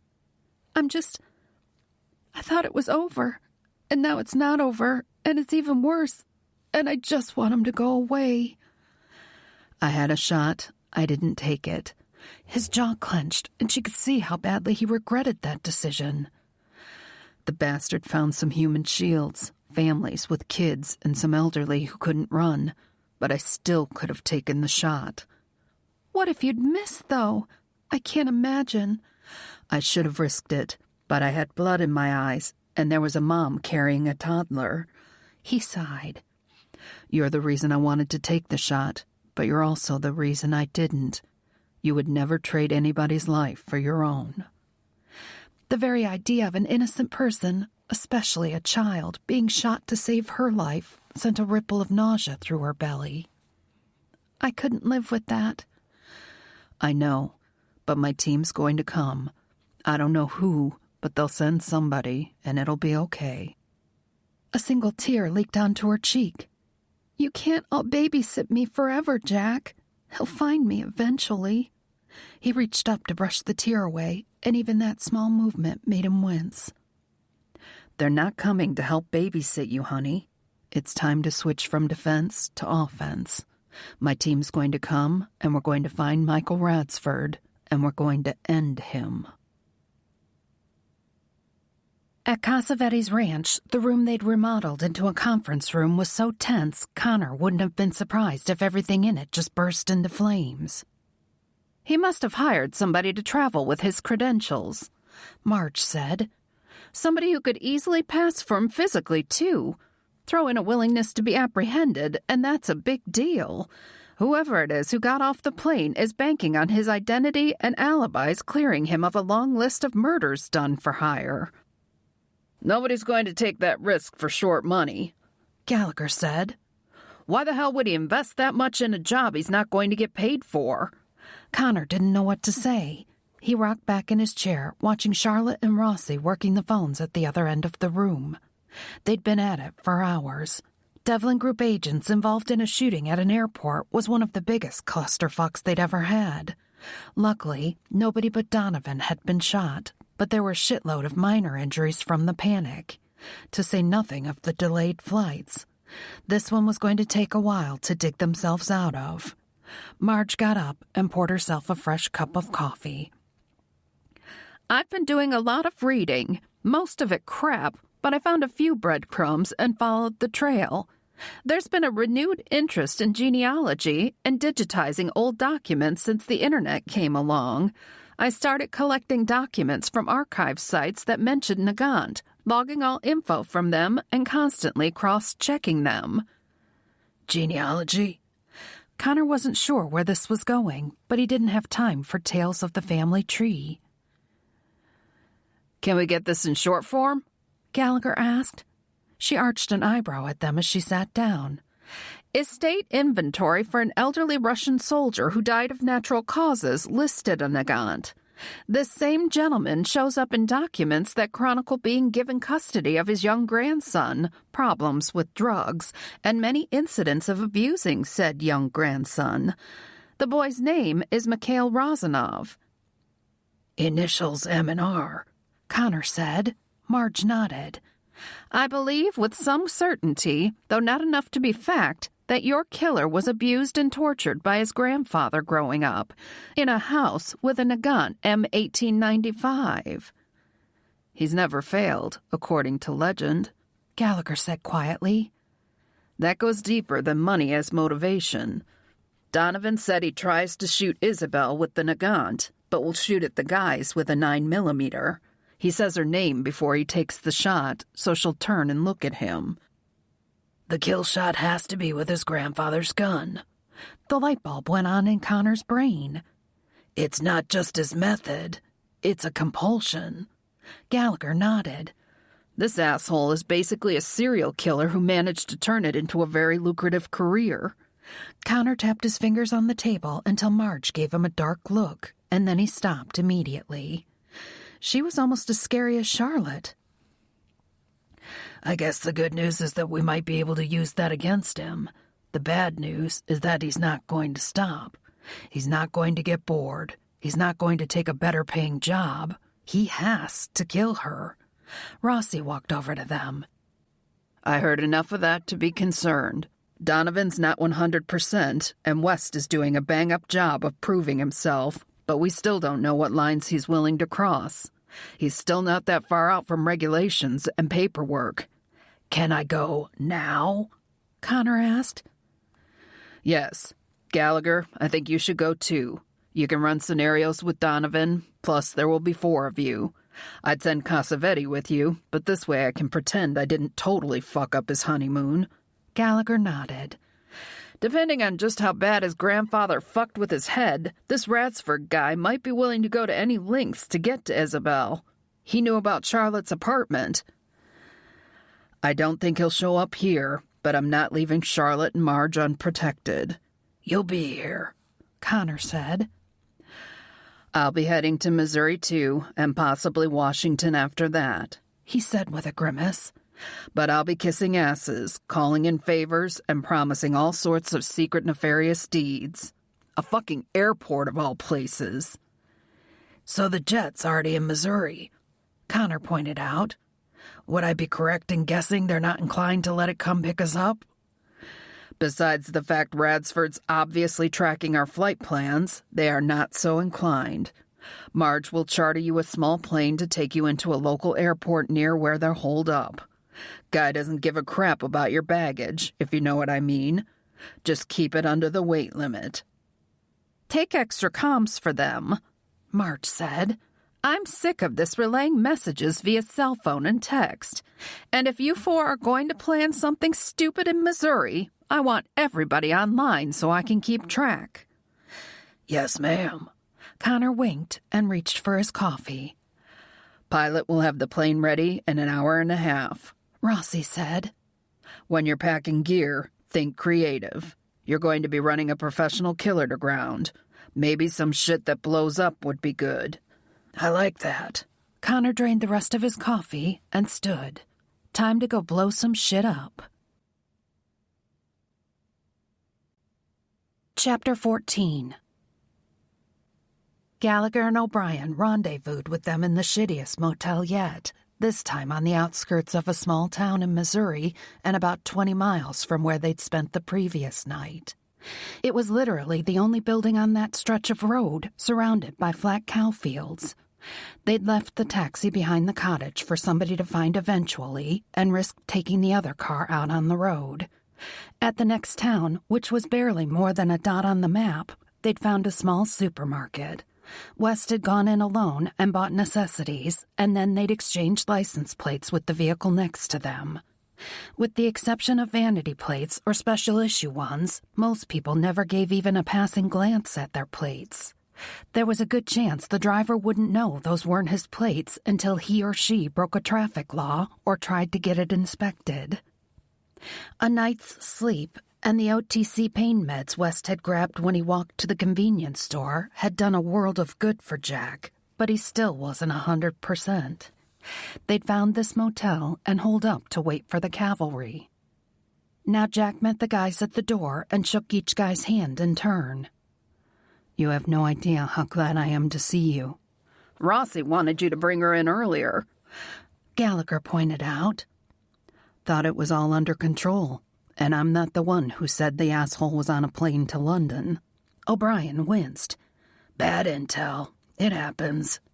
Jack gestured to the bandage on his forehead, a real one now to replace the pillowcase. It also hurts like a son of a bitch. We didn't know what we were dealing with until Marge started digging around into family history sites of all things. Yeah, she wrote me out an email. A long fucking email, by the way. That woman loves to tell a story. Jack introduced them to Isabelle, who got a little teary-eyed before throwing her arms around Gallagher. You almost died saving me, Gallagher gave Jack help-me eyes over the top of Isabelle's head. It's my job. Thank you anyway, job or not. She pulled back. I wanted to thank you at the time, but they said you weren't in good shape for visitors. They were right, but it all turned out okay in the end. O'Brien stepped forward to shake her hand. I'm Connor. We weren't really introduced, but I was driving the truck when we escaped the compound. I remember. Thank you. Jack tried to be patient, but with the four of them and Isabelle in the room, he was feeling closed in. So, Gallagher, you're always the man with the plan. You got one yet? Can I take a leak first? You couldn't have picked a harder-to-get-to motel if you tried. This is what happens when you give Wes the lead, Jack said. Cowfields. That's what happens. Do you have any food? O'Brien looked around as if expecting a minibar or a complimentary fruit basket to magically appear. There are some protein bars on the counter, Isabelle said. We've got to get you guys out of here. O'Brien unwrapped one of the bars and practically inhaled it. Eventually, everybody settled, and Jack waited for the rush that always came with this stage of an operation. The planning, brainstorming, everything coming together. All he felt was tired. If he used the Radsford identity to send a decoy to London, Jack said. Does Marge have any leads at all on names he might be using now? No, Gallagher said.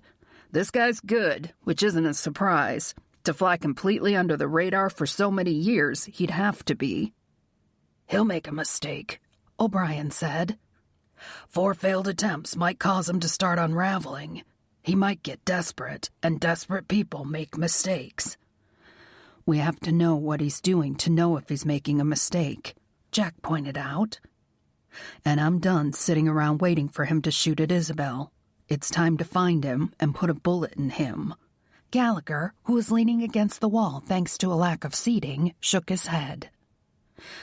The question is how we're going to find him. Frustration made Jack want to put his fist through the wall. This is bullshit. I refuse to believe we can't find this asshole. There's one sure way to find him, Gallagher said. We know he's not doing this job for the money now, which means this is about his psychosis, or whatever the fuck you want to call it. He's compelled to get close enough to Isabelle to use the Nagant, and I'll want her facing him. When the implication behind Gallagher's words sank in, hot rage flowed through Jack's body like lava in his veins. No fucking way. Jack? Isabelle's eyes were wide. What is he talking about? Nothing. He's just talking shit. He wants to use me as bait to lure Radsford close so you can kill him, right? Bait. The word pinballed around in his brain. That's not going to happen. Jack, listen to me. No. It wasn't fucking happening.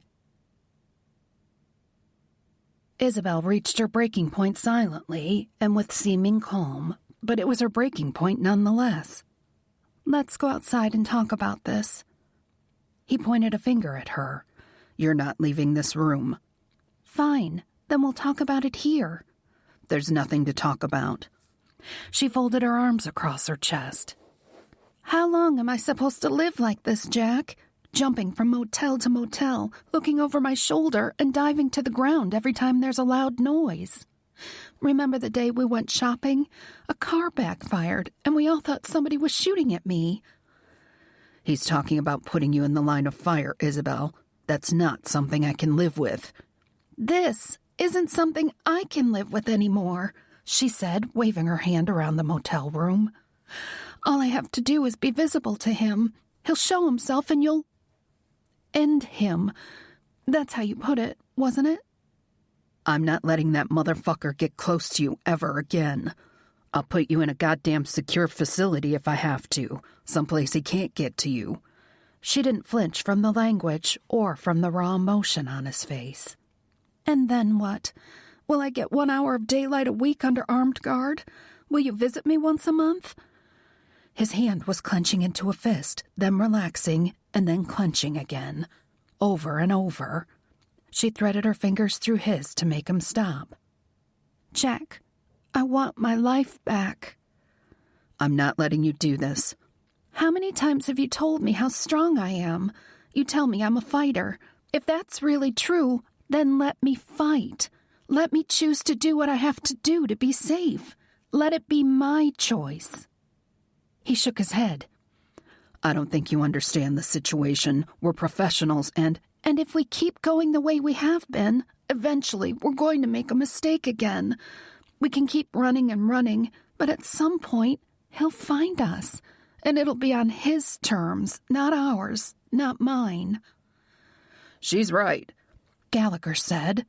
Jack turned to face him, jabbing a finger at his chest. This isn't your fucking business.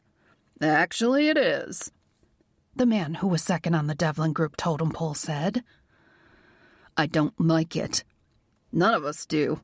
Not a goddamn one of us wants to parade that woman around for a professional killer.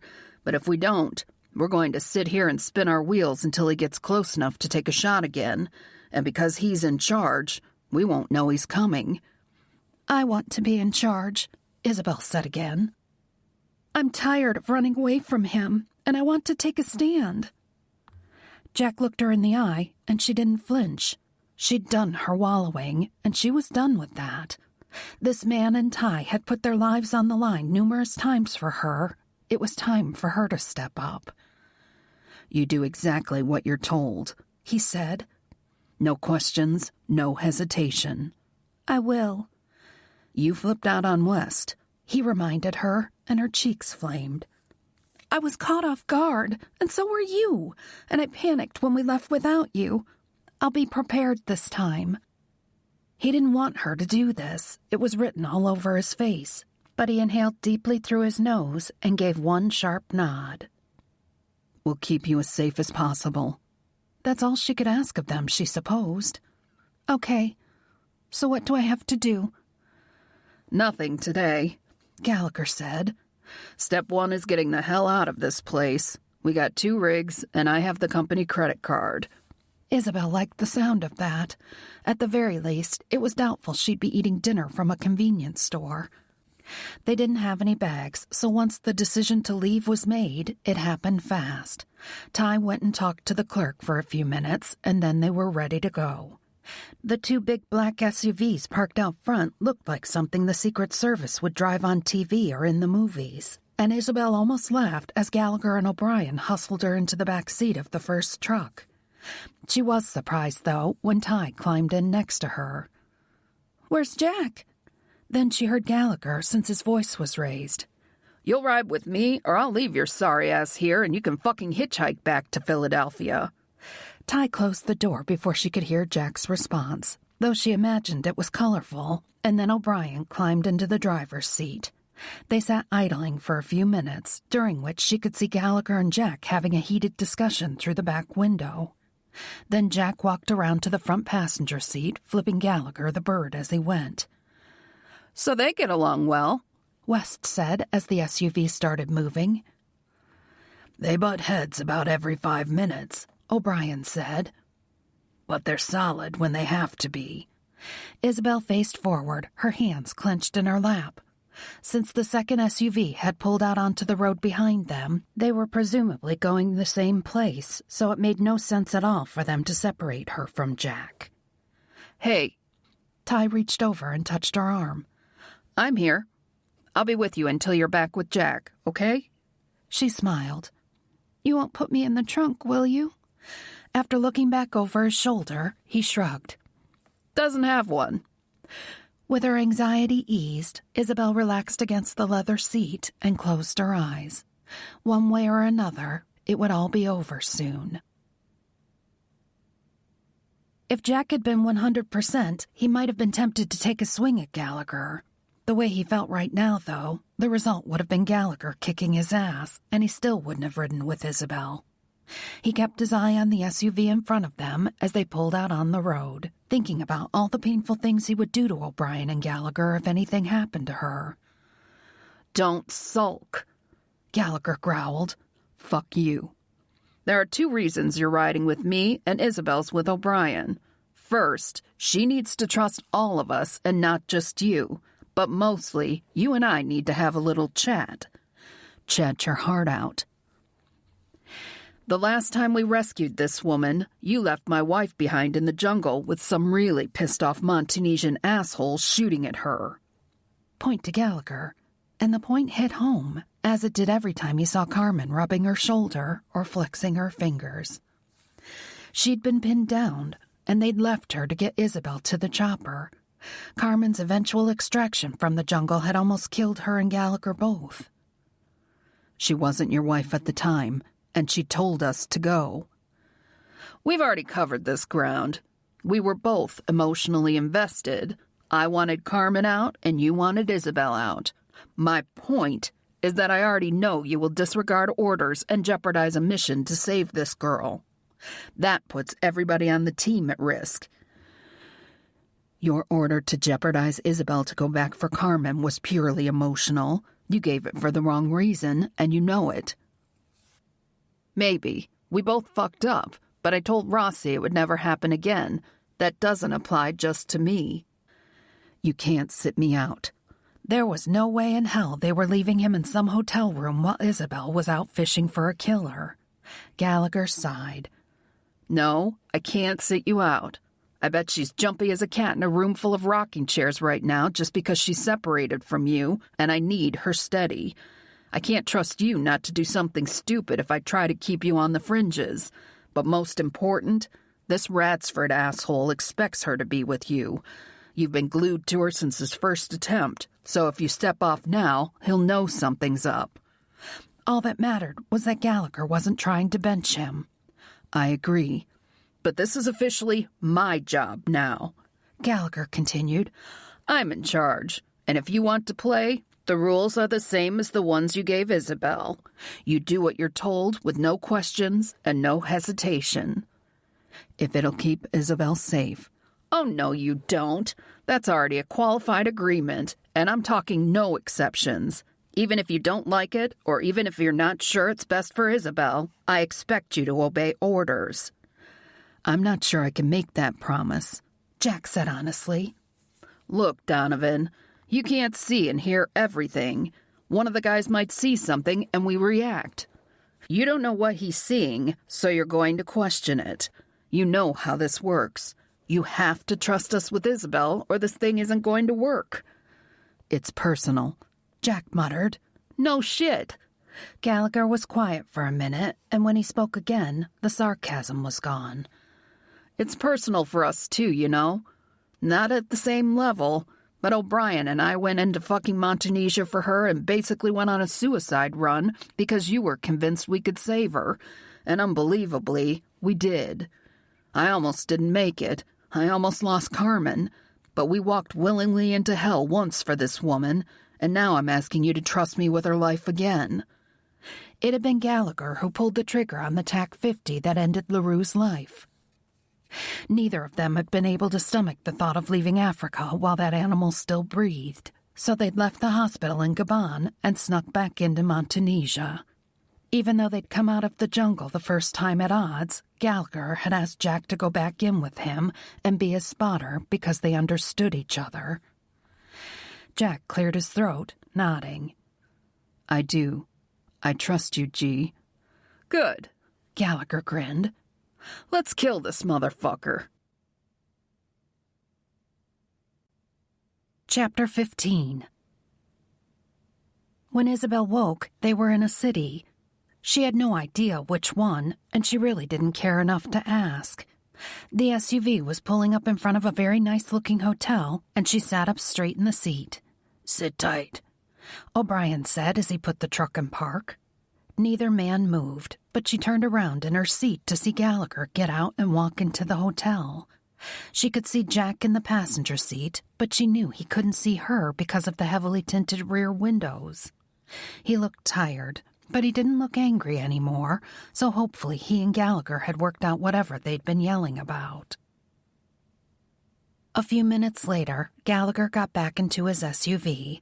He backed up a few feet so he could pull around the first one, and then O'Brien fell into line behind him. They followed a service road around to what looked like an overhead door for delivery vehicles. The door rose, and O'Brien followed Gallagher into an underground parking area. After Gallagher had swung wide and backed into a space, O'Brien followed suit and then killed the engine. "Wait in the truck," he said, and then he and West got out. They took bags out to the back of both SUVs, dividing them up between the 4 men, and then Jack opened her door. "Miss me?" She smiled and refrained from throwing herself at him in front of the others. Was that the equivalent of being called into the principal's office? "He's just the vice principal." She heard Gallagher snort as she slid out of the truck. It was weird the way they changed in an instant. They went from hanging out and joking to an intense group of guys who looked ready to put a hurt on somebody the second her feet hit the cement ground.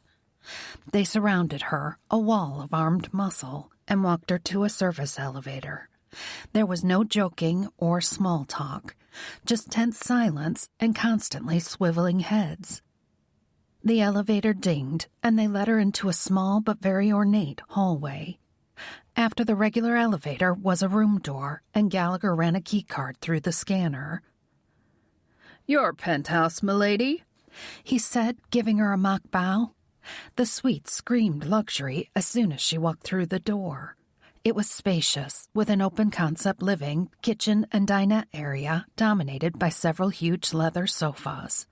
There were several doorways, which she assumed led to a bathroom and bedrooms. Jack stood with her while the other 3 men moved quickly through the suite, checking every room and closet. Then O'Brien took what looked like tiny black dots and went into the hall while Gallagher pulled out a laptop and opened it. He hit some keys, and within a few minutes, views of the hallway, the interiors of both elevators and the stairs, as well as where their SUVs were parked, were on the screen. Once O'Brien was back inside, Jack gave her a tired smile. "Make yourself at home, honey." Gallagher pointed at a doorway. "You're in that bedroom. It has no exterior windows, but it has its own bathroom. I'm in that one. West and O'Brien will be bunking on the couches." She noticed he didn't mention Jack, which meant they all assumed he'd sleep with her.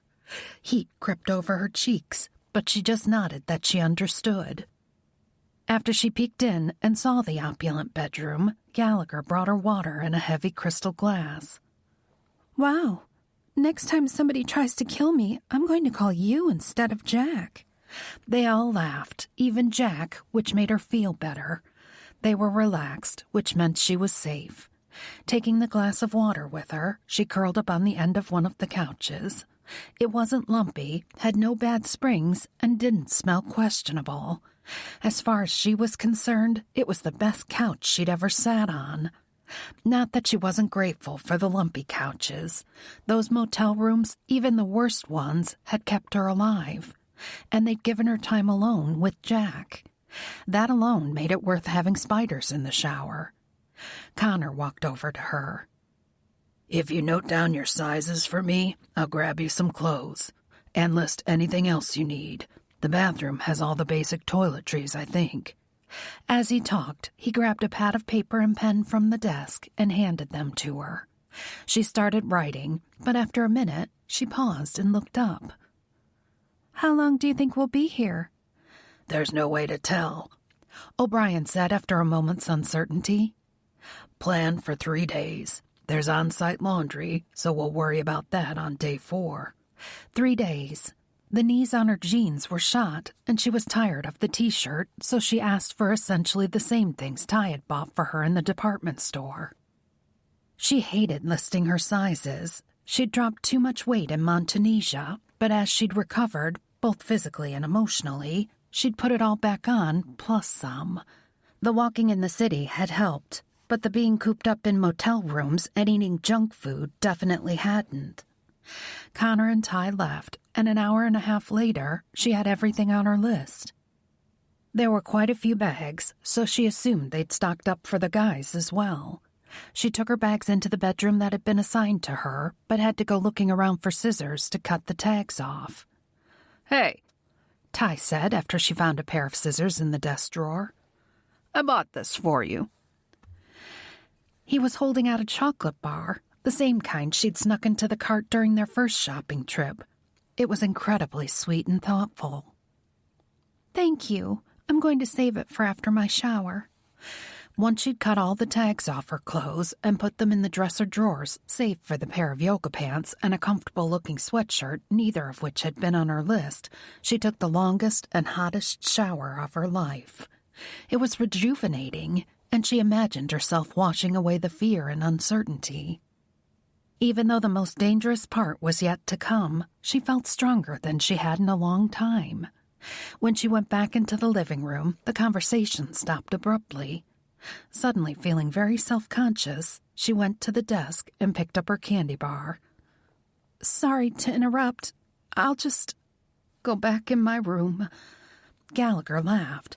We were arguing about which movie to get on pay-per-view.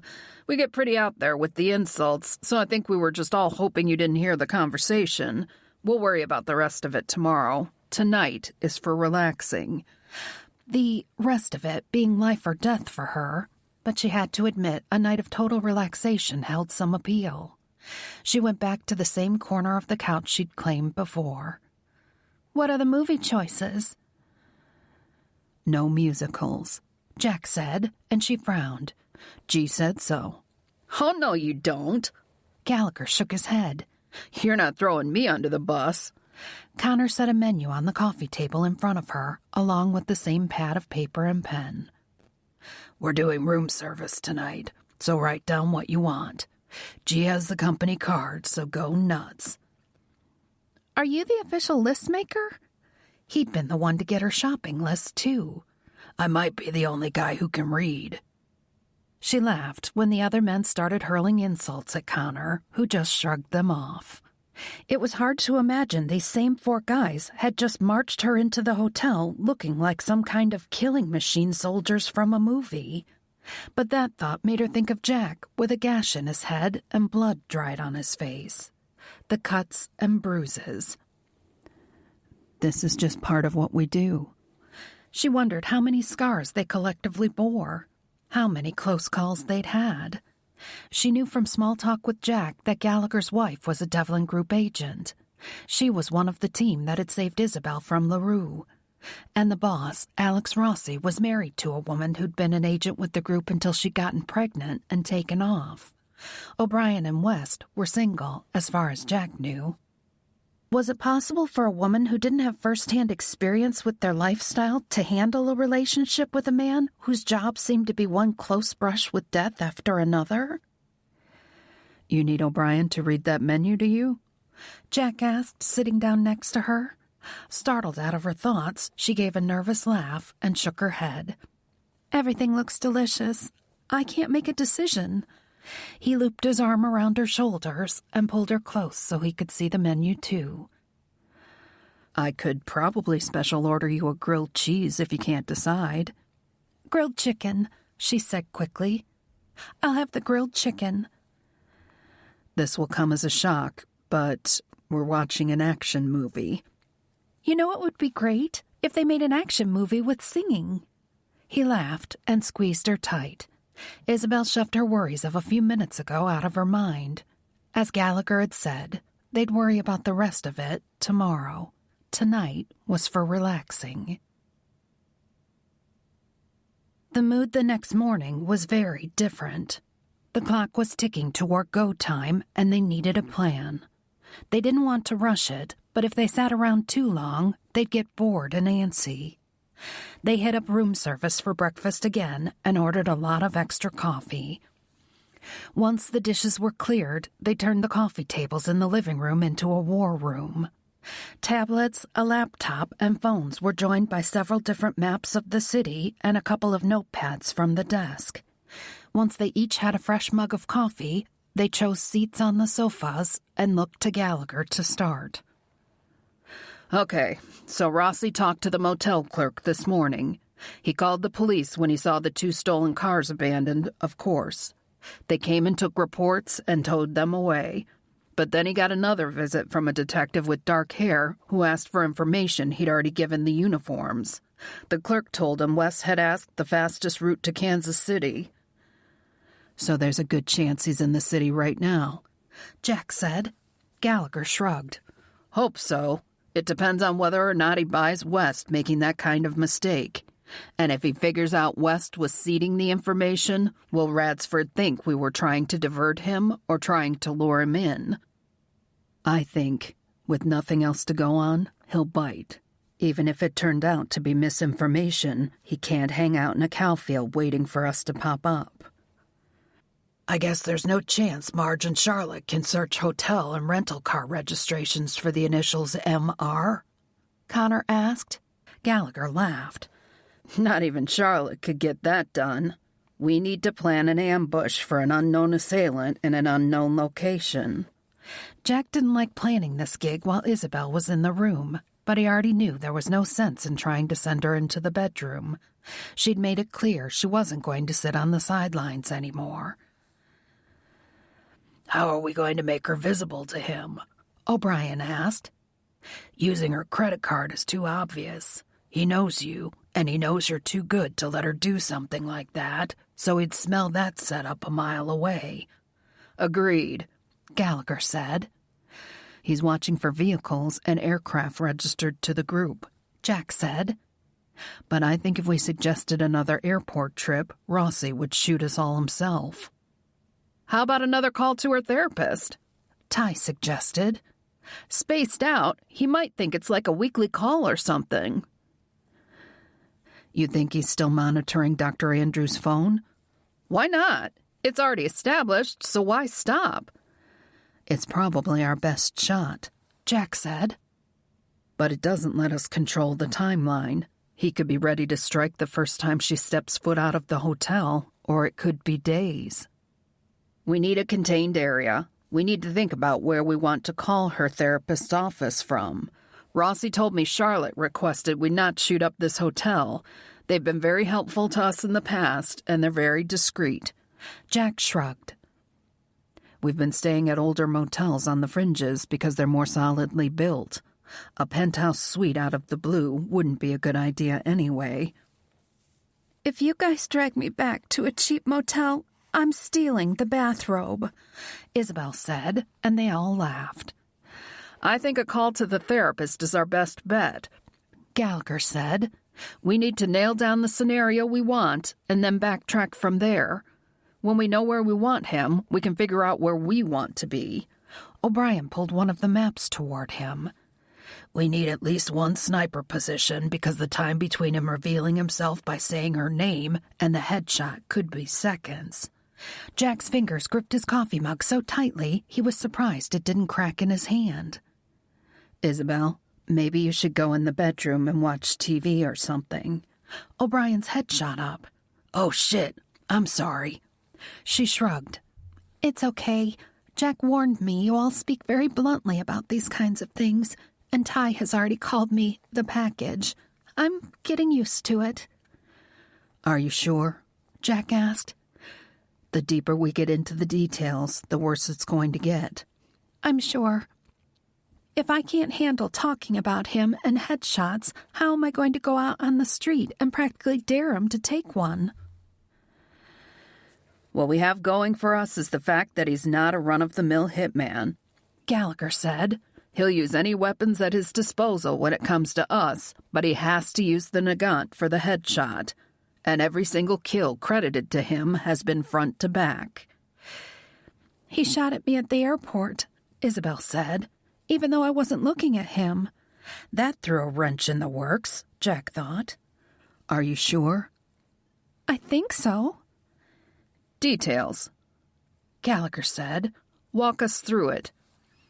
I was on my hands and knees trying to get behind the taxi. There was a shot that sounded different from the others, and it hit the pavement near my knee, but too far left. How is it different? Jack asked, and his work tone flustered her. His voice was usually softer when he spoke to her, and the difference was very pronounced at the moment. I don't know how to describe it.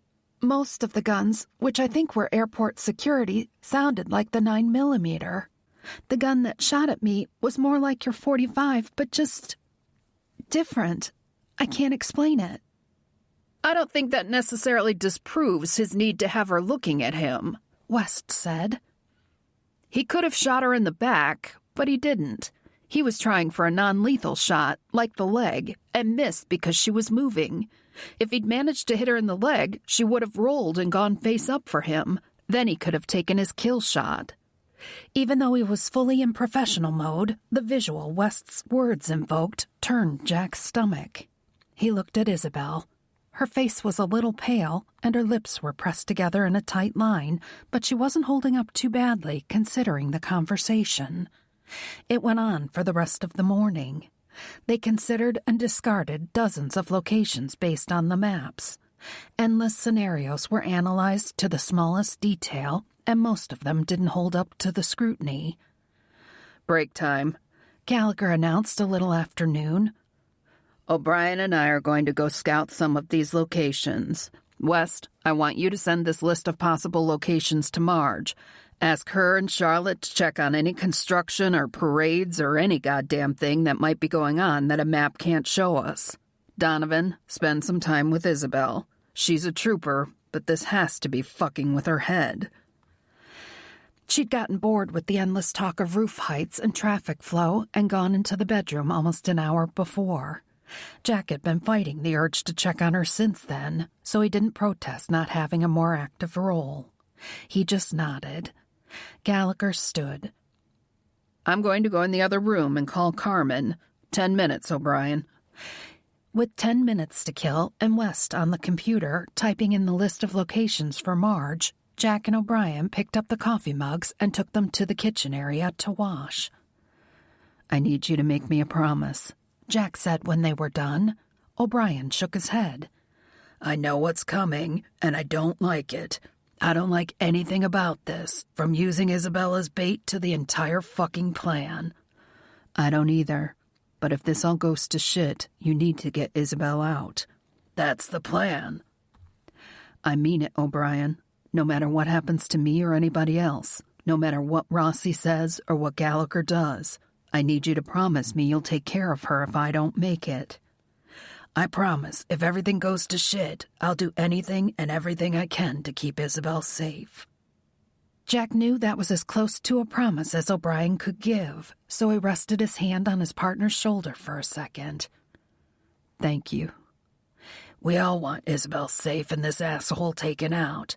Every second she's on the street will be planned in advance. It'll be precision." Jack nodded, but said nothing. Every Devlin Group job was planned in advance. Sometimes plans went totally to shit.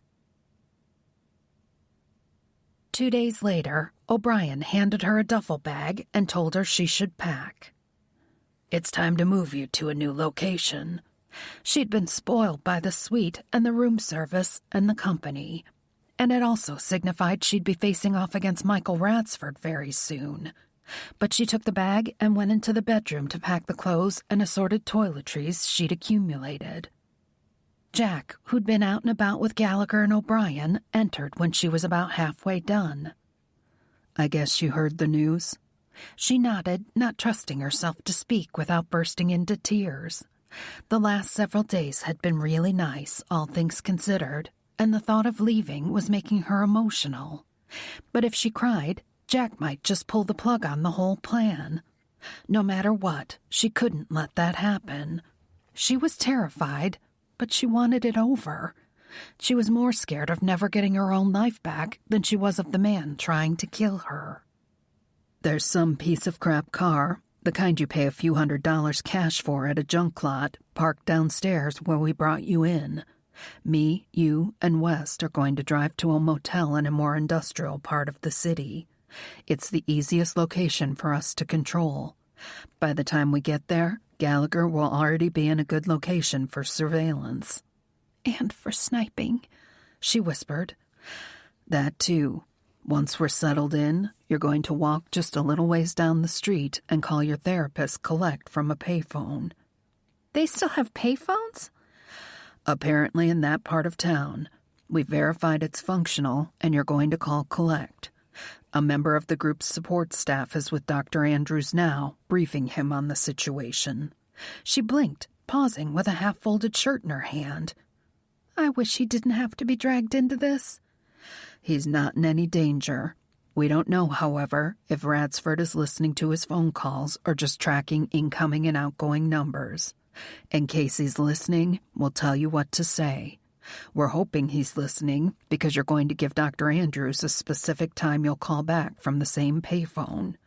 You'll also be wired with a comm system the same as all of us.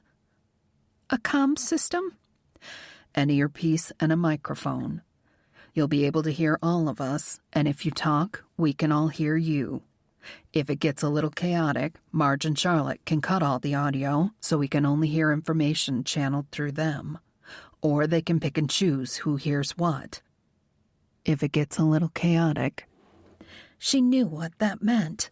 If everything went bad and got out of control and there was shouting or screaming. She resumed packing the bag just to give her hands something to do. So all of you will be able to tell me what to do the whole time? Yes, there will also be eyes on you. You might feel alone out there, but you won't be, I promise. So many promises, none of them the one she wanted to hear.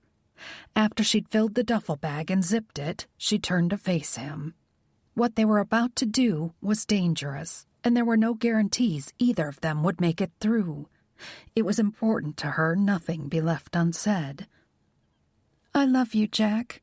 I have to tell you that now, just in case. Don't say that. There is a professional hitman trying to kill me. I've been shot at multiple times. We stole license plates and cars and ran from the law.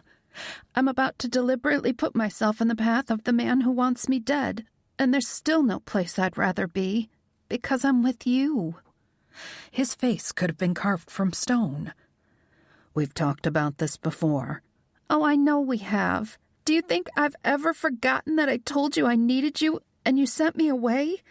You told me to find a man to marry and to start a family and to have a nice life. His jaw flexed. I remember. Is that what you really want for me? I tried, you know.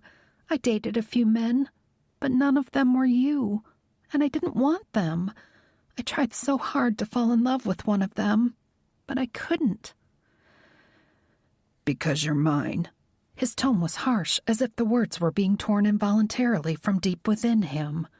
Hearing those words from Jack, whether he wanted to say them or not, made everything she'd been through worth the suffering. Yes, I'm yours. You've been mine since I first saw you on that video screen, scared and wounded, but not broken. He pulled her into his arms. No matter what happens, know that I've belonged to you since the day I walked into that compound. Then why do you keep holding yourself back from me? Jack, why can't you just... Do you understand what I'm about to do, Isabelle? His voice was loud and angry. I'm about to dangle you in front of a killer who's been one step ahead of me this entire time. How the fuck do you think I can admit to myself I love you and then send you out on the street like that? It's better for me to go out there without knowing you love me? I can't do this, Isabelle. There's no room for emotion right now. I have a job to do, and I can't do it with my head all fucked up. So you're scared. I'm scared too. She picked up the duffel bag and slung it over her shoulder. Screw you, Jack Donovan. I'm not going to let him kill me. I'm going to go out there, and I'm going to find him, and you guys can kill him. And when it's over, I'm not letting you send me away again. I'm going to make you tell me you love me. She pushed past him and went out into the living room, where Connor and Ty were pretending to be very preoccupied with whatever they were doing. Let's get this over with. Chapter 16. 2 days later, Jack leaned against the wall of yet another cheap motel, listening to the chatter through his earpiece. Everybody was in position and waiting on Isabelle. She was tying her sneakers, which seemed to be taking an exceptionally long time. Her hands were steady, but he could tell by the sound of her breathing that she was having a hard time calming herself down. The distance between them since she'd yelled at him in the suite had been painful. He had spent the time wishing he'd handled it differently. He wanted to hold her and give her the words she wanted to hear, but they were rooming with West, and 3 was a crowd. Is she ready? Gallagher asked, his voice clear through the earpiece. Almost. Isabelle looked up at him when he spoke, but then seemed to realize he wasn't talking to her. She had an earpiece and a microphone as well, but it had become obvious immediately they had to cut the audio to her. Thanks to experience, they were all comfortable with the constant feed of information, but she found all the voices and words overwhelming and impossible to process. Now the only person she could hear was Marge, though they could all hear Isabelle. Charlotte was handling the feed for the operation, but they didn't want Isabelle to have any confusion about which orders were for her. Charlotte would tell Marge anything Isabelle needed to know. I guess I'm ready, she said, wiping her palms on her jeans. He wanted to tell her she was right, that he loved her, that he was scared. Everybody was listening, though, so he didn't. Do you have any questions? She shook her head. They'd walked her through the plan so many times, any questions had been asked and answered. He'd even shaken her awake at 3 a.m. and demanded she walk him through it. Even confused and groggy, she'd had it. It was the closest he could come to a guarantee she wouldn't forget what to do under duress if it went bad. 45 seconds, he told her, and she managed to smile. It was how long it would take for him to run, flat out, from the motel room door to the payphone. They'd been careful since arriving to make Jack seem a lot more out of commission than he was. They'd bandaged his head and left hand before he made himself visible in the window or outside the room, and the 2 times Isabelle had left the room, West had been with her. But now it was the time she'd told Dr. Andrews she'd call. She was starting to feel like a prisoner and needed help. Her therapist, coached by the group's support staff, had helped her come up with a plan to call again. Jack's pain medicine made him sleep at this time of day, and she'd tell West she desperately needed something at the store. A few minutes later, she'd sneak to the payphone and call collect again. Now the planning and setup were over. Ty had left the room 5 minutes earlier, walking down to a corner store so anybody watching would think he was shopping. He'd already made his way to the roof of the building, which gave him a view of most of the street. O'Brien had already been up there and left him a scoped rifle before taking up his own position as window washer for a pawn shop who owed the local law enforcement a few favors. Don't forget the van. They'd borrowed it from a nearby urban task force, and it was parked a couple of feet from the payphone. It looked like shit, but it was armored. If she could get in it and hit the lock button, it would take a hell of a lot more than a Nagant M1895 to get to her. I can do this, Jack. She sounded confident. He kissed her and cupped her face in his hands. I know you can. She took a deep breath and walked toward the door, so Jack stepped out of view of the outside. Then she was gone, and all he could do was listen to the audio feed. She's approaching the payphone, Gallagher said. He had the best vantage point stretched out on the roof of an auto parts store with the same TAC 50 that had put a hole in the first man who'd hurt Isabelle. Dialing through. The payphone was the kind that had the privacy shield surrounding it, so if Radsford wanted to see her face, he'd have to come up behind her and get her to turn around. She's following script, Charlotte reported. Nothing, West said. Several minutes ticked by with no change, and then the script ran out, and it was time for Isabelle to end the call. Jack swore and kicked the chair. They'd all hoped this would be the end. She's on her way back, Gallagher said. Fucking box truck, O'Brien said. I've lost visual. Pack of teenagers coming her way, West said. Nothing else. Shit, they're hassling her, Gallagher hissed. What the fuck is this? Jack pulled the .45 and put his hand on the doorknob. Tell her to stay calm and keep walking. Leave me alone, Isabelle said. I'm moving, O'Brien said. Isabelle's breath was getting ragged as she started panicking.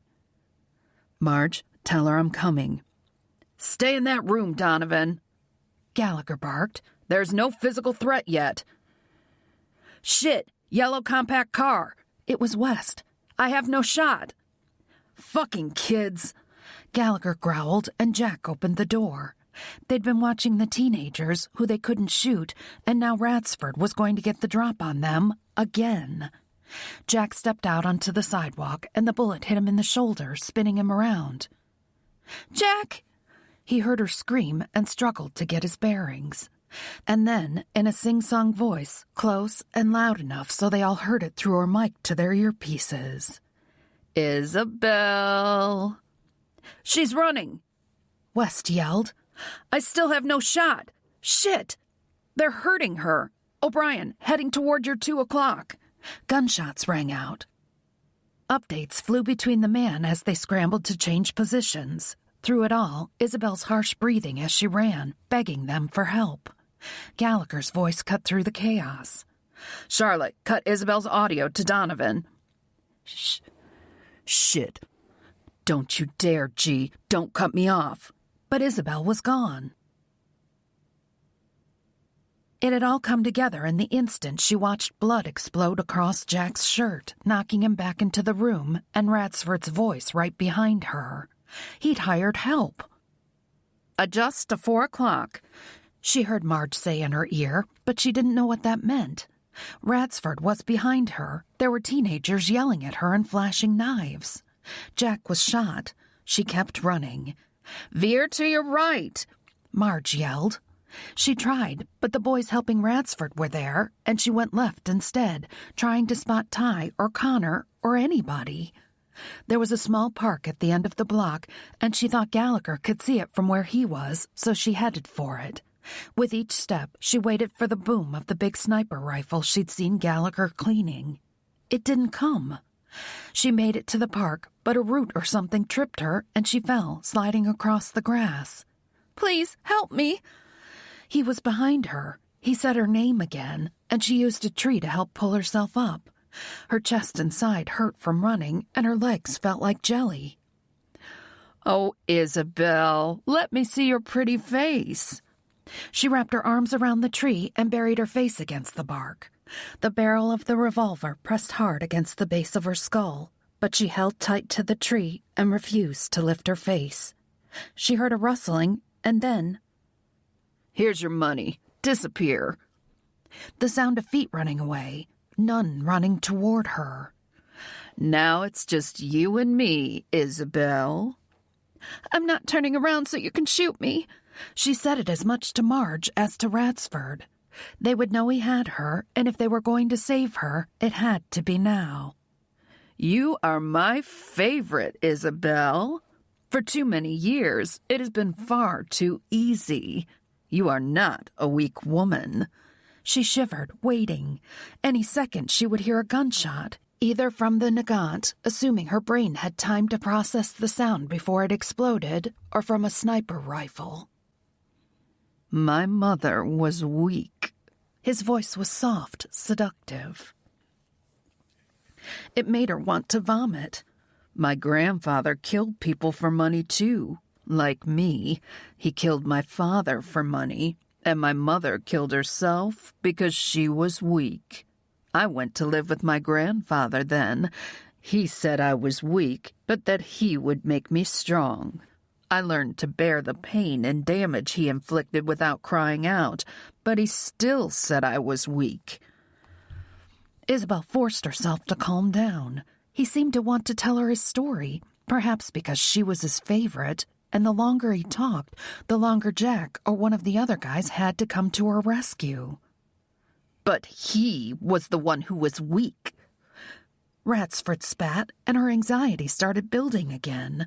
He was coming unraveled. My grandfather would shoot people from behind, here, so he didn't have to see their faces. He jammed the barrel hard against her skull when he said the word, and tree bark scraped her face. She didn't care. Maybe because of the gun, or maybe because he was lost in his story, he'd stopped pulling on her. Very slowly, she let go of the tree and began sliding her right hand toward her pocket. If nobody from the Devlin Group was going to shoot him, she'd have to do it herself. I am stronger than him.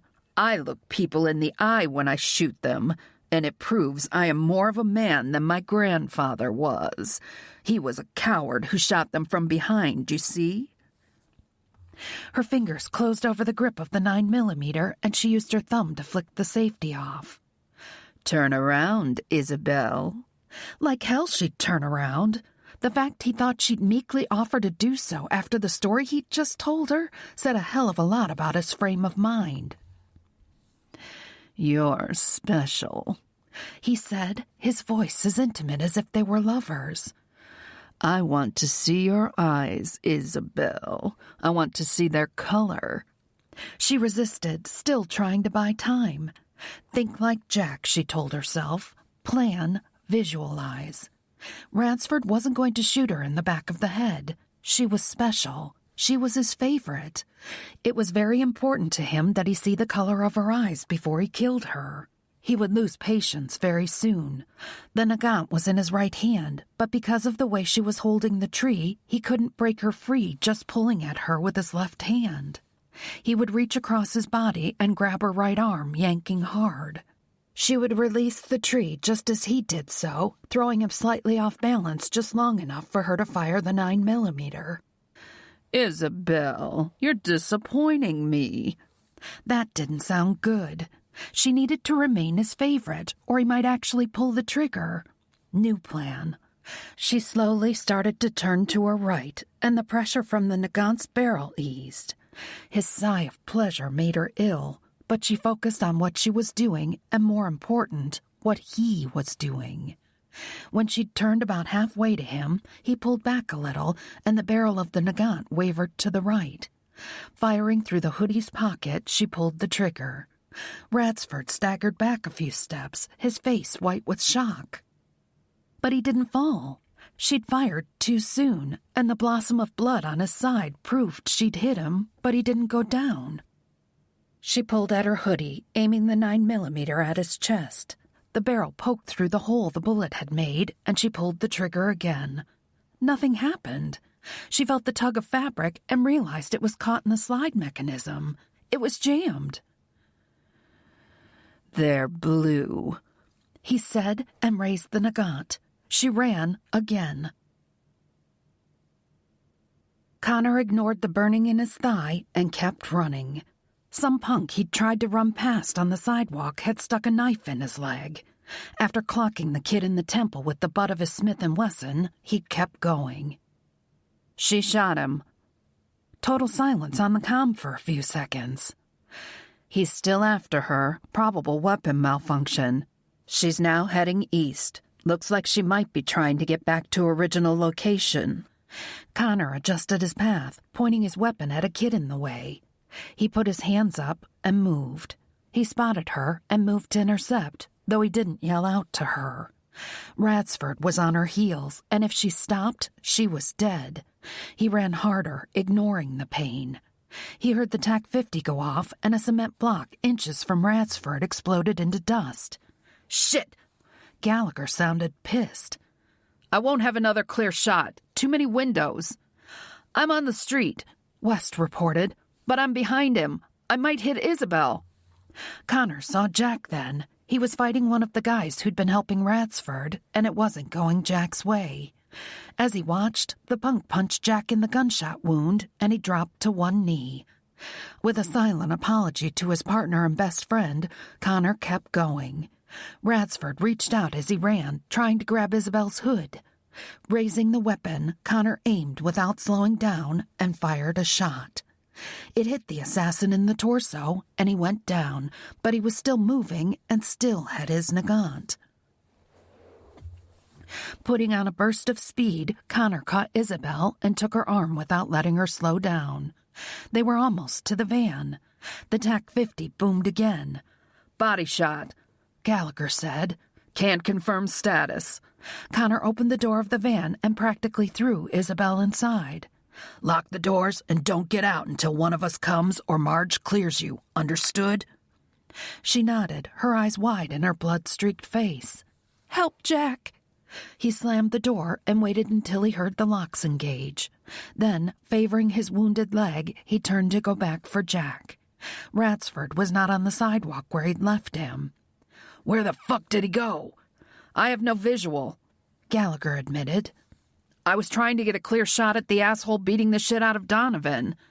Son of a bitch. Hoping he didn't bleed to death before the situation unfucked itself, Connor started moving again. Chapter 17. Once on his knees, his body screaming in pain, Jack took the only shot he had. He threw himself at the punk's knee, hitting the side of it with his full body weight. The asshole screamed and went down, and Jack crawled to retrieve his .45. Isabelle was in the van. Radsford had taken 2 body shots and then disappeared while their attention was on him. Fuck!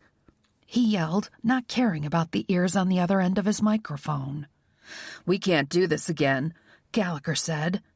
He didn't go far. Converge. There's going to be a blood trail.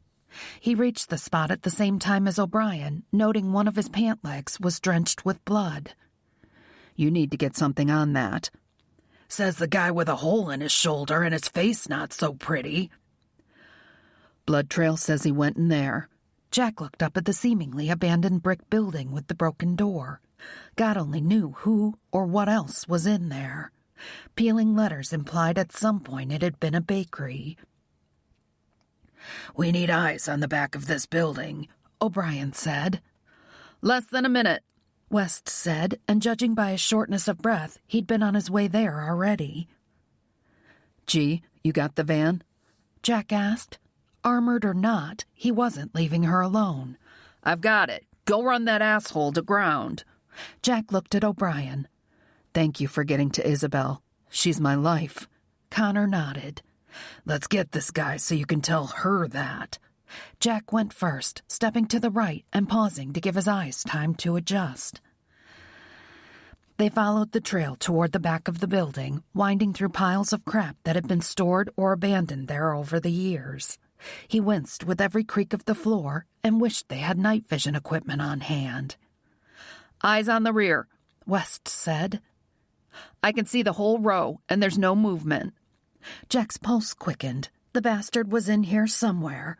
With 2 gunshot wounds to the torso, one of them from the TAC-50, he wasn't moving fast. He wasn't worried about him getting out of the building. He was worried about him seeing them before they saw him. The blood trail came to a stop next to a pile of rags in front of the back wall, and Jack swore under his breath. Radsford had managed to bind himself up somehow, and now they didn't even have drops of blood to follow. Enough people had been through there, kids partying by the look of the garbage, that it was hard to tell what was recently disturbed and what wasn't. I'll go left, Connor said. You go right. Jack nodded and moved toward the right. Large piles draped with filthy sheets littered the area, and he moved between them. Every so often, he'd scan the floor because shoving old rags down his shirt would only stop Radsford's blood loss for so long. A whisper of a sound was his only warning, and Jack darted toward the cover of an old oven. The searing pain in his side instantly made him want to throw up, but he fired 3 shots toward the flash. He wasn't sure if the groan of pain was his or his target's. Status update, Charlotte barked into his ear. Hit. Possible hit on target. I'm on my way, O'Brien said. In the silence that followed, Jack heard labored, almost gurgling breathing and worked his way around the oven. Then, in the weak light coming in through the poorly boarded-up window, Jack saw him. The man who'd almost killed Isabelle was trying to pull himself to his feet. The commercial sink creaked under his weight as he stood on shaky legs, but he managed. With a shaky hand, Jack summoned the strength to raise the .45, but he'd never shot a man in the back, and he didn't intend to start now, especially not with this guy. Miguel. The guy they'd been calling Michael Radsford jerked as if he'd been electrocuted and then slowly turned around, smiled. Jack pulled the trigger. The assassin hit the ground, the nagant falling from his hand and skittering across the floor. His chest heaved one time, and then he stared at the sky with sightless eyes. Jack sank to his knees, the .45 heavy in his hand. He needed to get up, but it hurt to breathe, and it felt like his body was on fire. Just another minute, and then he'd go. His vision was dimming, and the sounds of the city were slowly fading away. The .45 clattered on the floor next to him, and he realized it had slipped out of his hand. I love you, Isabelle. It was over. In the private waiting room of a hospital, surrounded by grim-faced men with blood on their hands and guns under their coats, Isabelle waited for a doctor to come and tell her if Jack would live or die. She sat on the sofa West had led her to, staring at the door. Was this what life with Jack would always be like? How many times had the women who loved these men sat in the very same position she sat in now? Tears welled in her eyes again, and she mopped at them with the wad of tissues in her hand. The salt in her tears and the abrasions on her face weren't a good mix. Nothing in his background implied he'd work with anybody else, Gallagher said. O'Brien, who was stretched out on another sofa with his stitched leg elevated, shrugged. He knew what he was up against. He couldn't get to her through us without help. Might have been some kind of gang initiation thing, West added. Mostly teens who went with him after Isabelle, but the one that stuck O'Brien and the guy who shot Donovan were older. Isabelle covered her face with her hands, trying to block them out. They'd been rehashing the events for hours, and she didn't want to hear about it anymore. She wanted to know how Jack was. It was another hour before a knock sounded on the door, and Gallagher opened it to a very tired-looking doctor. He stepped aside to let the man in, and it seemed like everybody held his or her breath. He's out of surgery and should make a full recovery. Isabelle started to tremble. Somebody was sobbing, and it wasn't until West sat next to her and pulled her close that she realized it was her. "Shh," he said against her hair. He's going to be fine. He's a tough bastard, you know, and you can see him soon. It ended up being another 2 hours before she could see him. Gallagher went in with her, and she was grateful to have his arm to hang on to when she got her first glimpse of Jack. His face was bruised and his lip badly split. The discolorations were made even worse by how pale he was.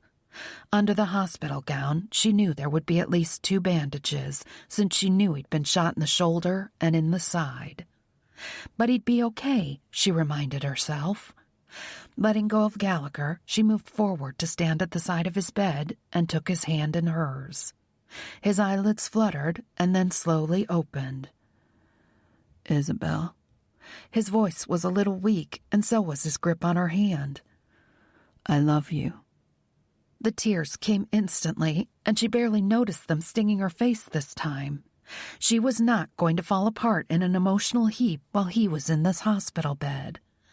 "I love you too." Okay, good. His eyelids slid closed, but then they opened again. Are you okay? Your face. It was the tree. I'm okay, and Gallagher's here too. When Gallagher stepped forward, Jack slowly swiveled his head so he was looking up at him. Hey, G. Everybody good? O'Brien's leg was fucked up. He's got some stitches, but he's good. You took the worst of it. Thank you. Thank you for taking care of her. Anytime. Gallagher shook his head. Actually, hopefully never again, but you know what I mean. And now I'm going to step out and let you two visit. Tell them I said thanks. When Gallagher was halfway to the door, Jack spoke again. Hey, G. I'm done.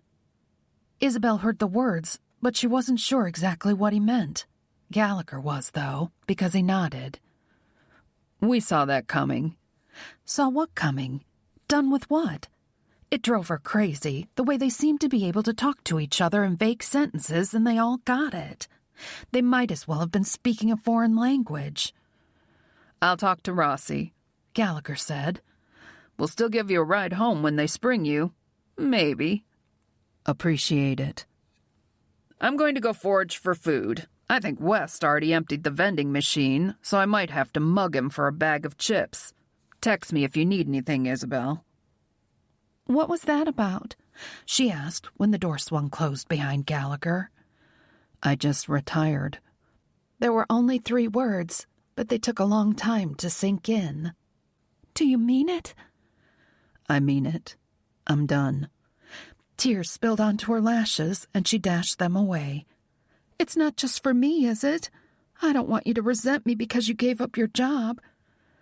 I'm not going to lie and say it's not about you.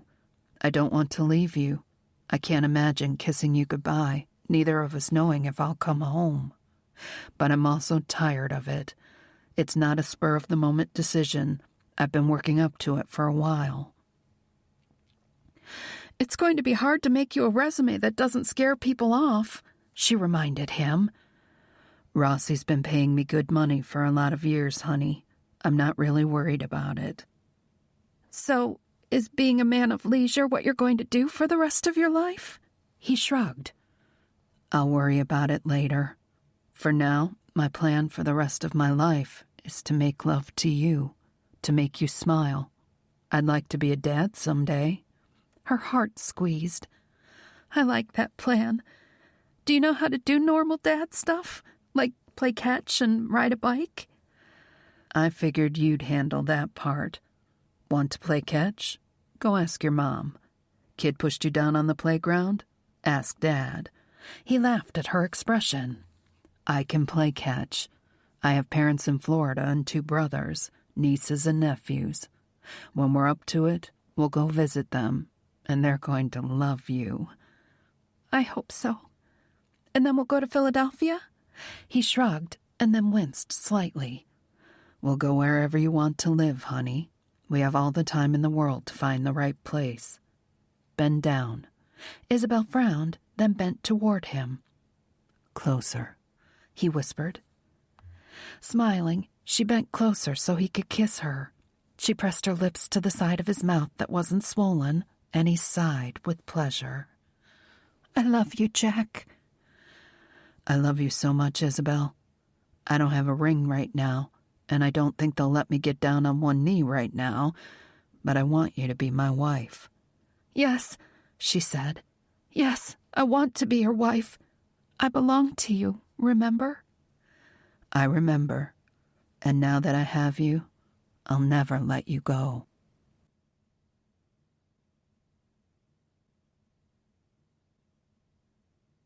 This recording of No Place to Hide was presented by Dreamscape Media, LLC. Text copyright 2014 by Shannon Stacy. Sound recording copyright 2020, Dreamscape Media, LLC. Thank you for listening. Please check dreamscapeab.com for Dreamscape's latest releases.